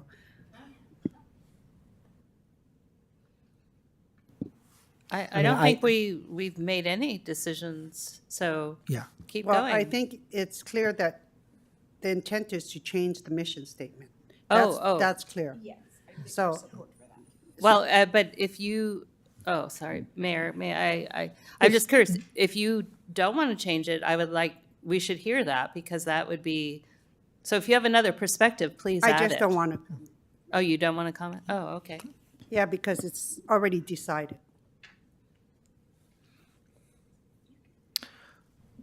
Okay. I like what Downey did too. I liked what Nisa proposed. The idea of having a contest is also, it's really cool, but it could also go sideways on us. Yeah, Vice Mayor. I think we should assign it to our youth commission and let's see what they come back with. It doesn't mean we have to accept what they come back with, but I think it would be a great exercise for the youth commission, because you know what? None of us are going to really see the long-term fulfillment of the mission the way they will. It's for them more than it is for us. Except none of them can afford to live here after they graduate high school. Yeah. Sorry, that was No, that's half true. snide, They but may right? They may come back and visit. They might. They may come back and visit. Councilmember Flanagan. So I'm going to disagree a little with the vice mayor, because for me, the youth commission may not be representative enough. And I do think the mission statement is for today and the future, not just the future generation.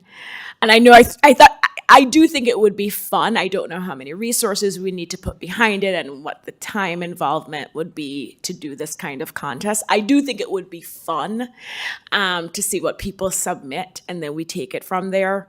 But I'm also fine for this council to come up with a mission statement, based on what we've said so far, have staff come back with a proposed draft. And so we can get it done sooner rather than later without using a lot of time and resources.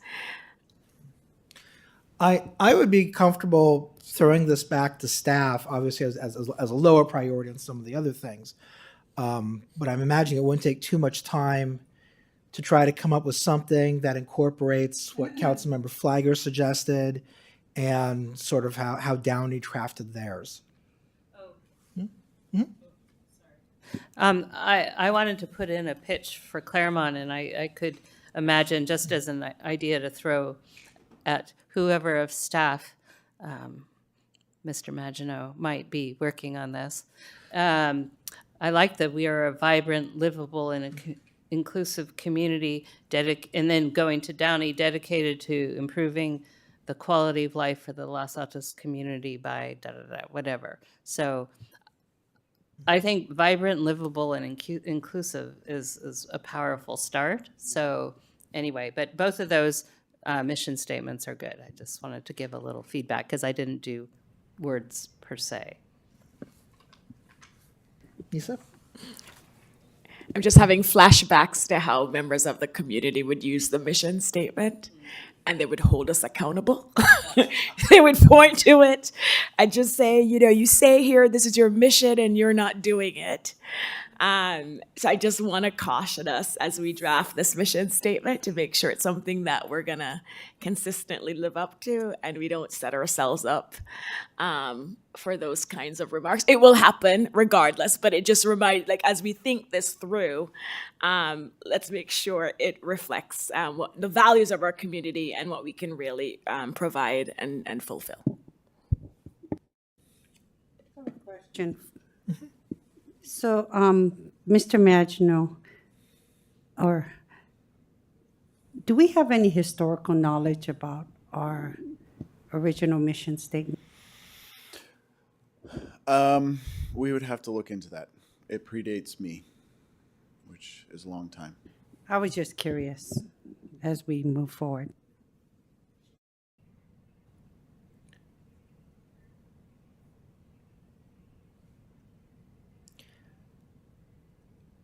I would even be comfortable letting NISA work with city staff Because you proposed language I think everybody likes.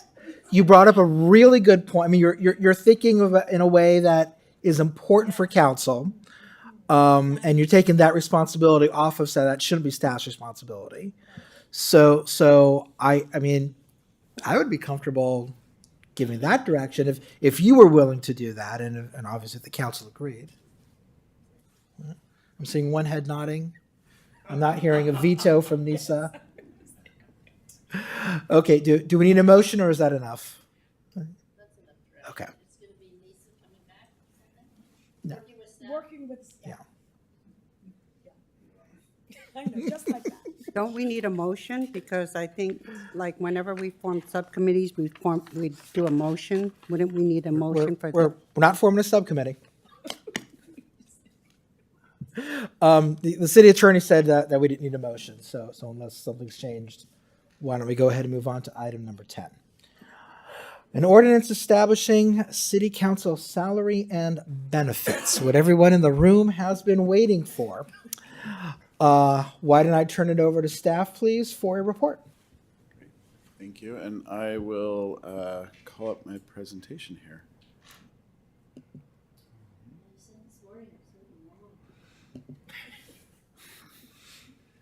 Yes, it is 7 slides, 2 of which repeat themselves. So I see it on our screens in front of us, but obviously it's not on the big Up screens. there. Okay. Give me half a second.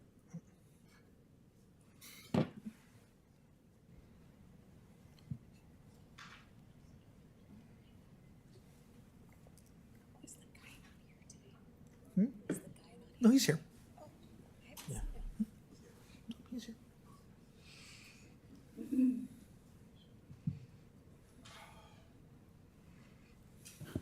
Okay, thank you all. This item is a follow-up to the council's discussion at the last meeting, in which you provided direction to the staff regarding city council salary and benefits.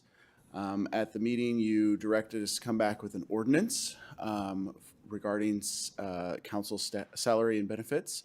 Being the overachievers that we are, we brought you an ordinance and a resolution. And I'll explain why in just a second. There are 2 actions that we are asking council to take this evening. One is to introduce an ordinance setting the council's salary. That is required by state law. It has to be done by an ordinance. Yes.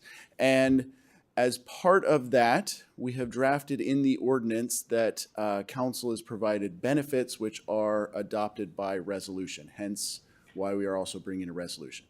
And the reason for that is that way if council wants to make changes to benefits, but not salary, it's a little bit easier than if it's included in the ordinance itself. And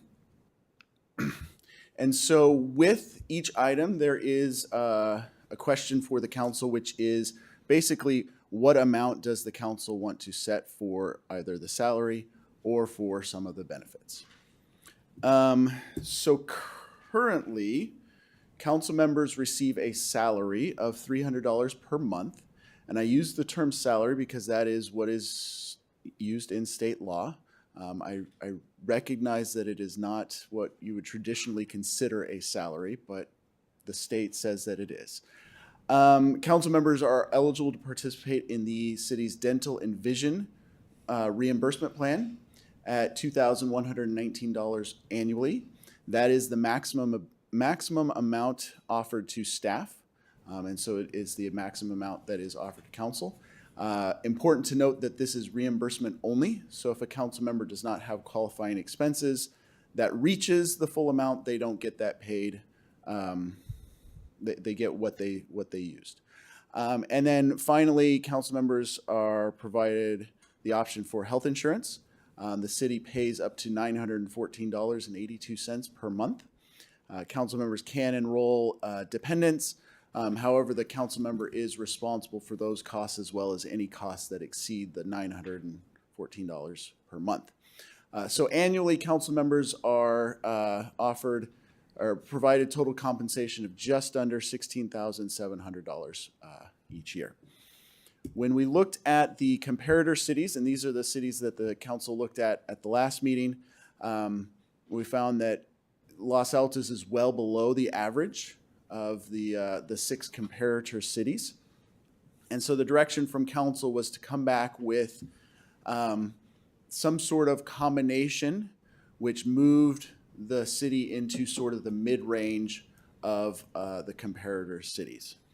And so what has been proposed for council's consideration is to increase the council's salary to the $950 per month, which is the amount that is currently allowed by state law. Continue with the participation in the dental and vision reimbursement plan. Provide health insurance costs of up to $1,800 per month. And that would include council member and dependents. Enroll council members in life insurance and accidental death and dismemberment insurance.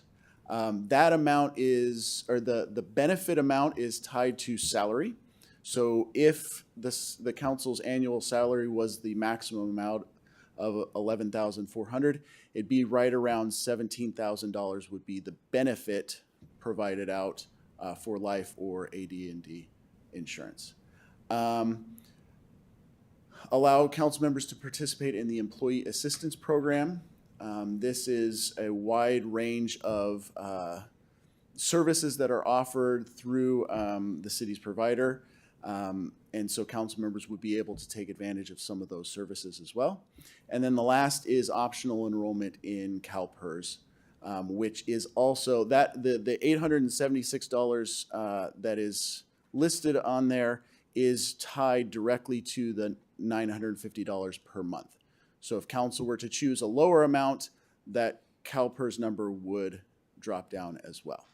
And so that would bring the council's annual total compensation up to just over $36,000, which if we look at the comparator cities is above the average, but is right in the middle of those 6 cities. So 3 cities would still be higher, 3 cities would be lower.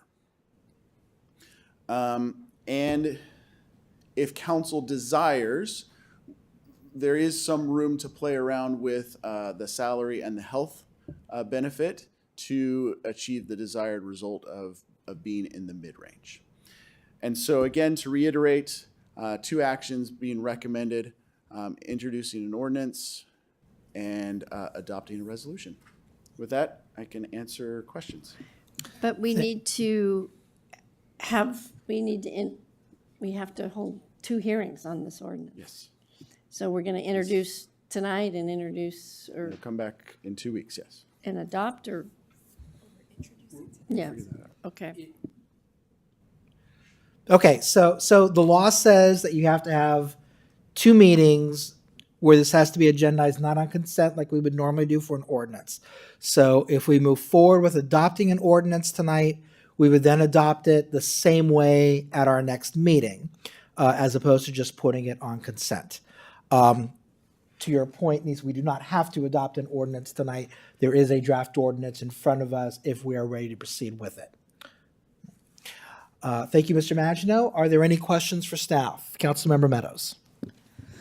Thank you for your succinct presentation. So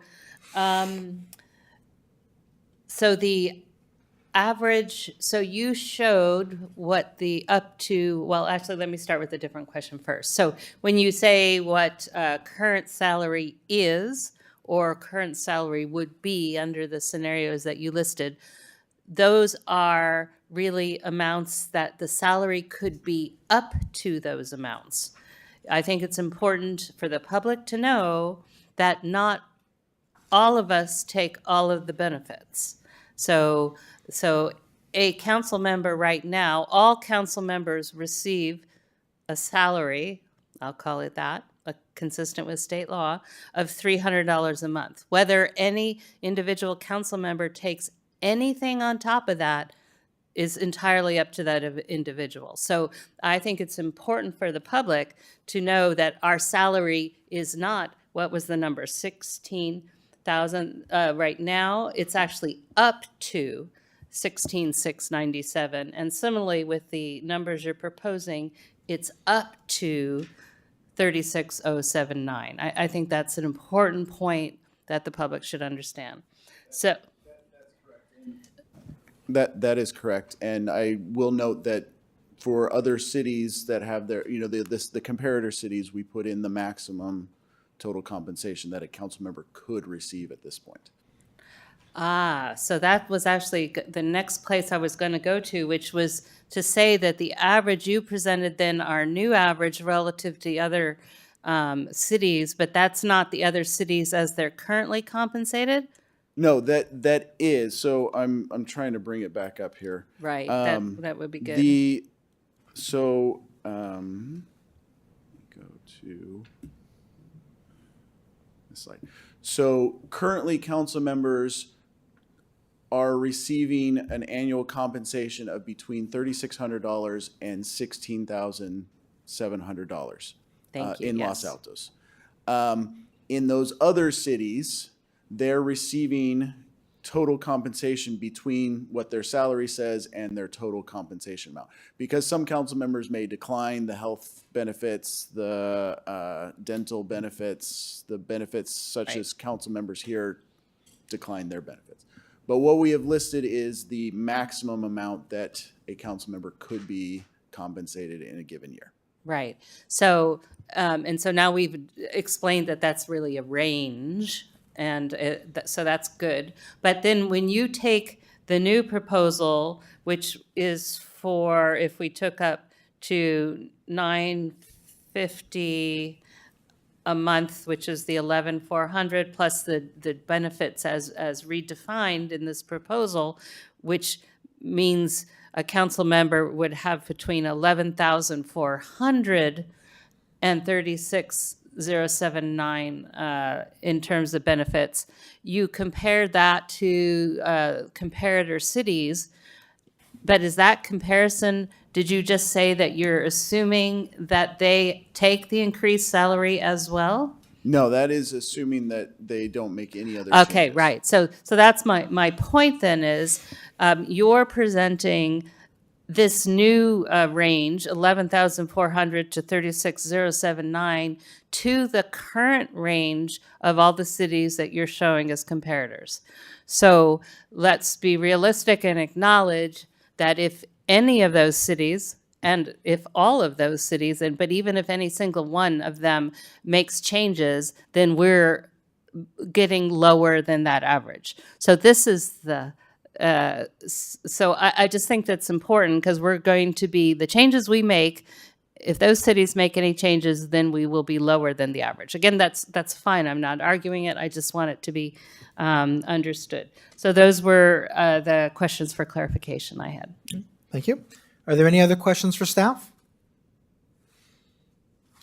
Okay. I have a question. Councilmember Liang? So, health benefits almost double. And all those other cities that you've identified on that list, is that just for the council members, or do they also include dependents? And then if they do have medical benefits for the council members, is their plan that they supplement for their dependents? Yeah, most of the cities that are on this list provide health insurance for dependents as well. So they're included, the council member, and the council member can choose to include their dependents, which is why their total compensation generally is the amount that it is.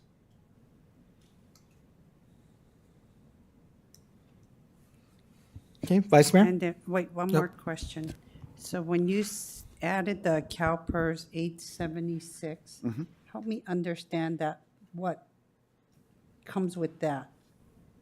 So, and I will admit I'm not the expert on CalPERS, but our HR manager, Scott Gertis, is on, and he'll correct me if I state anything wrong. But essentially, a council member would be enrolled in PERS, just like city staff are, And so a portion of the council member's salary would go to PERS for their defined, or their benefit after retirement.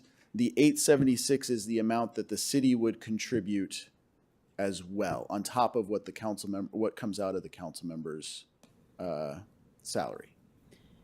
Then when it comes to council members, when you talk about retirement, that means a council member has to serve 2 terms. Not necessarily. So, Okay, and again, just to better understand things. Scott will correct me if I'm wrong, but an individual has to have 5 years of service in order to be vested into the PERS system. If a council member were to serve 4 years, in theory, and we're still working with PERS to make sure that this is the case, in theory, the council member could purchase an additional year of service, which comes with a cost to the council member, to get that 5th year to then be vested in PERS. John, can you all hear me? I just want to make sure before. Yeah, we can, Scott. Okay, just one caveat to what you just stated. So a council member would serve their 4-year term. However, in order to purchase additional years of service, say it would have to be for a prior term or prior membership. You can't just purchase years of service with CalPERS. They would not allow that. But everything else you said was on point. And isn't it there? Yeah, we were talking about that this morning. You have to be a current PERS, enrolled in PERS right now. That's what we talked about this morning, correct? Scott? Well, Yeah. To be able to buy, you have to be a Yeah. current PERS member now. Not right now, but when you make the purchase, you would have to be enrolled in PERS. Yes. Yeah.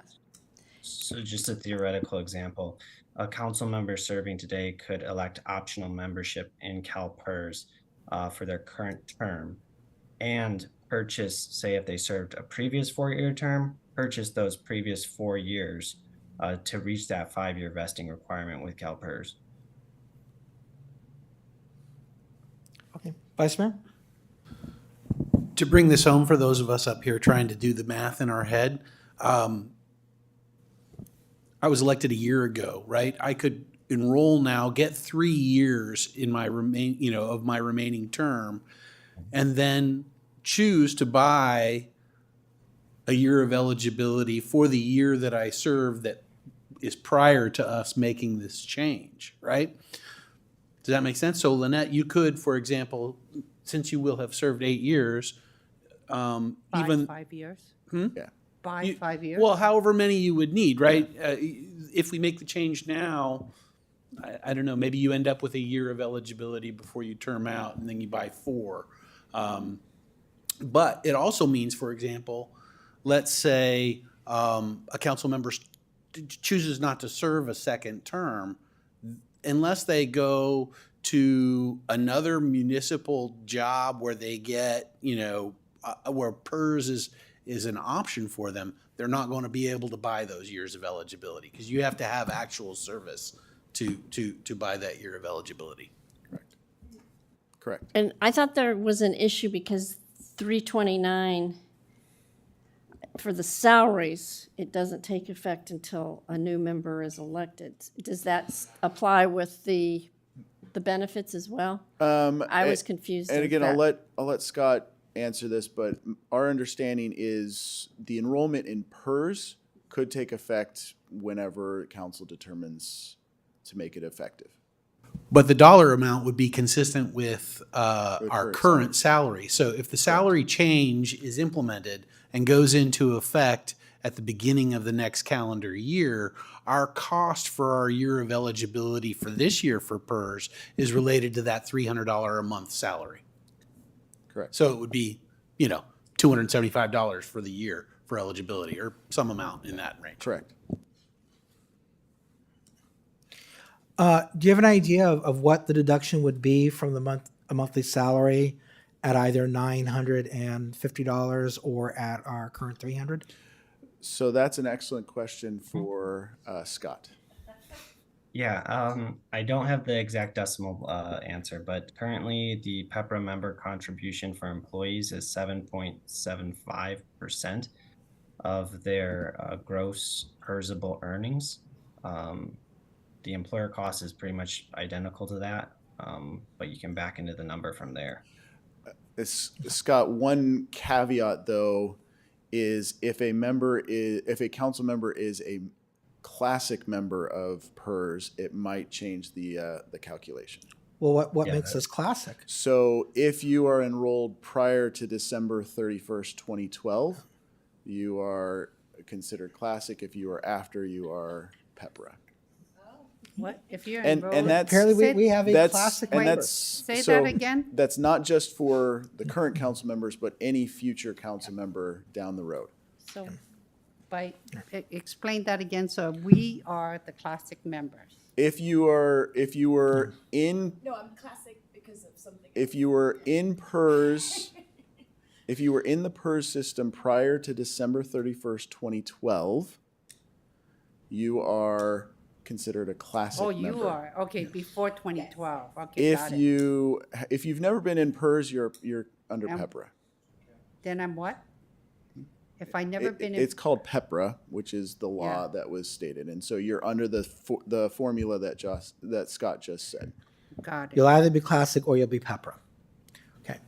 Any But further questions? I will say at $300 per month or $950 per month, it's not going to be much of a difference between the two. Councilmember? Thank you, Mr. Maginot. Can you explain again, our City Attorney Houston, what will not go into effect until the earliest January 1st, 2025? And also, I understand that there's some cities that will set their own effective date. Does the law allow us to do that if we didn't want to make it effective the first time it's allowed, which is January 1st, 2025? So there are two questions here, because you just mentioned that CalPERS would go into effect immediately if someone wants to take advantage of it. But what are the other benefits or salary? Identify the things that, regardless of our vote tonight or at a future meeting, what will not take effect, or the earliest it could take effect is January 1st, 2020. So the earliest, so for the salary, the earliest it can take effect is when a council member begins a new term on the council. So whatever the meeting in December when a new council member or a council member who is reelected, whatever date that is the earliest that the change in salary could take effect. And any time after that date. And any time after that date. The law came into effect January 1st, 2024. Yeah. But And then for the benefits, some of them are tied to our open enrollment period, which is typically in the fall. So a council member who has chosen not to take health insurance right now could not sign up until the open enrollment period. And the HR department can tell you when that is. But that's typically October, November timeframe. And so changes to health insurance would not go into effect until then. CalPERS could be effective when the council decides to make that effective.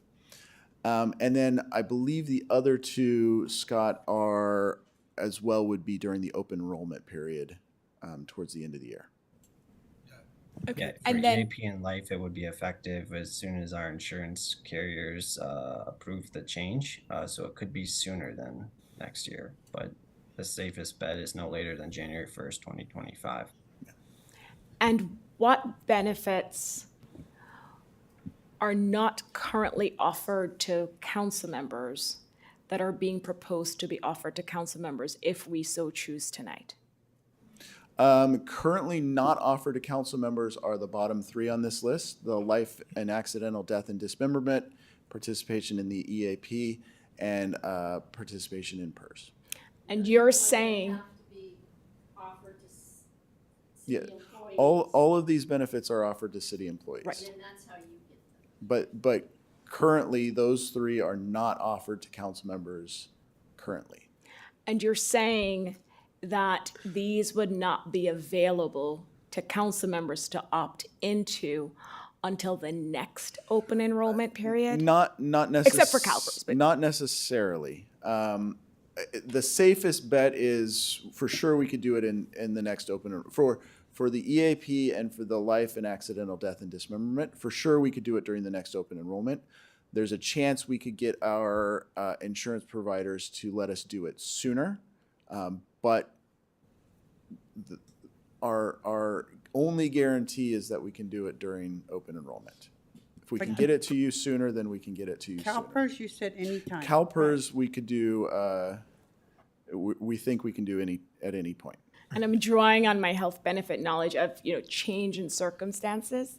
I don't know if the fact that this was never available to council members would constitute a change in circumstances, right? Okay, thanks. I think it would be I need to helpful- correct something here. Pardon? I don't mean to interrupt, Nisa. I'm sorry. go But I ahead. just want to correct something. Okay? So the change in circumstance, I don't think would apply because we already are offered health insurance. So you can take it or you can not take it. And the fact that we're increasing the amount that the city would pay towards health insurance isn't a change in circumstances. Moreover, the amount that the city pays could take effect now if, for example, there's a council member that is taking health insurance and it's not fully covered by the $800 or so that the city pays plus the $300 stipend. So if your health insurance right now, like, a PERS Platinum PPO for a single individual is probably going to be more like $1,300 a month, right? So if we make a change, and I would look for the HR person who's online to correct my statements here. If we make a change to the dollar amount that the city contributes, that in itself is not something that we have to wait to take advantage of until the open enrollment period if we're already enrolled, right? But we wouldn't be able to add another, go ahead. I just you said one thing that's absolutely true, which is changing the dollar value of the city's contribution towards the health insurance premium does not warrant a qualifying life event. So that doesn't warrant somebody the ability to elect enrollment if they previously waived coverage. The increasing the dollar value when it takes effect is a little bit outside my scope because there's budgetary issues with that that I think are being factored in by city management. But theoretically, yes, you could increase the dollar value sooner. But I think there was other considerations for increasing it at a later point in time during open enrollment to take an effect in January of next year. And so let me just clarify, I wasn't referring to the health insurance. I was actually referring to the benefits that are not currently offered and whether or not the fact that if council agrees that they should now be offered to council members, if those are benefits council members could take advantage of before the open enrollment period. I fully understand how Got it.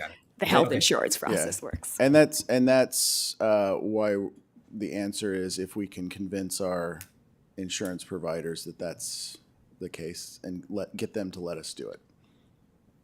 Yeah, those bottom three are the life insurance and EAP are kind of group benefits.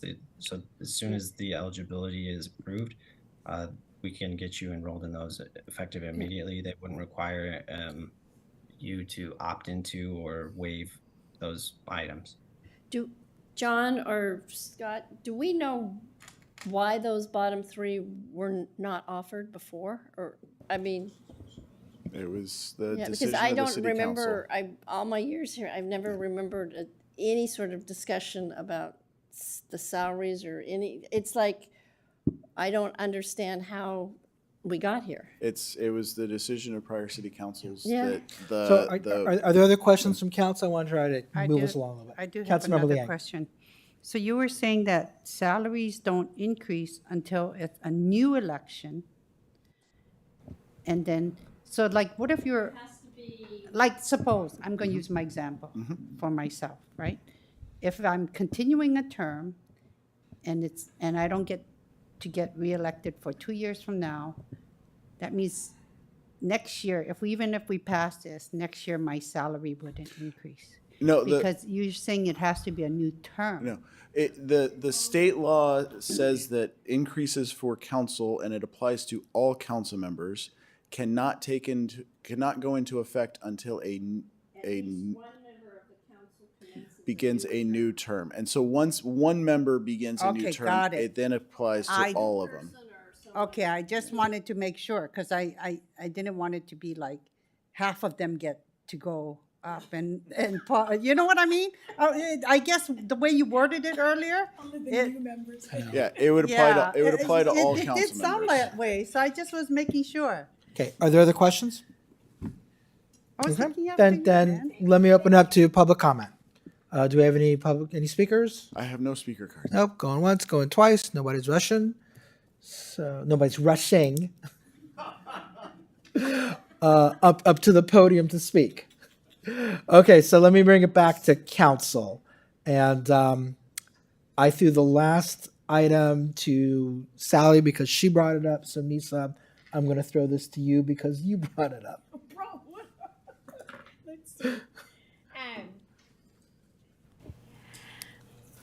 So I'm actually going to pick up on where Councilmember Meadows left off because, and I'm looking at my notes,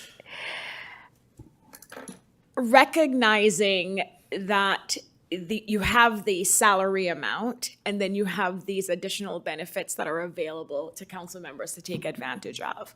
And I think I said this at the last meeting, I do view those two differently, recognizing that there's some council members who do not take advantage of those benefits.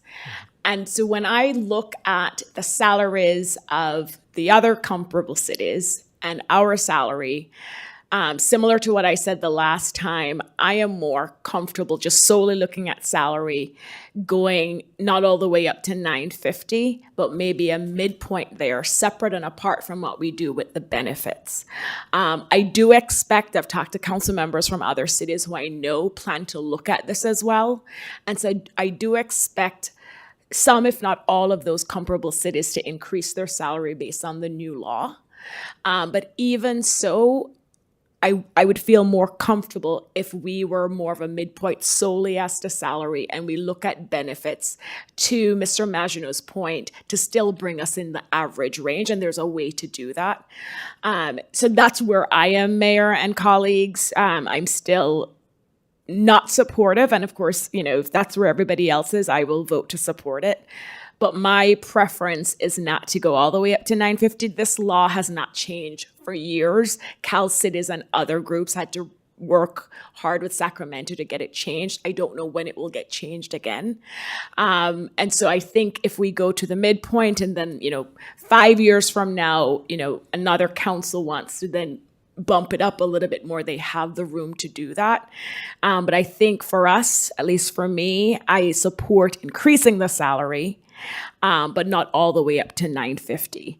With the benefits, I am fine playing with those numbers to try to get us to that midpoint. And I know there's a way to do that. I also support having those benefits available to council members, current and future council members, for those who want to take advantage of these benefits. I do think it'll be helpful staff if you also provide the effective date for these, just so people understand, if they elect for this, when it would go into effect. Because I think that will also help with the calculation, because maybe for this year, it's really just the benefits that can actually go into effect immediately, because the salary wouldn't really go into effect until January 1st, 2025. And so you're looking at a different year and a different total amount. So that's where I am, Mayor. I look forward to hearing from my colleagues. Who'd like to go next? Vice Mayor? So for me, the purpose is to attract more candidates for council. And I agree with Councilmember Flagger that we don't necessarily need to go to the top end of the salary range. I would be perfectly fine if we went from $300 to $600 a month, and that would put us, at least from a salary perspective, that would put us into sort of, the range of our peers. And I'm not wedded to necessarily increasing the benefits, although what I like about increasing the benefits is that it isn't necessarily a fully loaded cost for the city. But the one thing that I want to see that I think is going to move the needle the most and not cost the city at all is allow council members, after they have served, to continue to buy into these benefits at full cost, not with a subsidy from the city. So that becomes a really plum privilege that I think might make the difference for somebody who's on the fence about running for council. And it wouldn't cost the city that much money. So, Mayor, may I? Thank you, through the mayor. Can staff respond to that? Because I realized that wasn't included, and I'm sure there's a reason why. At least I hope there's a reason why. The reason why that was not included is because that's not a benefit that is currently offered to staff. But you can buy health insurance through CalPERS, is that correct? If you retire through CalPERS and are vested, yes. So that's why that getting to that 5-year period is so important, because even though the city cannot offer that benefit to a retired council member, the opportunity is there to buy through CalPERS. You can get health coverage through CalPERS after 5 years of qualification? That's the rumor. Once you have retired, you can purchase into the PERS health plan.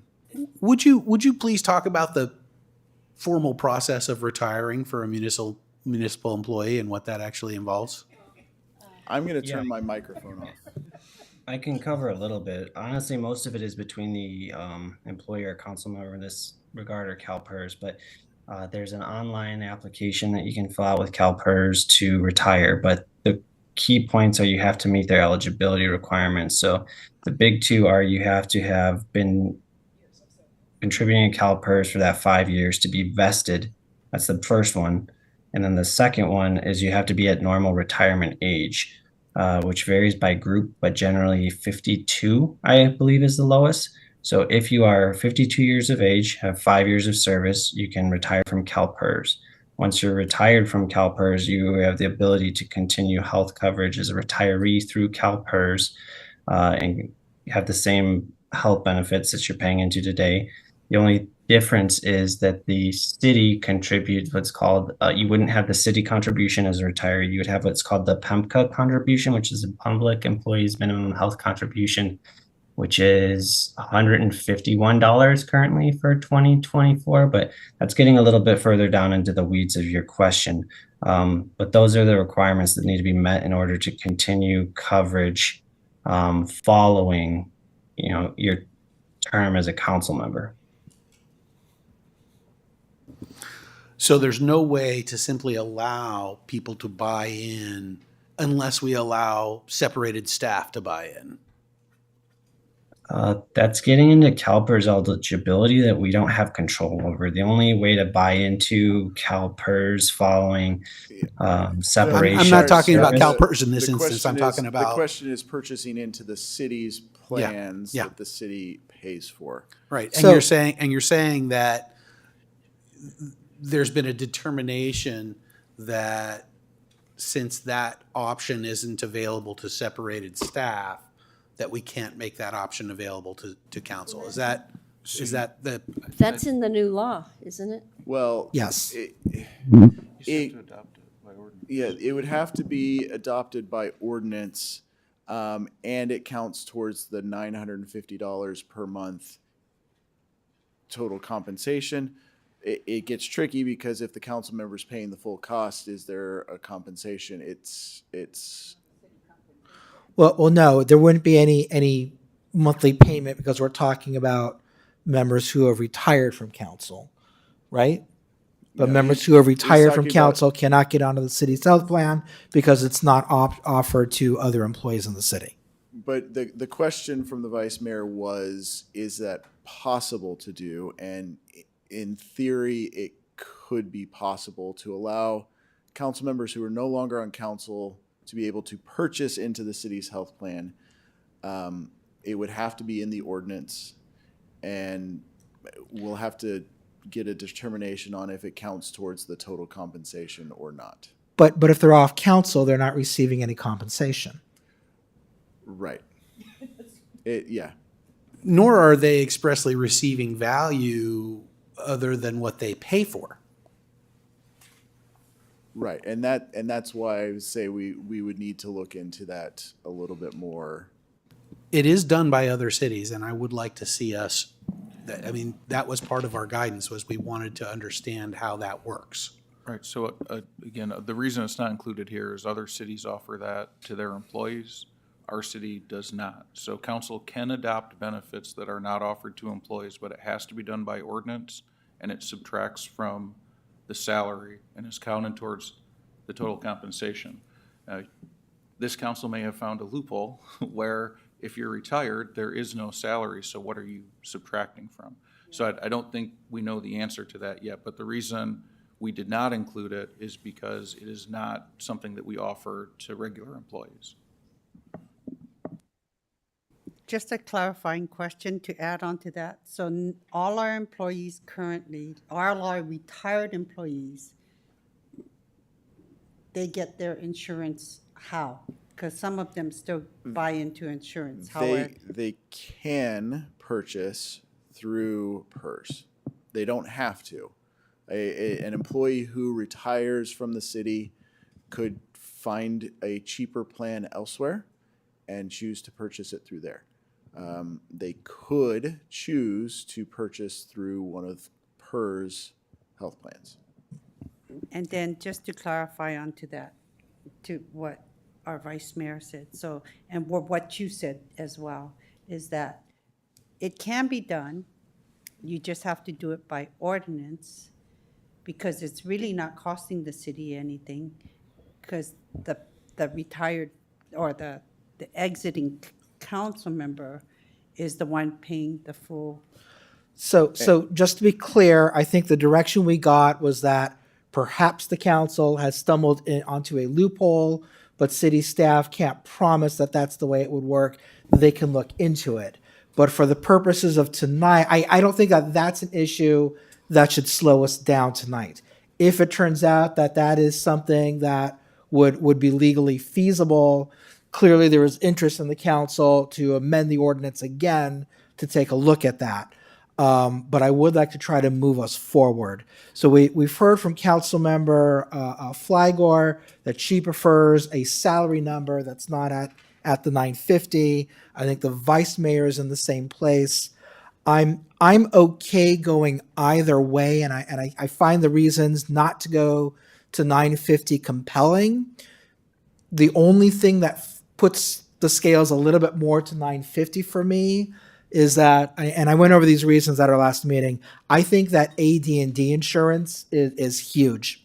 Again, I have seen families not fall further because that money kicked in, paid for a funeral, paid for living expenses for a month or two while it got back on, with the family got back on its feet. And if our salary is not at 950, then the AD&D benefits, which at 17,000, it's certainly something in the short term, but it's not a tremendous amount of money. But that number would be reduced if our salary went down. But certainly I would go with the majority if the majority felt a lower number was appropriate. So Councilmember Meadows. Okay, so the $300 salary went into effect, 1982? Somewhere around Four, there. two, 40 plus years ago. And the city never adopted any changes or anything. So it went into effect at the maximum, consistent with state law, and there it has sat like a piece of granite rock. So fine. But I think it's kind of short-sighted to say, all right, we're going to move a little bit up and then, some other council can deal with it. No council has dealt with it in 40 years, but let me point out another parameter. So looking at the vice mayor's number of $600 a month, which was an in-between for the scenario we're talking here. So that's $7,200 a year. Looking at I did happen to bring the table from last meeting. East Palo Alto right now is at $7,200 a month. Menlo Park is at $7,680, and a couple of them are close, up 6,800s or so.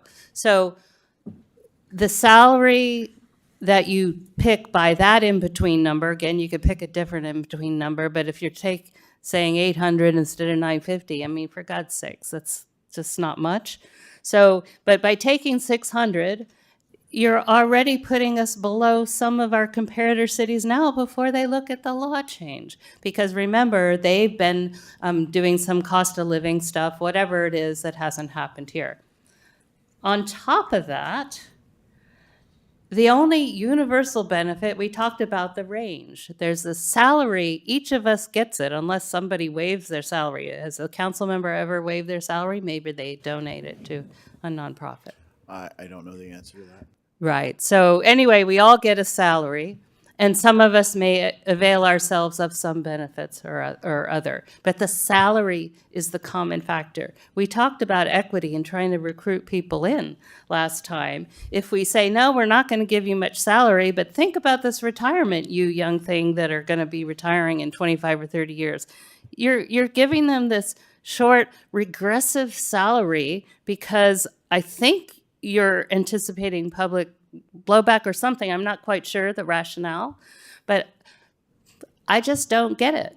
We do this once, you do it the same way we did it in 1980, whatever, set it to the state mandated number, and then, the rest of the benefits, fine or not. But I absolutely don't support taking some middle number because we think for a couple $100 a month, it's some groundbreaking thing. So, it's not. So I don't support. I support just what we did 40 years ago. Take the state number, set the salary. Councilmember Liang, you haven't had a chance to weigh in on where you are. So I kind of agreed with Councilmember Fligor and the Vice Mayor, but then I felt that with the difference or where you can go up to a maximum of so much, whatever number we decide on, then every year you can increase based on the same percentage that we increase staff, CPI, based on CPI, yeah. And that's how I would do it. Okay, Councilmember Fliger? Thank you, Mayor, and I really appreciate hearing, even though have you commented yet, Mayor? And I wanted to respond to some points that Councilmember Meadows made. I do think it's different. We're seeing it with other cities where they're more aggressive in adopting benefits for their council members, completely different from what we used to see 30 years ago. And so I actually think future councils will more frequently look at this compared to what happened over the last 40 years. It's a different mindset, different composition, generational change, and even just the composition of our council today is completely different from what the composition used to look like 30, 40 years in many different ways. So I do think that if tonight we decide, we're going to go to 700 or whatever that amount is, that either through what Councilmember Liang is saying, we revisit this, we just make it an agenda item where we revisit whether or not we want to bump it up a little every year or every 2 years, or a future council will revisit this and take advantage of that room we have left for them to go up to 950. And it's not for me public blowback. It is more that when I look at our city compared to the size of other cities and the meetings they have and the staff and the resources and the number of developments, we all know what happens in other cities compared to Los Altos. And that's how I look at it when I look at our salary and where we need to be compared to these other cities. And that's how I end up, because I do think when we compare ourselves to other cities, just solely focused on salary based on resources, staffing, the projects we do, the number of meetings we have, and the obligations and commitments placed on all of us as council members. We don't have a separately elected mayor where I know those mayors work twice as hard. I do think that I work hard. You do. I said twice as hard. I didn't say you didn't work hard. I said those separately elected mayors work twice as hard. That's the kind of comparison I would do, comparing Los Altos to these other cities. And I do think we fall in the middle when you look at workload, staffing, resources. And that's how I ended up in the middle. Again, I am fine if there's majority to move us up to 950. I can support it. I prefer to give room for future councils to move up. But if majority want to do the 950 tonight, I can support that. Yeah. Councilmember Liang? One other suggestion that did cross my mind is if we go to the 950, I would go back to doing the health benefits, leaving it at the same, but giving them the option to buy in for the dependents. That already exists. Yeah, that exists. So then people can buy in. So, but then I would, if you go to the 950, then just keep it as the individual medical, because it's the medical doubling is what increased it tremendously. And that's what shocked me, was how much it went up. Okay, so Councilmember Flagler, what's the salary number that you are proposing? And I hope Councilmember Meadows is ready to do the math. I would have us go up, not to 600, I could do 750. What does that work out to? And I know it's only $200 less, but it gives future councils to move up. It's a little over 10,000, I think. I have a handy under. spreadsheet that we can look at. What was the amount? 9,000. 750. Okay. And now, East Palo Alto, I think, is the highest of our comparable cities. Right. Do you have that, Mr. Maginot? Just looking at the salary column. East Palo Alto, no, Menlo Park is at 7680. Right. And so with this increase, it takes us above all the other cities. Okay. All right, and Councilmember Liang, you were in alignment with Councilmember Flagler. Is that 750 number what you're recommending? No, if we go up to the full amount, then I would keep the medical at the same. But Okay. Do you so if prefer you're going to willing- the full amount, or do you prefer going something less? Because my impression was that you preferred going to something less than the full amount. Well, But if we, correct me if I'm wrong. see, that's why it's tied to, if we keep the medical and not because we doubling the medical cost, that adds an additional 10,000 a year. So I would do either go the full amount and then leave the medical as is. I would say that would be my. So you like the staff proposal? No, the staff proposal is then all this. Yeah, you know what I'm saying?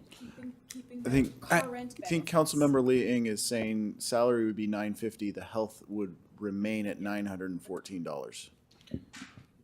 Okay. Vice Mayor, I think my impression was you were in alignment with Councilmember Flagler. I was, but I have to say that I am pretty influenced by particularly your remarks in terms of how the salary itself drives the some of the other benefits, like the accidental death and dismemberment. By the way, it'll also drive the retirement benefits as well. And listening to Councilmember Meadows, I was also influenced. I'm not dogmatic, though, and so I would be supportive of wherever the consensus seems to land. If we want to go 950, so be it. I'm going to ask you to get off the fence. I think most of us will go let's along say with what the majority 750 wants. right now, right? That's All right. the number that's That's been put out there. I all right. support that until there's another number that Okay, attracts and then support. Sally, has your position changed? No. So, okay, I'm with Sally, which puts 2 people at 750 for salary. It puts 3 people at 950 for salary, but I think Councilmember Liang is only there if we don't also keep our other benefits lower, which I think is not what Sally or I agree with. So I think that I would keep all the other stuff on there, but just. Microphone? It's just that how. Sorry. If you look at this chart here, the only change I would make to that is the health one. But everything else on this chart is, would include. And what's the logic to not increasing health, just to make it so we're not taking the It full does- amount that we could? Well, because when you look at the numbers, it's like doubling the health benefits, and I think that's kind of like a shocker to me. But- When I looked at the number, that's what stood out to Okay, me. does your position change with an understanding that not every council member, perhaps any council member, is actually going to take that? Does my position change if you don't take the medical benefit? So right now, the Yes. medical benefit is No. offered. Right. Speaking personally, I don't take it because I have a better offer through my law firm, through my day job. If that number were increased, that might change the calculus for me. I don't know. But the point is that that benefit that is available is something that at this point in time, I am not availing myself of. And even though the number might increase to 2119, that doesn't mean that every council member, perhaps any council member, is actually going to take it. Right, I understand that. Okay. But you're at 950, but you don't want to increase the health benefit. Right. So we have 2 to 1. I Okay. didn't actually opine on the health benefit, but I don't think I want to get involved in nickel and diming, so I'd rather either stick with the full proposal or not. I mean, again, I'm looking at, this is probably not a perfect analogy, but it's a regressive, if the only thing that's in common between all council members is the salary, and you keep the salary less, but you sweeten the other things that some don't take, it's a regressive measure in the sense that you're not, the one commonality, I know it's not, anyway, you get what I'm saying. It's, you're impacting people on So the I only think benefit that's universal. What I'm hearing then is that you're supporting the staff recommendation? I'm supportive of the staff And recommendation, then but I'm not Pete- wed to health. I can do Pete, that. you're I am there now now? supportive of the staff. Okay, yes. so I think we now have 3 people that are supportive of the staff recommendation. But before we take the vote, let me just say, and I said this at our last meeting, but I want to reiterate it. The council has spent a lot of energy and time, and properly so, bringing our 3 unions and our city staff into alignment with what our peer cities are paying their employees as well. I think that and it's just happenstance that the law recently changed, allowing council to do this. But if we now that we've taken care of city staff and our other employees, I think that it is fair and appropriate for the council to take care of itself as well in a reasonable and responsible manner. Clearly, there is going to be a material benefit to council members that continue on after the next election, but it is in accord with what our peer cities are offering their council members as well. I do believe that every council member up here wants to be as transparent as possible. And I have no doubt that our local media is going to cover this and appropriately report what the council ultimately enacts. But I would request the city manager and city staff can we push this out, like maybe in the city manager's weekly newsletter? Not just council did this, here's a link to the report, but here's what council actually did, and here's when we anticipate these benefits would come forward. Again, just to make sure we're being as transparent as possible and letting the community know that council did take this self-interested action. And here's what it did, and here's how it's going to affect the city. So. And Mayor, may I add, again, I think to bracket that if we're going with the staff recommendation, the benefits are between 11,400 up to a maximum of 36,079. That 36,079 number without the lower end of the bracket for those people who don't take any of the other benefits is not a true representation. So please include the whole range. Councilmember Flagger? Thank you, Mayor. I want to ask my colleagues a question because I think the assumption here is that the comparable cities, when they revisit this, assuming they all do, that they'll also bump up their salaries. Would majority of the council members still support going up to $950 if our comparable cities don't look at it or look at it and their bump is minimal and our salary will be at the top of the list? I want us to think ahead because we're making a lot of assumptions here. Think a year from now. I just want to make sure everybody's comfortable with this because when we compare ourselves to a lot of these cities, they do a lot more than we do. So a year from now, let's say all these comparable cities look at this salary bump, the new law, and where they come out, it's not the maximum, and so they're all still below that 11,000 for the base salary. Are we all, as a majority, still comfortable knowing that we may be at the top of the list? Because that's where that puts us today, and we're assuming all the other cities are somehow going to go up. And I do think they will. I just don't know up to how much. So I have a question around the assumption that they do more than we do. The point is that these are our cities, the 6 comparator cities that are approximately the same size as us. And so why do they do more than we do? No. You mean so the issues, like I could use East Palo Alto, they do sea level rise. There are more issues that I know they face and work on a day-to-day basis than we do. And I don't want to go a staff to staff comparison. But Los Gatos, Menlo Park, I mean, it's based on size. That's how the state law goes, so. Right, but some of Los Gatos and Menlo Park, I think, are, for me, comparable cities in resources and staffing. There are other cities on the list, knowing the types of issues they work on a daily basis and their staff resources work on, I do think it's more involved. And I can't remember, there were a couple of cities that had more meetings than we do, which means more staff involvement. So I just want to make sure, and I'm saying it on the record, that we're comfortable a year from now if for whatever reason these cities, they consider it, they either do a small bump or they don't do a bump. And so we, at the end of this year, will be at the top, no longer average, but at the top of the salary range.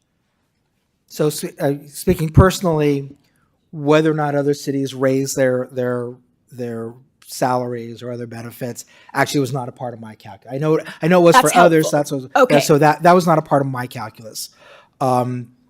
I had not considered that other councils are doing more work, and you've talked about staff, and I mean staff's different, but are you saying that the other councils are doing more work? There are more issues and variety of issues that go before some of these councils. And some of these councils, and I would have to go back and look, have more. So we have 2 meetings per month. There's some councils I know that meet 3 times a month. There's some councils that have more special meetings, more study sessions. I can call more if you want. Right. No. And so in my mind, we fall in the average of these cities. And so when we think about our base salary at $11,000, I just want to make sure that at the end of the year, we're comfortable. I'm just putting it on the table that we're comfortable if none of these other cities decide to increase their salaries or increase it above up to the $950, that we will be at the top of the list. But only in terms of salary, not in terms of the compensation benefits, right? And Mayor, you said you didn't consider that. Looking at the other cities, that was not one of your considerations. Well, I did not consider what they're doing in terms of salary. I didn't. What is new to me is your statement that they are that their workload is more demanding than ours, and I mean, certainly there is an intuitive logic that someone who works more, who has more demands on their labor and skill and time, should be compensated more than someone with less. Just speaking generally. And I don't have hard numbers. This is anecdotally where Yeah. people and you hear about. So And that's where I see us falling in the middle. They're also coming, they're starting at a base that is not 40 years old. So had you been on the EPA council for the last 5 years instead of the Los Altos City Council, you would have earned a lot more in salary because their salary was higher than it was in Los Altos. No, it wasn't. Theirs is lower. If you bring up the list again. The base salary is higher. No. Yeah, the base salary. It is. Yeah. No, and I just wanted to put that on the table for the majority, just to make sure we think of that, a year from now, for those council members who are considering the fact that where current comparative cities are today. If that is not a consideration, then let's move forward. Well, I'll tell you what, you've given me something new to think about. Speaking personally, I'm willing to move forward as it is, but you're going to get a second bite of the apple. So we have to bring this back, not just as a consent item, but a regular item. My antenna are peaked at this, so if you can come back with something an analysis that's a little more concrete, I would certainly be willing to look at it and think about it. No, and I'm ready to support the majority. I mean, one other approach, last thing I will say is we could move up to 750, see where other cities do over the next year, and then move up to 950. But right now, we've spent a lot of time on this. It's clear majority support's going up to 950 and supporting the staff's recommendation. It's not my preference, but I do think we need to improve the benefits to current and future council members. And so based on that and based on where majority of council members are, I will support the staff recommendation, even though it's not my first preference. Mr. Mayor, if I could, we would also recommend one slight change to the ordinance, which is to include a sentence that the change in salary would not go into effect until a council member begins a new term. Yeah, I think we can do this by the section A. It's enacted pursuant to Government Code Section 36516 and 36516.5, and then that gets the effective date that will bring in that other section. The other thing is you can introduce and waive further reading without amendment with the 950, and then not adopt the resolution with the benefits if you want more information on the benefits, because this reso goes with the ordinance, and we're going to have another hearing on the ordinance. So if you want to beat the benefits some more. So, quick question, just to clarify. When we said when we talked about this item, all we needed is 2 meetings, right? To have 2 hearings on it.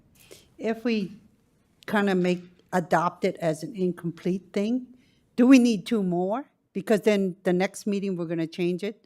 Or does that No. It's the ordinance that needs two meetings, not the resolution. Just the ordinance. And if you significantly change the ordinance at the next meeting, we will have to reintroduce. Like if you go with 950 now, next time you hear this, you go to 750, and if it's an incomplete ordinance, when you said we can pass it without putting in the number. I didn't say that. I thought I heard that. So, No. okay. No. Okay. And just to close this item, since I am the one who is, I think, the strongest supporter to not go up to the maximum, I don't plan to bring back a proposal at the next meeting. If majority or more of council members agree to the 950 tonight, I will also support it, and we can move forward. Okay. And then do the resolution at the next meeting with the ordinance. Well, if no one's going to ask to make a change, I don't know that we need to. Okay. Vice Mayor? I'm ready to make a motion. Okay. So after you make your motion, then I can ask another question after the motion is motioned and seconded? What's your question? So I hear your concern. So that means, are you satisfied with the total compensation then? Because I gave a suggestion, and if we want to discuss this, then we don't have to move with that high of a total compensation. And I hear your concern, because I'm concerned too. And so that's why I provide other suggestions. So Councilmember Lee Eng, I think the majority supports staff recommendation. And even though, as I said, it's not my first preference, I will support going with the majority and staff's recommendation. We're in the minority, so it is going to pass, and I definitely want to be on the record as supporting increasing the compensation for council members today and in the future. And if this is how we get there, then I will support it, again, even though it's not my first preference. Vice Mayor? I move that the city council of the city of Los Altos increase salary for council members to $950 Okay, a month. well, no, it'd be to Have to do the- Introduce adopt and and waive waive first. my further bad. Introduce and reading. waive My first bad. reading. Technicalities. Let me, Withdrawn. Let somebody else who has it up on their screen read it. all right, I move that the council adopt and waive first reading an ordinance of the city council of the city of Los Altos, amending chapter 2.04 of the Los Altos Municipal Code to establish city council salaries and find that this ordinance is categorically exempt from CEQA. With the addition of the government code section 36516.5. With the addition of said government code section to make clear that the salary increase will not take effect until so allowed by law. Second. Clarification, Mayor. Does it automatically go into effect then, or further action will be necessary at the end of the year? No, it would go into effect automatically. Yeah, it will, yeah, after it's adopted, 31 days, but the salary increase won't. That's why we added the 36516.5. So another clarifying question. So the way you read it, it just increases salary, and you're not discussing all the other items. That will be in the resolution, which we'll take up after the ordinance. Okay. Okay, that's Okay, fine. Mr. Magino? Councilmember Flagger? Yes. Councilmember Lee Ing? No, I agree with increasing salary, but I'm not comfortable going this route. Thank you. Councilmember Meadows? Yes. Vice Mayor Daley? Yes. Mayor Weinberg? Yes. Motion passes 4-1 with Councilmember Lee Ing in opposition. Thank you. And then I move that the council adopt a resolution of the city council of the city of Los Altos adjusting the level of benefits offered city council members. Second. Councilmember Flagger? Yes. Councilmember Lee Ing? So when we say we're going to adjust the benefits, we don't have to clearly state what the benefits are? It's clearly stated in the resolution, council member. Okay, I was just wondering in the motion if we have to state it. No, okay.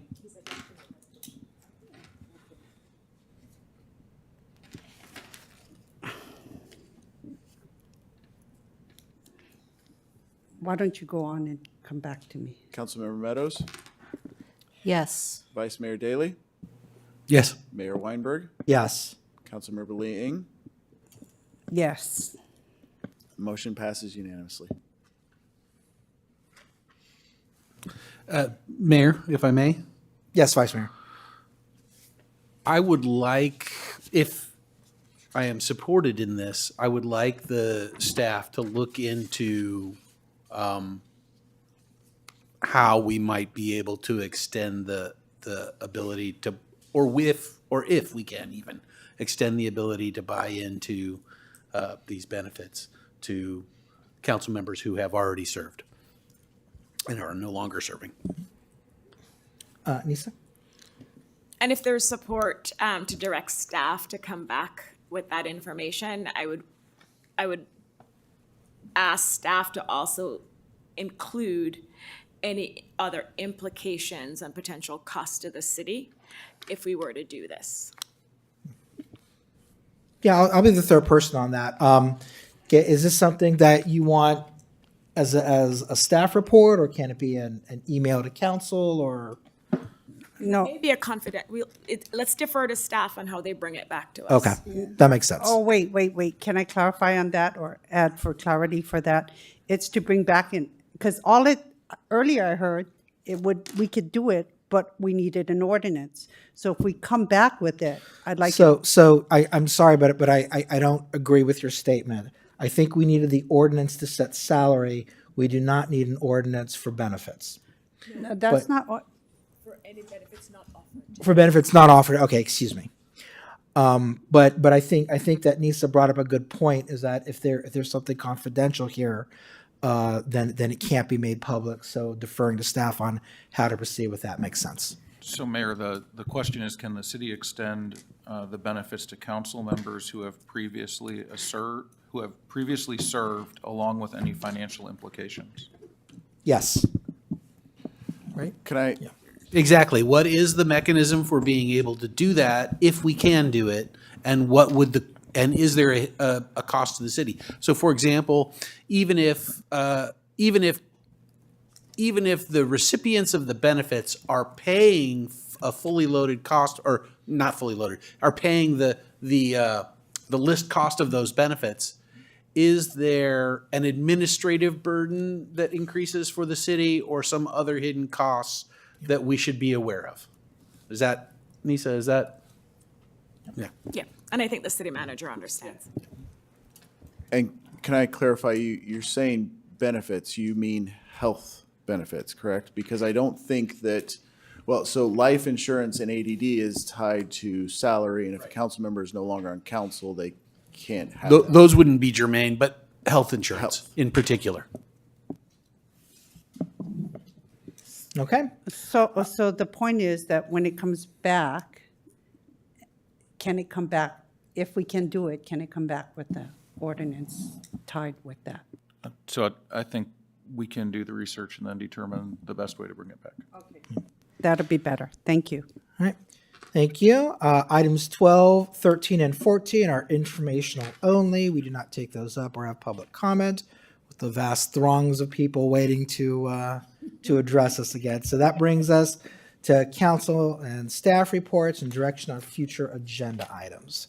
Would anyone like to lead us off? Vice Mayor? So I have two items. First is, I'm again interested in understanding what we can do as a city to mitigate the power outages. We had power outages in our city today that did not have anything to do with weather. So, and then the second item involves things that we got public comment about today, which is tiny tots. I don't know how and when it should come onto our agenda per se. I know that my understanding is the city's involved in due diligence right now, and that the RFP that's going out means that those, like, before the city could approve a contract, it would come back to us. City manager, would you clarify what the current situation is, so we might better understand what would be appropriate for the council to do on this matter? Yes, Vice Mayor. So you're correct. The city's engaged in due diligence currently. The RFP has an end date of, I believe, March 14th, an award date at the following council meeting. So if staff would recommend, after going through this, if staff would recommend to award an RFP, that would come to council to be awarded. Okay, I think I understand. So what I would be looking for then is to have it on our agenda at some future date, either when when there's a need to award a contract in response to the RFP, or if perhaps there are no qualifying bids and, so if then we need to look at another direction or something. If there were no qualifying bids, council would see it as part of the budget process, but not a standalone item. Okay, well, that's fine with me too. Okay, anything else? So, sorry, Mayor, in the first item, I didn't know if council supported the mitigation of power outages. Yeah, and actually what I'm asking for there is potentially to have a study session so we can understand some of the issues and see if there is a way forward. I don't presume to know that there's a policy response right now that we can take up. So I don't want to cross the line of getting into discussion, but I don't know where it goes after we're at the mercy of PG&E. And if that's true, then I don't know what a study session is going to get us. So I'm not. I don't know where we're going with it. Councilmember Liang? I was just going to ask for clarification. So maybe it's not a study session because it'll only take two people to have a discussion item. So I think I just needed to better understand when you say, let's discuss the mitigation on how we rectify some of the issues we've dealt with through these power outage. Is that more in line with what you want? Because if that's more in line, I could support having a discussion. For me, what I'm trying to accomplish is identify any steps that this body can take to make our residents more resilient to power outages and to encourage any parties that aren't under our direct jurisdiction, to do the things they need to do, meaning PG&E, right? I don't know what our levers are, right? We need to find that out. So I think how I phrased it would be more appropriate. I'm so okay that- with that. Yeah. Okay. Yeah. Okay, then we can have that, and I'll support that. We won't have any answers. Right. Yeah. No, no, to it staff. wasn't about answers. It was just, he also said encouraging other organizations or how can we include opportunities to have discussion, not just with PG&E, but with various ways to get people more prepared when we have these power outages. So I think that, actually, I think. Resilient Los Yeah. Altos. What I'm really looking for, and to me, it seems like it could either be a study session or it could be a report from staff. But what I'm looking for is an avenue for council to better understand the tools at our disposal to help prevent power outages and to help our residents recover from them and be resilient to them. Now, I know that I don't want to get into policy, but I know that there are other policy discussions that would touch on these issues. In particular, our urban forest master plan and some of the other initiatives that have been percolating, right? Because wind doesn't blow down power lines; it blows down trees and parts of trees that bring down power lines. So I know that there's definitely avenues for council to engage on this issue. But right now, we don't have a very clear understanding of how we can engage on the issue. That's why I thought a study I session. think you're gonna need or- 3. Yeah, Go ahead. go ahead. Flag? So the vice mayor, you've proposed two different things, and I could be your third vote if it's a report. Because I think what we need from staff is really to identify the different causes of the power outages. And then whether or not, based on those causes, if there are any of those causes we can mitigate, because to the mayor's point, one of them really we have no control over. So I think a report from staff identifying those things will be very helpful. And then for me, part of it too is how can we support our community when these power outages happen, right? We saw in the Hills where they did their Wi-Fi connectivity at City Hall. So that's what I would look for. I think a report may be the better approach to start. So the three of you want that as an informational item, and then Wait. we can run with that? Otherwise, we should have it as a discussion item, because you know why? I think that when we have the power outages, like you said, like Los Altos Hills had the Wi-Fi issues and the connectivity. We have to have it as a discussion item so we can better direct staff, how we can inform the public better, how we can create possible policy in letting the public know that it's automatic, that these facilities are your go-to places to go and get the support you need, whether it's power up and stuff. Because like after this storm, it wasn't clear which facilities was available for power up. And it wasn't made clear. I mean, We're getting into discussion yeah, here. that's I'm why it getting should be a nervous about discussion that. item. And then, But I don't know how you have a meaningful discussion without having the information first. well, the staff would be helping us, and that's why we needed the third. My third vote is for the report, because if Okay. staff comes back in the report and says, basically, there's nothing for you to do, why have a meeting a day? So thank you for supporting the report and in hearing this discussion. You moved me to that point rather than an information session or rather than a study session or what have you. But I do think that there's value in having it be a discussion item insofar as I know that there are members of the public that will have something to say and that they really want to be heard on this issue. I have residents who have, who require CPAP and have literally called me saying, I have no power, we have a medical emergency, right? So there are residents who would want to be heard on this.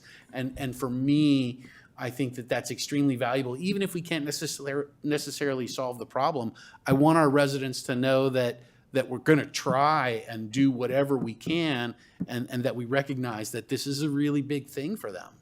So Mayor, this is a discussion now. I think we just need to decide if we have support and for which one. And if I'm the third vote, I support the report with the items I mentioned, the cause.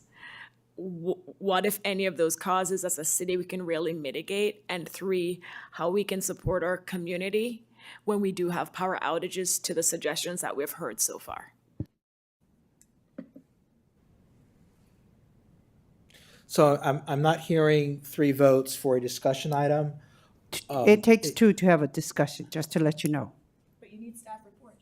We don't need staff report if we're going to get public input and then provide some clarity and, so if you want that, I'm just saying. I want the staff But I report. would support the staff report too, but I just would like to see. Let's just treat it like, we have 3 We for get- the staff report and 2 for the Okay. discussion. We'll get the staff depending upon report first, and after the staff report, if we feel we need an opportunity for discussion, we can do that. How's that? Yep, thank you, yep. Okay, Councilmember Flagler. Wait, Vice Mayor, were you finished with your items? I don't need to report on like Cal City's selection committee and stuff like that, do I? The floor is yours. Nothing further to Congratulations are in report. order, aren't they? Yes. Yes. Didn't the He selection was committee select you appointed. to a Yes. position? Yes, that you should report. He's our EOC North County representative. That one.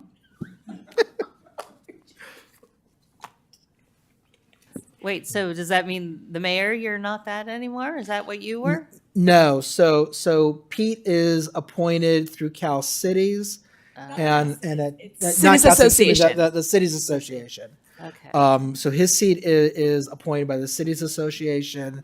My seat is the rotation amongst our cities that outside of the selection committee. Okay, anything else, Pete? No, thank you. Nisa? So I'll start off with my Cities Association report. A couple of things. We are officially a JPA, and I do want to publicly thank everybody again. We became a JPA on February 1st, 2024, and we had a small celebration at the last board meeting, which was fun, and Mr. Carnesecca was able to join us for that. So the next step for the JPA is to adopt our bylaws. And the process that was approved by the board at the meeting was to have the executive committee review the drafts and then circulate it to the different councils. So right now, the timeline, and just quick background, I know it's 11 o'clock. While we were going through the JPA process last year and visiting different council meetings, we actually received some feedback and suggestions for the bylaws. And we told them that we're focused on the JPA, and then once we were done with the JPA, we would move to the bylaws. But we kept track and documented those suggestions for the bylaws.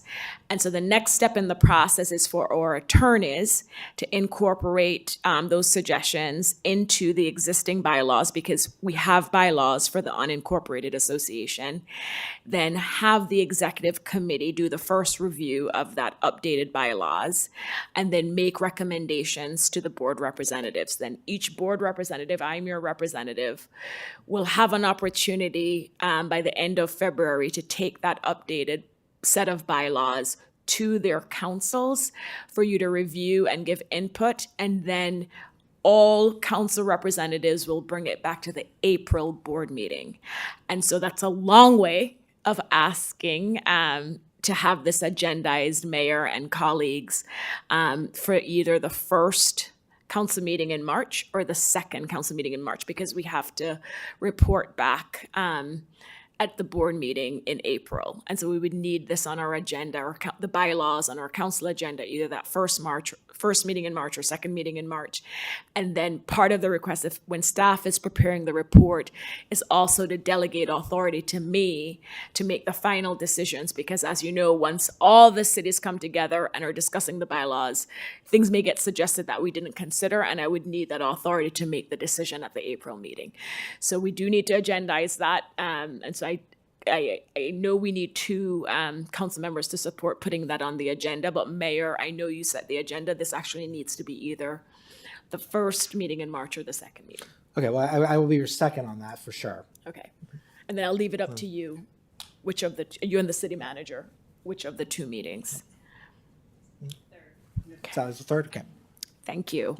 And then there was something else I was going to mention. Just picking up on the RFP when you bring on the childcare services, Mr. England, I know this year the president of the Board of Supervisors has made affordable childcare one of her priorities, and I think the board has supported her. And so to the extent that can be part of the discussion, to give us ideas if that's part of the discussion for the RFP and anything we can incorporate into the resulting contract, I think that would be very helpful if staff could look into what the county is doing on affordable childcare. And then one suggestion on, and I know I mentioned it before, but I want to remind Mr. Maginot, I think he's in charge of the technology and the monitors. I know at least one member of the public had mentioned months ago about, if possible, to have the agenda item we're discussing, because when they're watching at home, they're not able to tell what item we're on. And so if there's a way to have that show on the screens, I know they'll appreciate it. And then Mayor, that's it. Thank you. Thank you. Councilmember Liang? So when we talk about what can be shown on the screen, sometimes we don't all get to hear what people are saying, and I thought we were going to also provide closed captioning on our screens. So if we could do that, making sure we allow for that. So for future agenda items, I was hoping that we could have a discussion on how we can have our historic commission look at reviewing the HRI, the Historic Resources Inventory, on their work plan, and providing some direction, because I know that's very important. That hasn't been updated since 2012. So I hope we can either have a discussion so we can better provide direction to our historic commission. Can you clarify, what are they gonna look at when they review it? It's a list of 39 properties. They're either on it or they're not. And then there's the criteria by which they were added. Because There are if 5 there's categories things of criteria. missing, they have to really talk about it. They have to really delve into it, and they have to Okay, but work with staff to do the paperwork. now I understand better, I think. So what you're asking for is really an assessment of properties that are not currently on the HRI that should be included. And I think that's different than just reviewing the HRI. Well, they have to take that on, and that should be included on their work plan. It was brought up at the special meeting earlier today, and they didn't seem very excited about it, so I don't know that I would support that. It's not a matter of they didn't seem excited. I think I was cut off, and you said that this is not the appropriate time to discuss it. So that's why I think this is the appropriate time to discuss it, and I'm raising it as like I said I would then. So are you asking council to consider a future agenda item to decide whether we want to assign this to the Correct. Historic Commission? Yes. Yes. The process doesn't really make sense to me. When the HRI changes, it's because some party comes forward and says, this property should be added for these reasons, or this property should be removed for these reasons. 13 times we've changed the HRI. It's always 13 times we've removed something. I'm not going to It's get into always like an discussion. That's why I'm individual- requesting I know, it but for I'm just saying from a discussion. process standpoint, it's an individual property that's brought forward for consideration. not I'm not going- seeing a second or a third. Do you have other Yes. things you'd like to report or to propose?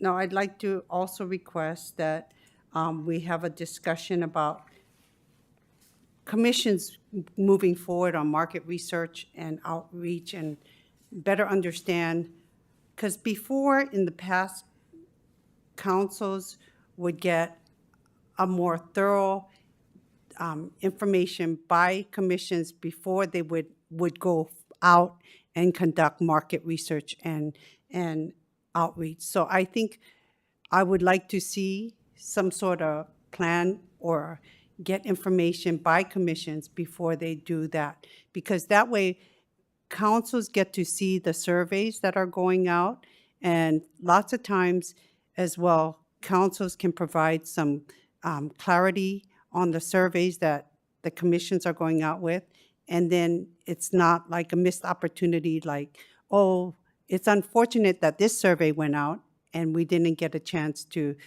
provide clearer direction on what else should have been asked of the public.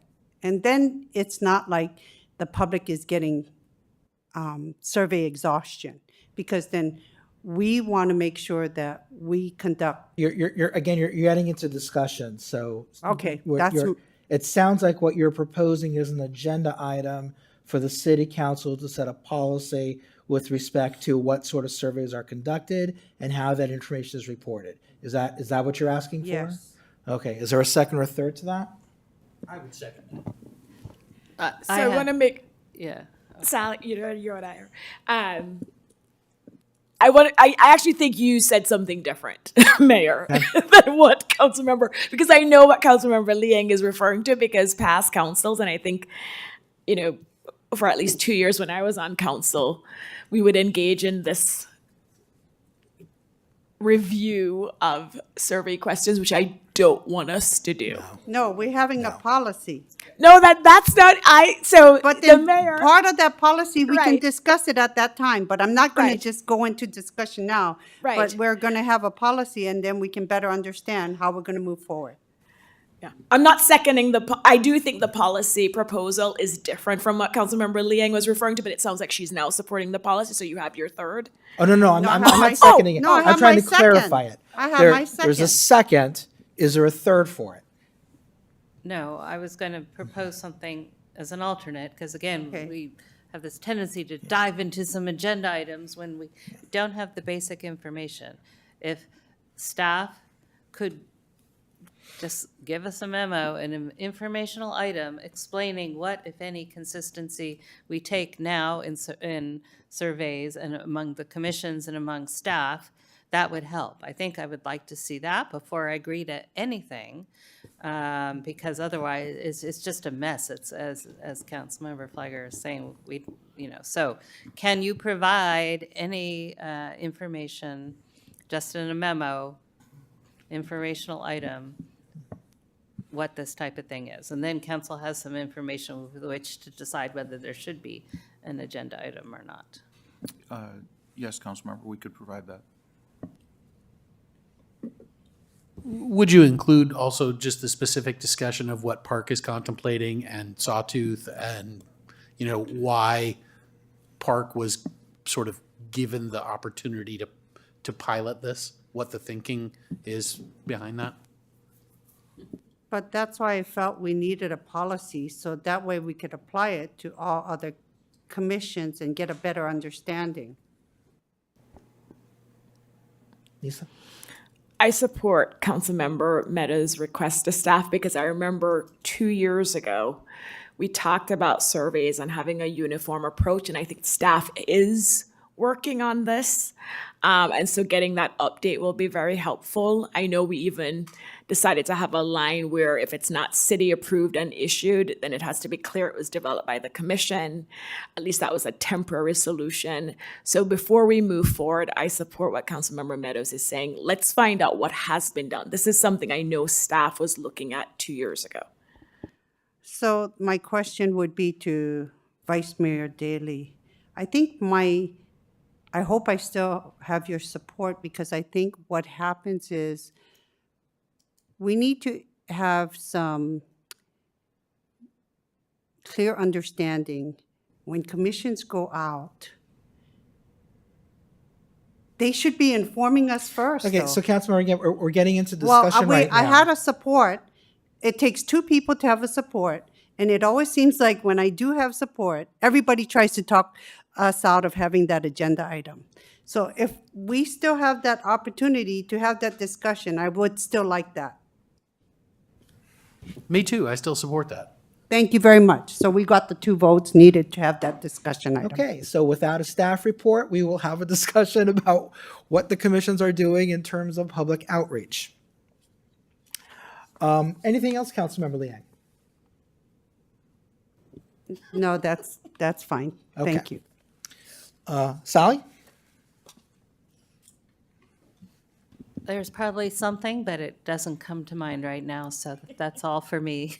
Okay, thank you. And I will close with my own report. I attended the Mayors and Council Members Academy last month, put on by Cal Cities in Monterey. And there were a couple of points that I want to share with the community and with the council. Probably the most important thing that was discussed is the implications of the current state of the budget. We all know that California has a serious budget deficit right now. And one of the governor's thoughts was, well, we're going to start clawing money back from local agencies. Cal Cities said, no, you can't do that. And there are a lot of legislators, fortunately, who came up to the cities and they, so far, Cal Cities and the legislature has been able to tell the governor, no, we don't want you to take money back from local agencies. We keep telling them to do more and more things. You can't take away their resources to be able to do them. But we should all be vigilant and keep our eyes open because things could change. However, even though the state is not clawing back money that's already been allocated to cities, they are starting to claw back grants, and we've seen it in Los Altos. It was a fun experience to accept that cartoon-sized check from Senator Becker. But unfortunately, the state has said that they're not actually going to honor that giant check. And I asked Anthony to take that thing to the ATM right away, but I guess it didn't fit or something. I don't know. But the moral of the story from Cal Cities was, if you have a grant, if there's money, you need to either spend it right away, or even if you haven't received it, allocate it right away, so that if the state wants to take it back, you could say, no, you can't do that because we've already spent it, or we know how we're going to use it, and you're going to destroy us if you do that. And I've talked to city staff about it already, and I know that they're aware of it, but I do want to share that with the community and with the council. So if you know of grants, or if you know that the city has gotten a grant, most of which don't rise to the level of a council meeting, follow up with it and make sure you tell whoever is in charge of implementing that, whatever's going to happen with that money, to go ahead and do it right away, because otherwise there is a risk that the state will take it back or not actually honor the check. Something else that I got out of the academy was a notion of how important it is to make sure that all of a city's governing documents are consistent. And there have been some recent instances where documents that are not consistent have caused problems. But if there is a problem, there's a hierarchy of documents. So the general plan is the ultimate document that is going to be looked at by a court or some kind of a decision maker about what rules are. Next is specific plans, and then beneath that is a municipal code. Our general plan is long, it has multiple elements. We don't have a lot of specific plans. I don't know if we have any anymore, but we have in the past. And of course, we have our municipal code. I think the city attorney does a very good job of trying to make sure that we have consistencies, but if in your own course of work, I'm not asking anyone to spend hours and weeks going over everything verbatim, but if you notice that there was an inconsistency in any of these documents, please let the city manager, the city attorney know, so that those can be corrected as quickly as possible, because it's been causing some problems for different cities. And similar to that line, advice is being given that cities are not doing a good enough job in updating their general plans. There are some general plans that apparently are now old enough to vote, and there are even a couple of general plans that apparently are eligible to retire. And it's not even necessarily that it's going to cause problems, but it shows, it's an indication to the public at large that the governing, that the city council, that the city staff aren't focusing on the overall scope of what it is we're supposed to be doing. And it, the reality is, in Los Altos, not a lot has changed for some of the elements of our general plan, but some things have changed. And I know that city staff has already looked into updating our general plan. I'm glad that we are.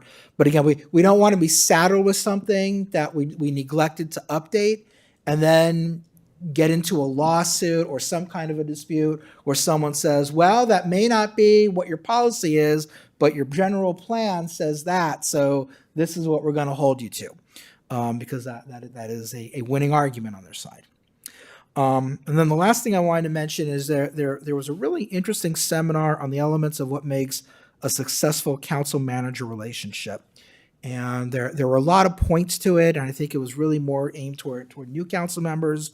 But the two core items were: council needs to stay in its lane and not micromanage what staff does, and staff needs to stay in its lane and not tell council what policy ought to be. Their recommendations, but it's ultimately up to council. And then the second core point that was hammered again and again is cities that are functioning well have a system where the council and the city manager have developed regular and effective communications between them. And I think that we're doing that. I mean, as I was listening to this and talking to some of my peers from other cities who are talking about their problems, I'm pretty proud actually of what we've accomplished. I think that we're doing a good job in giving policy and not micromanaging. I think staff is doing a good job in guiding us, but not telling us what ought to be. And I think that the city manager has done a very good job maintaining regular and open communication with council members. So I wanted to thank you for that. Okay, and the only other thing I wanted to report is that I attended the Cupertino Union School District State of the District event.